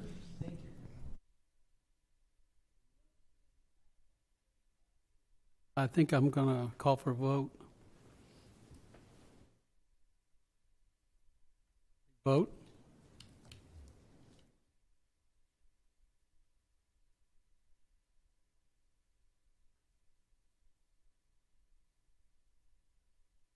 Motion passes. Thank you.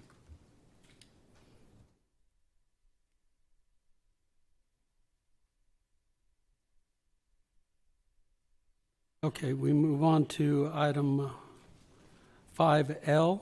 Consider a resolution casting a ballot for places 11 through 14 on the Board of Trustees for the Texas Municipal League Intergovernmental Risk Pool.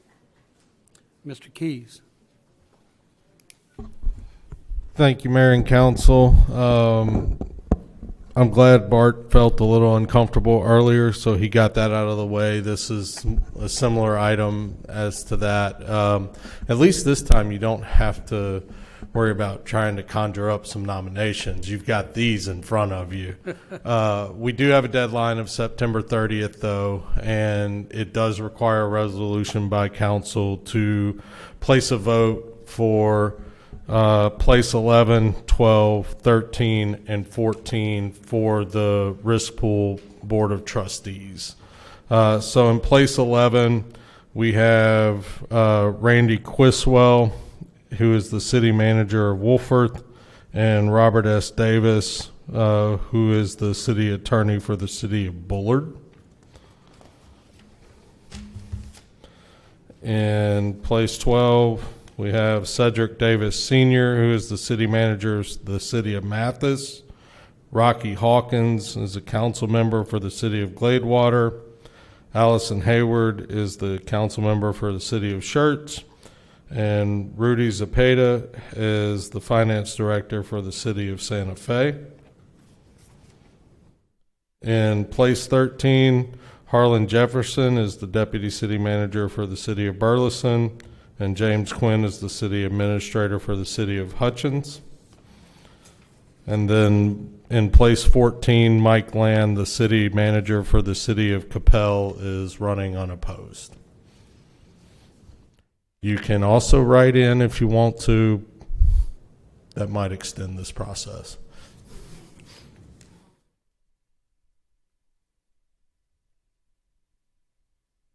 Mr. McBurnett. Thank you, Mayor. I'd like to make a motion that in place 11, we go with Randy Criswell, place 12, Allison Hayward, place 13, Harlan Jefferson, and 14, Mike Land.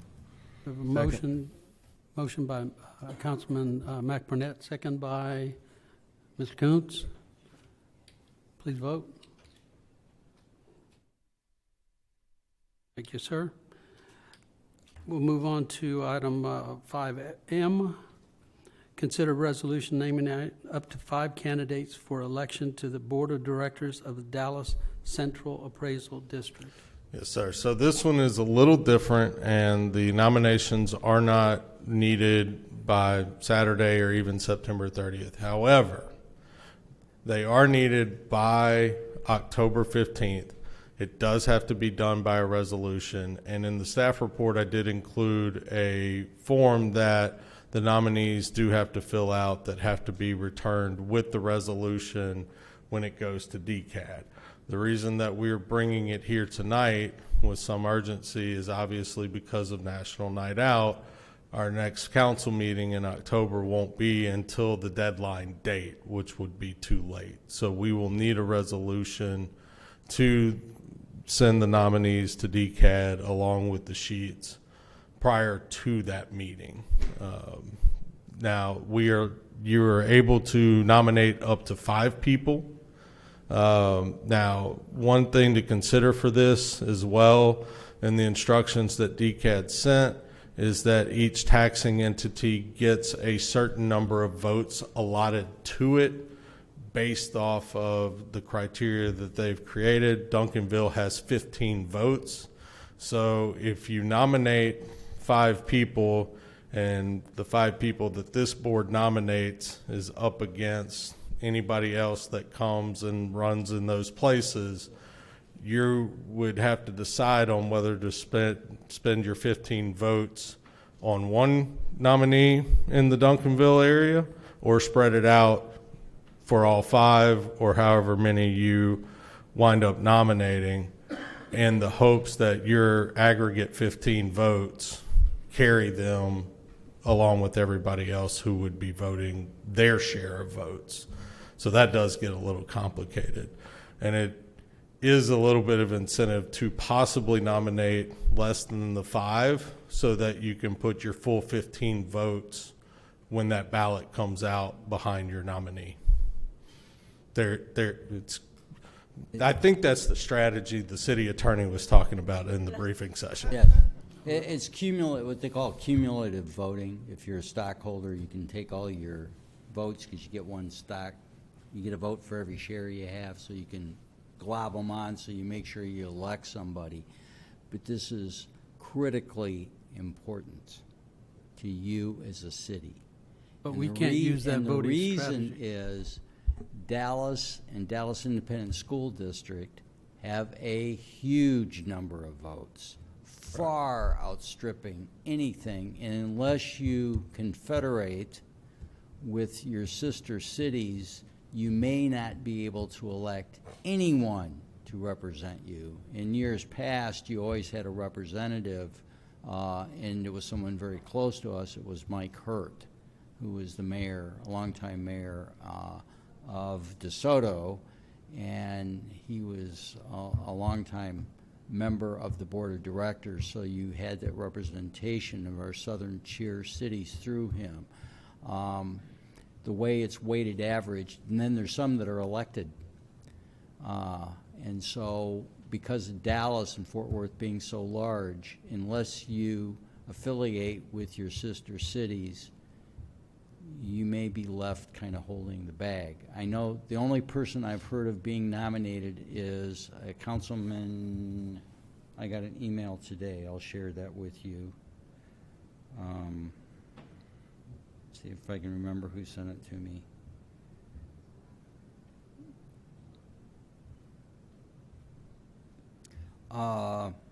Saxe nominated Councilmember Franks to the board, and my intel is that he will be good replacement for Mike Hurt, who is not running again. So that's the only thing I know, but it is hypercritical.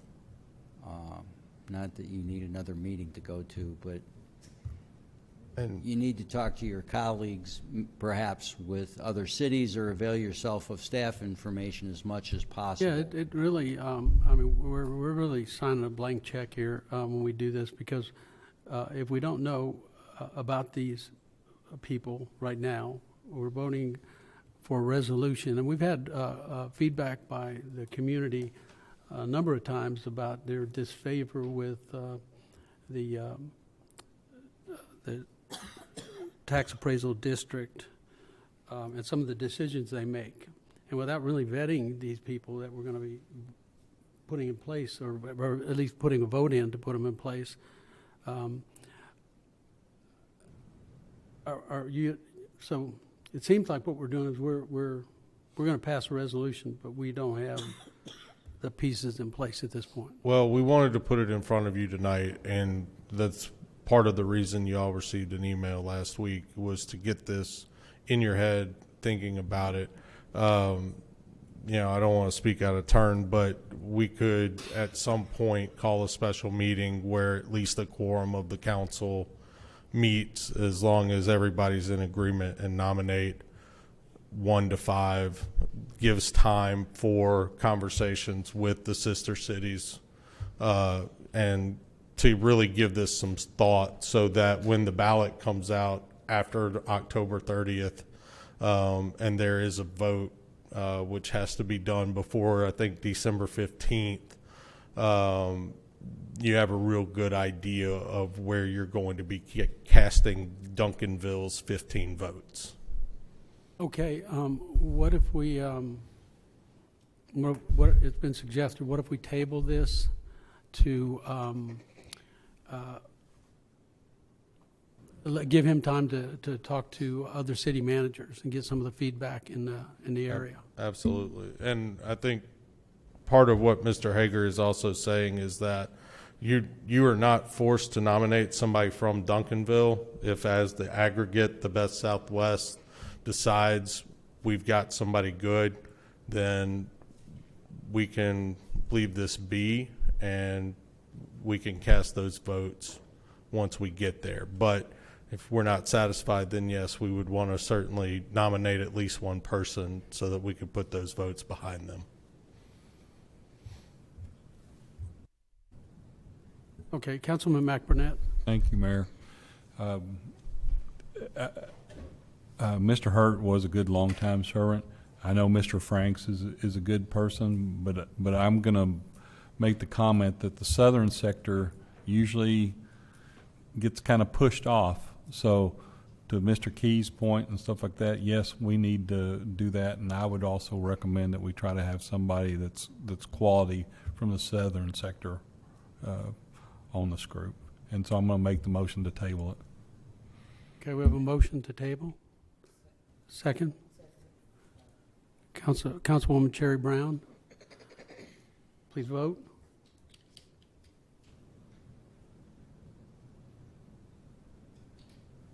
Did you get the vote, City Secretary?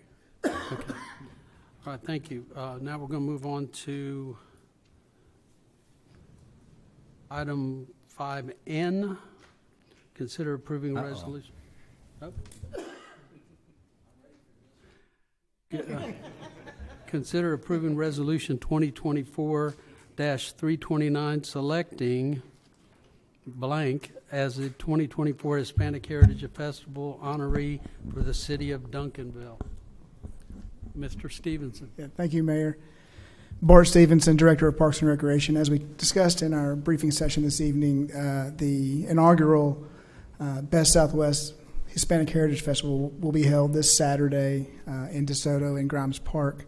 The city of DeSoto is asking each of the 4 cities to nominate a Mr. or Miss Hispanic Heritage Festival honoree from each city. So we're here tonight to ask you to select your selection for your honoree for this event. I will be contacting Miss Anderson tomorrow morning, so I know we discussed in the briefing that you may want to reach out and try to make sure they're available. We can probably do that first thing in the morning, whoever you choose. If you do select a backup, then we can go to the next person if you select a backup. So I can have that covered for you if that's the way you want to go. Okay, Council, what's your pleasure?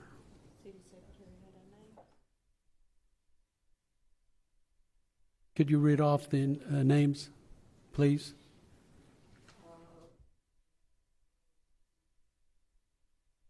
Microphone. Jorge Ruiz had 6 votes, and 2 alternates were Chris Gutierrez and Amy Robida. Okay. We're looking to do this in an order where the second and third nominees were, we were going to establish, I believe, correct me if I'm wrong, we were going to establish,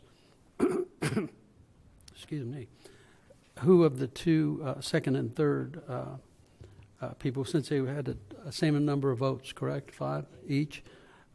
So how are we going to overcome that? Mr. Kuntz. So I move that we select Jorge Ruiz for Mr. Duncanville, what is it? Mr. Hispanic Heritage Festival honoree, with Chris Gutierrez and Amy Robledo as alternates. Okay, but the question was if Mr. Ruiz can't be involved for some reason, scheduling. Who do we go to after that? Thought I just said it, but with Amy Robledo as Amy- alternate. As alternate number Chris 2? Gutierrez is alternate number 1, and Chris Gutierrez, alternate number 2? Okay. So does everybody get that? Okay. So,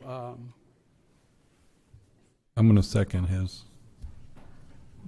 With so that I'm- was a motion I'm coming gonna- from Mr. Coons? Yeah. Okay. So I'm going to second Jorge Ruiz, Amy Robledo, Chris Okay. Gutierrez, and that. All right, we've got a second from Councilman McBurnett. Any discussion? Please vote. Okay, unanimous. Let's discuss. Okay, item 5O, consider an ordinance amending the Code of Ordinances by amending Chapter 12, miscellaneous offenses and provisions, Article 26, mobile food vendors and mobile vending units to allow exemptions to commissary requirements for certain mobile food vendors. Mr. Keys. Yeah, Mayor and Council, thanks again. We gave a briefing on this last council meeting, and so we wanted to bring this back for individual consideration with the ordinance, and I apologize I didn't have time to put it up on the screen, or get a red line version in there, but in the ordinance, essentially, as where our mobile food vendor ordinance states that you have to have a commissary, I put in exemptions for things like shaved ice, the list of frozen prepackaged goods that are already found at the end of the ordinance, snow cones, snowballs, things like that. Just those typical frozen food things that generally are not food products that are cooked on site and generally don't create a lot of waste that would require the normal sanitation and waste disposal that some of your heavier food products might. And I'll entertain any questions. Mr. McBurnett. Thank you, Mayor. This is a quick question for the city attorney. Because my understanding and is that if Dallas County is doing the approval for food trucks and that kind of stuff, are they good for the city? Or Yes, how? we can accept their permit as a compliance with our permit. But this is our snow cone exception that we bring back to you.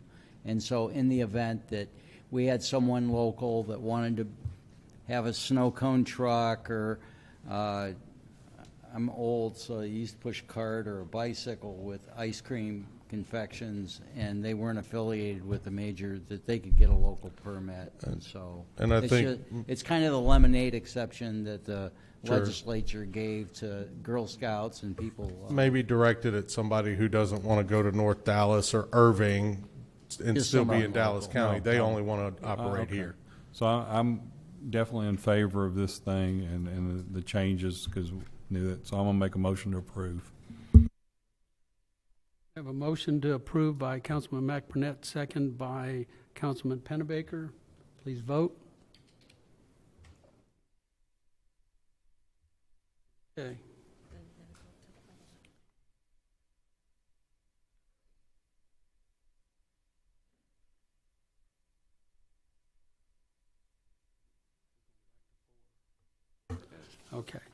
Okay, so next item was originally in consent items, and it was requested to be removed. It's now 5P, and that is to consider a resolution of the City Council of the City of Duncanville, Texas, approving a negotiated settlement between Atmos Energy Corporation, Mid-Tex Division regarding the company's 2024 rate review mechanism filing, declaring existing rates to be unreasonable, adopting tariffs that reflect rate adjustments consistent with the negotiated settlement, finding the rates to be set by the attached settlement tariffs to be just and reasonable and in the public interest, approving an attachment for pensions and retiree medical benefits, requiring the company to reimburse ACSC reasonable rate making expenses, determining that this resolution was passed in accordance with the requirements of the Texas Open Meetings Act, adopting a saving clause, declaring an effective date, and requiring the delivery of this resolution to the company and the ACSC legal counsel. And further in this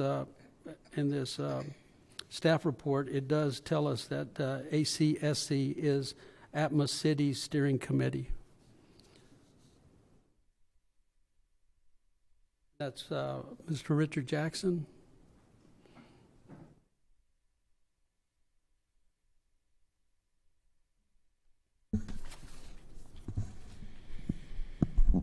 Mr. Mayor, members of the council, Mr. City Manager, good evening. Richard Jackson, CFO. As presented to you in your packet, the Atmos City Steering Committee, which the City of Duncanville is a participant, they have reached a settlement agreement with Atmos resolving that rate revenue mechanism filing. Atmos had originally requested a rate increase of $196.8 million. It was reduced, and after discovery and a settlement, that number was reduced by $32.1 million to $164.7.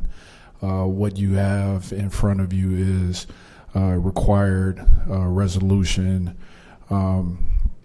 that the action requirement deadline is September 30th, as the effective date would be October 1st. In terms of the resolution itself, it's consistent with what has been presented before this body in previous years as well as the attached documentation. If there are any other questions that we can try to entertain, certainly we'll do so to the best of our ability.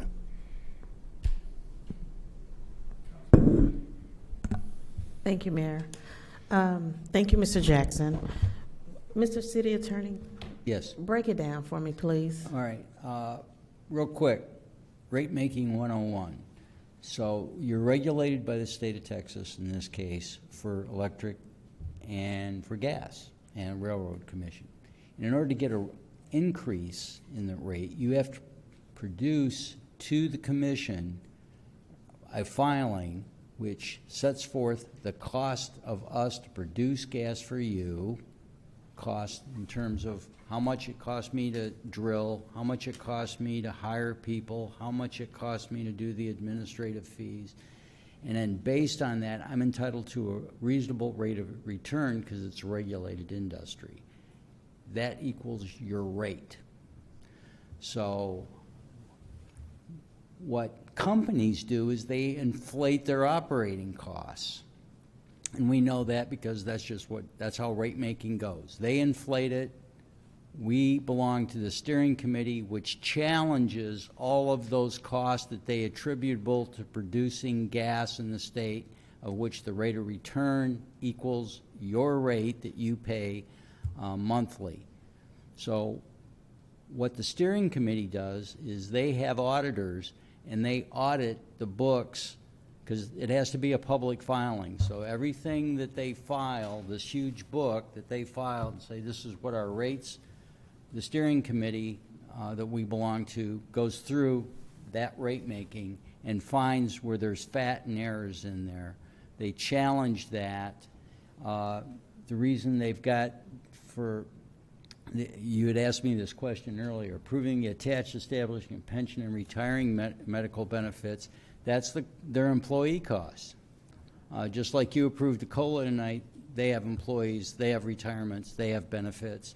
Those costs were included in their rate making for, I believe, the first time I've seen it in my career. So that's now been approved. That's why it's highlighted this time. So those people that we hire, you hire, as being a member of the steering committee, has made that challenge. They've reached an agreement to reduce the rate that is being requested by $32 million, which is millions of dollars of fat that have been cut out of that rate making. And so what you're left with tonight, and we've belonged to the Atmos Energy Mid-Tex Division steering committee for well over 40 years. And they have served us well in your community and your ratepayer and your taxpayers through their rates. If we did this on our own, I would be gone. I would be living on a ranch in Virginia with lots of horses, where the actual people that do this is where they live now. So it's very expensive. It's almost cost prohibitive for one city to do this on their own. And so cities like Dallas and San Antonio and them are much larger, and they weigh in a little bit more. But for us small and medium sized, this is God sent for us to challenge to get rates down reasonable for our citizens. Thank you. And this is something that comes annually, or? They'll probably file the new application for the rate increase probably next month.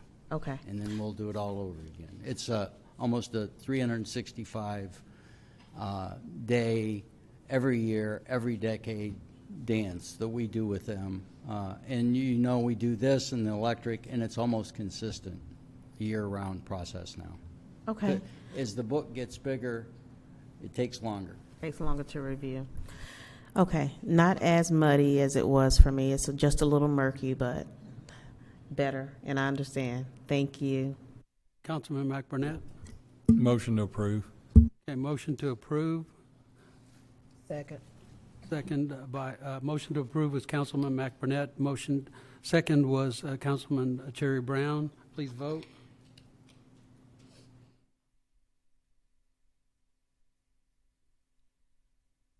Later it gets, the more that green light goes on. Okay, we're going to go into now what I understand is a very abbreviated version of our staff and board reports. But before we actually get onto the first item, I want to mention that in briefing, we had moved several presentations to this item. That was item 3A, 3B, and 3C. My understanding is those are going to be put on another date. So we will only be dealing with the three A, B, and C that are on the agenda as posted. So we'll start the first with receive a briefing on the investment policy, council discussion and direction if needed. Mr. Jackson. Yes, sir. Mr. Mayor, Council, good evening again. Just to briefly go over the investment policy. First, reviewed by our investment advisors, Valley View Consulting. It was in that review that they determined that there were no recommended changes from the investment policy as presented last year. Also, just wanted to make a note of our plan to revisit for approval during the month of September. If you go to the cover page for the policy, it covers the full fiscal year beginning in October, so from October 1st to September 30th. So it's our plan to present this on an annual basis for review and approval and passage in September, so it goes right into the beginning of the fiscal year.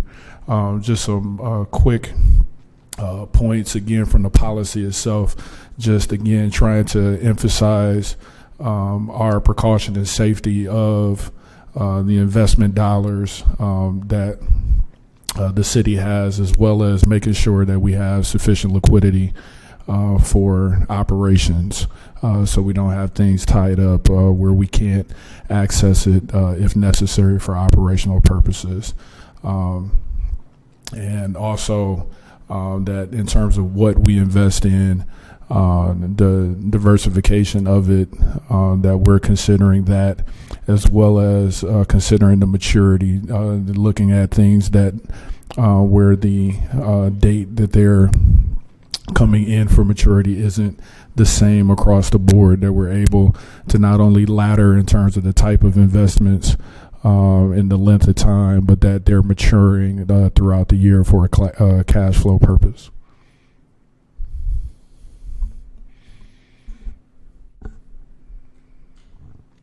So with that, I will stop here to take any questions that you may have. Council? No questions. Thank you, sir. Thank you. Okay, item 6B, receive a presentation from the Duncanville Police Department on revising Chapter 4 Animals and Fowl City Ordinance to comply with state legislation changes and best practices. Council discussion on the proposed changes and direction if needed. Good evening, Chief. Council and Mayor. Assistant Chief. Okay. Yes. I'm Assistant Chief Ron Wilcox, and this is Chad Chamberlain. He's our ACO. He's the expert. That's why I brought him up here.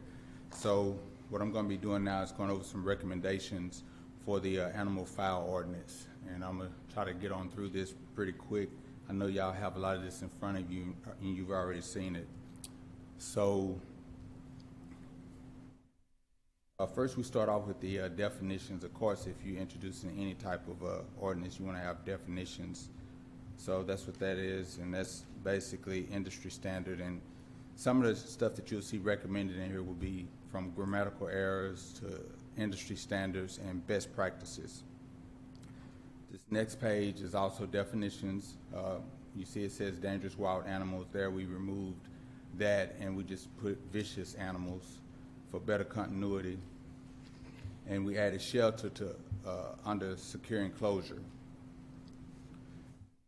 Here under enforcement, what we did was we added this just to keep track of, if an animal becomes a problem, after 24 hours, it's a new violation for the same behavior.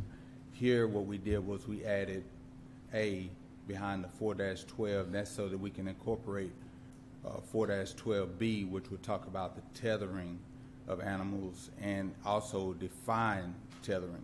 Now, 4-12A is still under running at large. Okay, on the animal quarantine, what we did was add at the time of the incident, and then you can see at the bottom where we changed some things for grammatical errors. Seizure of an animal which caused death or serious bodily injury to a person. So what we did here was we taken out the animal control authority and added local health authority. And on that next slide, vicious animals, at the top you can see where we did the same thing. We recommended replacing animal control authority with local health authority. And then at the bottom, you see down there, what we want to do is include the name, address, and phone number of the insurance companies. This is so that we can verify that there's coverage.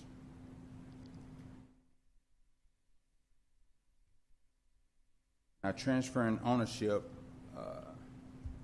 of owners, it's not something that we require at this time to be notified when that happens, but that's something that we really want, because we need to know when these animals are vicious and the ownership is transferred. We need to know, what's happening with that animal. We need to be able to keep up with that animal.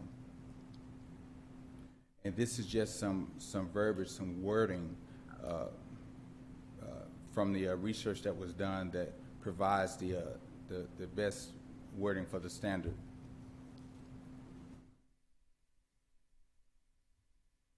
Oops, I went past one. Okay, so under prohibited animals, you see that dangerous was removed, and it's just going to be wild animal.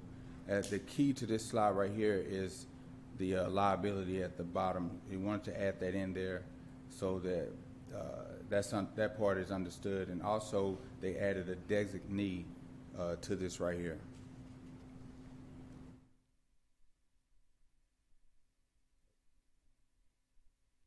Okay, so this is a chart.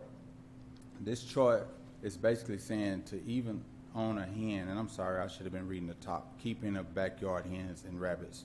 I got ahead of myself.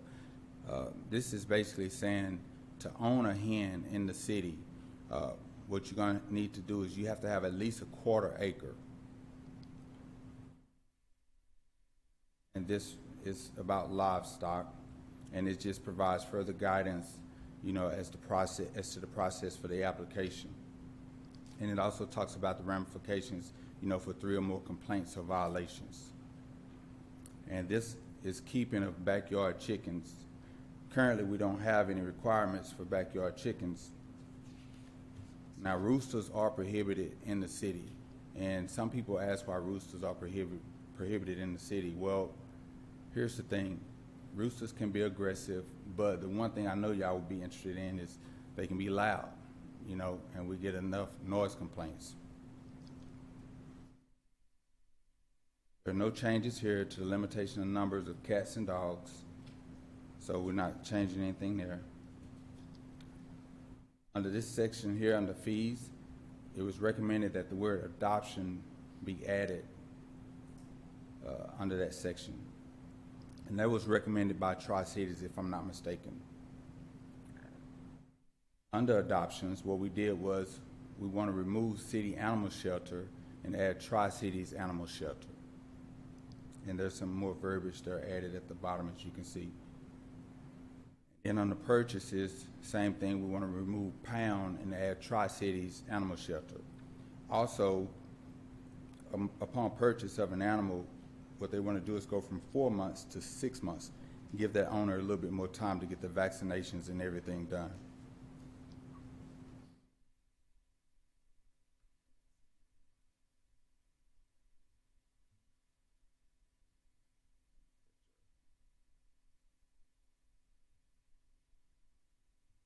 So this page about the appeals process, this verbiage meets industry standards and especially deals with the appeals process. It makes all appeals subject to the Board of Adjustments, not the fire chief, police chief, and the city manager. Do I have any questions? If I could, Mayor, real quick. So I know that this is something that the council has been very interested in. Unfortunately, it's 11 o'clock at night when we're getting to it. The police department has been spending a lot of time on this, and I want to commend them for really putting this together. Attached to your agenda is a red line version of all of the specific legalese that they have included and that they're discussing. What they're really, not tonight, but what they're really looking for and could use is feedback from you all individually. And what I would ask is if you wouldn't mind, take a look at this when you get a chance, send it to maybe the city secretary so that she can accumulate all that stuff and get it over to the police department so that they can start to work on this for you. Okay. Take my word for it. This thought was in my head before these lights went off, okay? And real quick question, I think it's slide 120 was, it's either one up or down. It was where you had the size of the lots. Starts 420. Okay. Just for reference, a 1/4 acre seems to me like some of the lot sizes in neighborhoods where I hear the most complaints about chickens. So we're not really, that's not really to prohibit chickens. It's just got a number there, but a quarter acre would be, I hate to pick on neighborhoods, but I'll say a Fair Meadows size lot or a Candlelight size lot. Do we know, have some approximation on that? I don't know that as far as what this chart is. Okay. It's just I was curious about it. Okay. I don't know the order. I'm going to go with Ms. Gooden for safety's sake. Thank you, Mayor. So these are recommendations. So currently for hens in backyards, is it a quarter acre minimum, or that's currently what the ordinance is now for hens and rabbits? No. These ordinance is very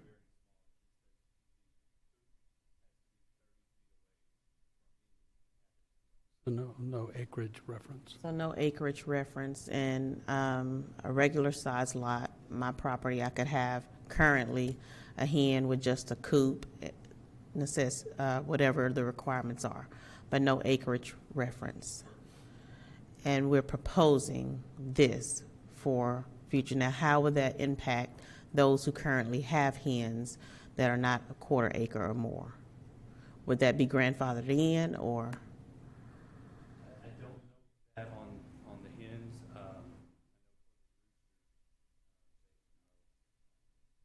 Okay, thank you. Mr. Pennebaker?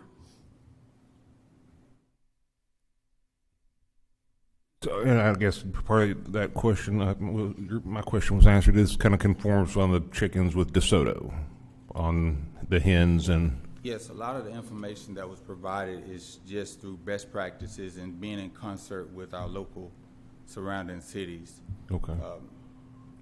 I got as much information as I could. I came in on the end of this, so I apologize, but. Oh, that's okay. And I tell you, if this would have been implemented about 6 or 7 years ago, I'd be in violation. But my dogs ate the chicken, so. Take care of that. And I kind of find them fun. I go all over 5, 6 different counties on a weekly basis, and I truly love going to neighborhoods where there's chickens running around everywhere. So I'm a kind of a chicken advocate. Councilman Kuntz.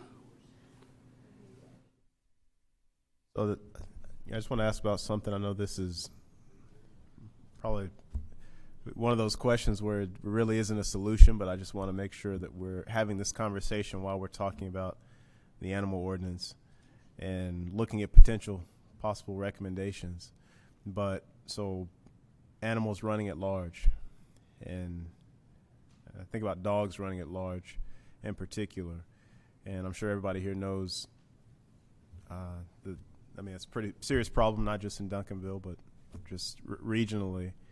And currently, we don't have it's not set up where we have a dog catcher, right, that just goes around with a net and scoops them up. That would be an animal control officer, Mr. Kuntz? Well, no, if they're running at large, that right now they can't, unless the dog is aggressive, right? There's nothing that can be done. About dogs running at large, yeah, we respond to it. Oh, you can. The problem is we have one ACO right now. Okay. That's the problem. Well, that's good news. I didn't realize that. If you're outside your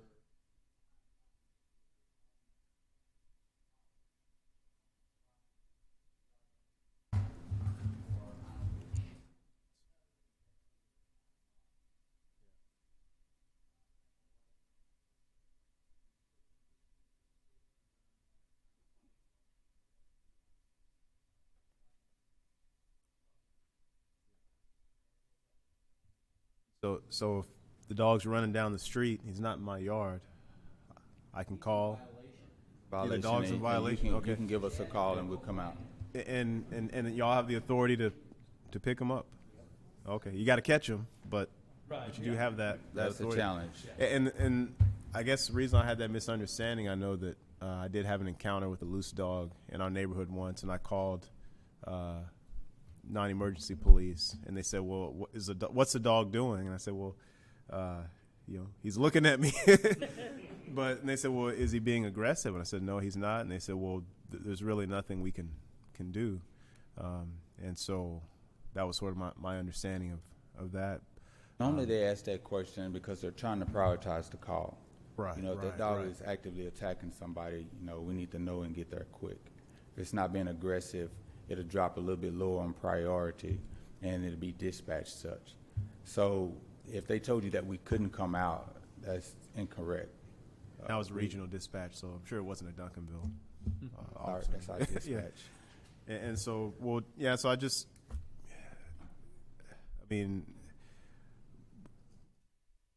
we see them all the time, and I know we're short. We don't have the personnel to just be running around picking up loose dogs all day. But again, while we're talking about this, and if there are any recommendations that you feel like you can make to maybe help with that issue that could go into this as far as animals running at large. I mean, I'm sure we'd appreciate to see it, but thank you for this.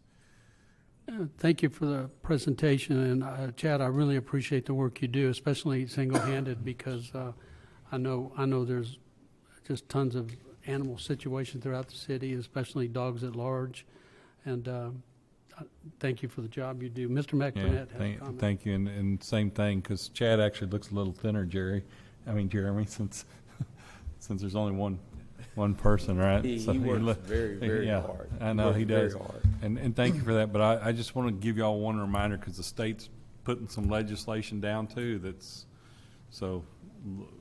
Look that direction, because I think they're going to screw up things again. Okay, thanks. Thank you. Okay. We just got one more. All right, item 6C, council to receive briefing on the use of 103 Main Street, the building across the parking lot from City Hall, and discussion with city manager on the use of the building. Mr. Finch. Thank you, Mayor, Council. Just a quick thing on the last item. Please make sure you get those comments into the city secretary, because the police department really needs those from you after you have a chance to look at the red line version. This can be super simple, and we can certainly do this another time. Alex is just going to put up some slides, some photos for me.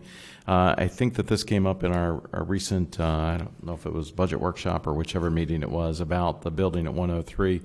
Obviously, many of you know the outside of it, or you've been at least just in the foyer here.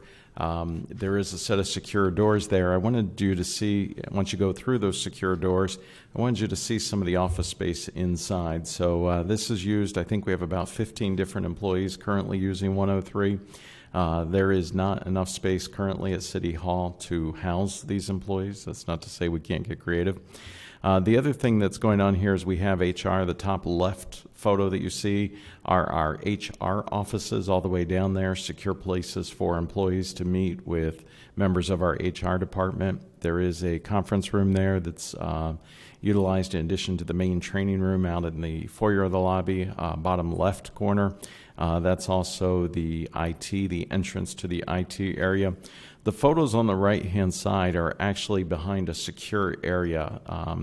The city, and a combination of prior tenants of the building, have really invested a substantial amount of money in security improvements in that building. And so you see things like raised floors there on those pictures on the right-hand side, all of the technology equipment that's gone in, generators, all kinds of different stuff. You see, there's certainly a mess on the floor on the bottom right-hand side, clearly, but you see that that's also the secure area where they've been working on some of the IT challenges, the racks. You can see some of the equipment up on the top shelf there that I had mentioned before that had been stockpiled during the previous IT director's term.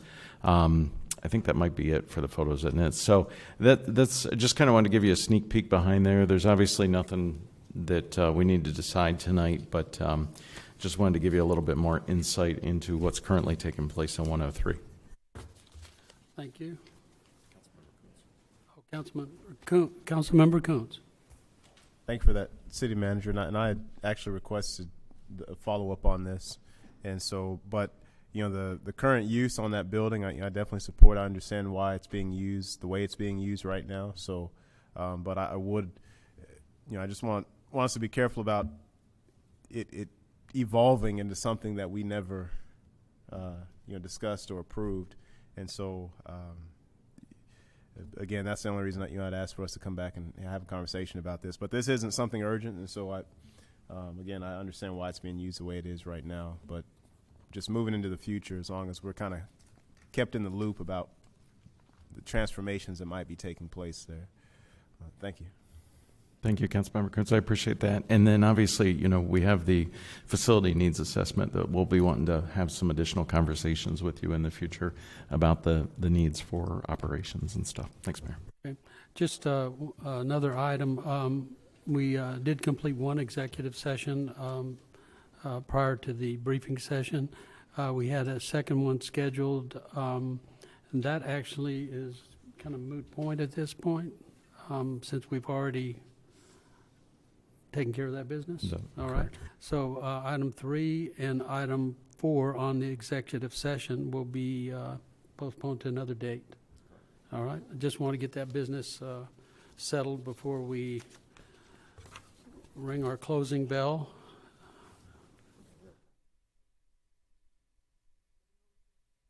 Well, we're going to find out.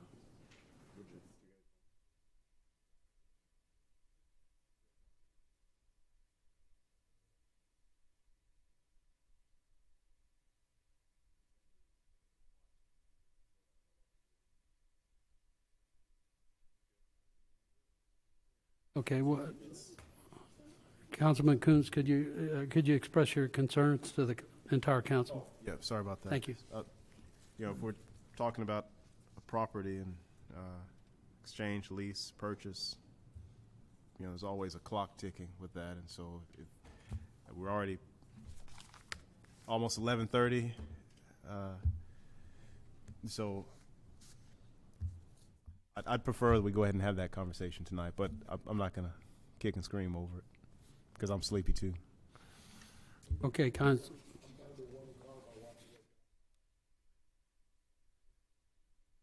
have a quorum.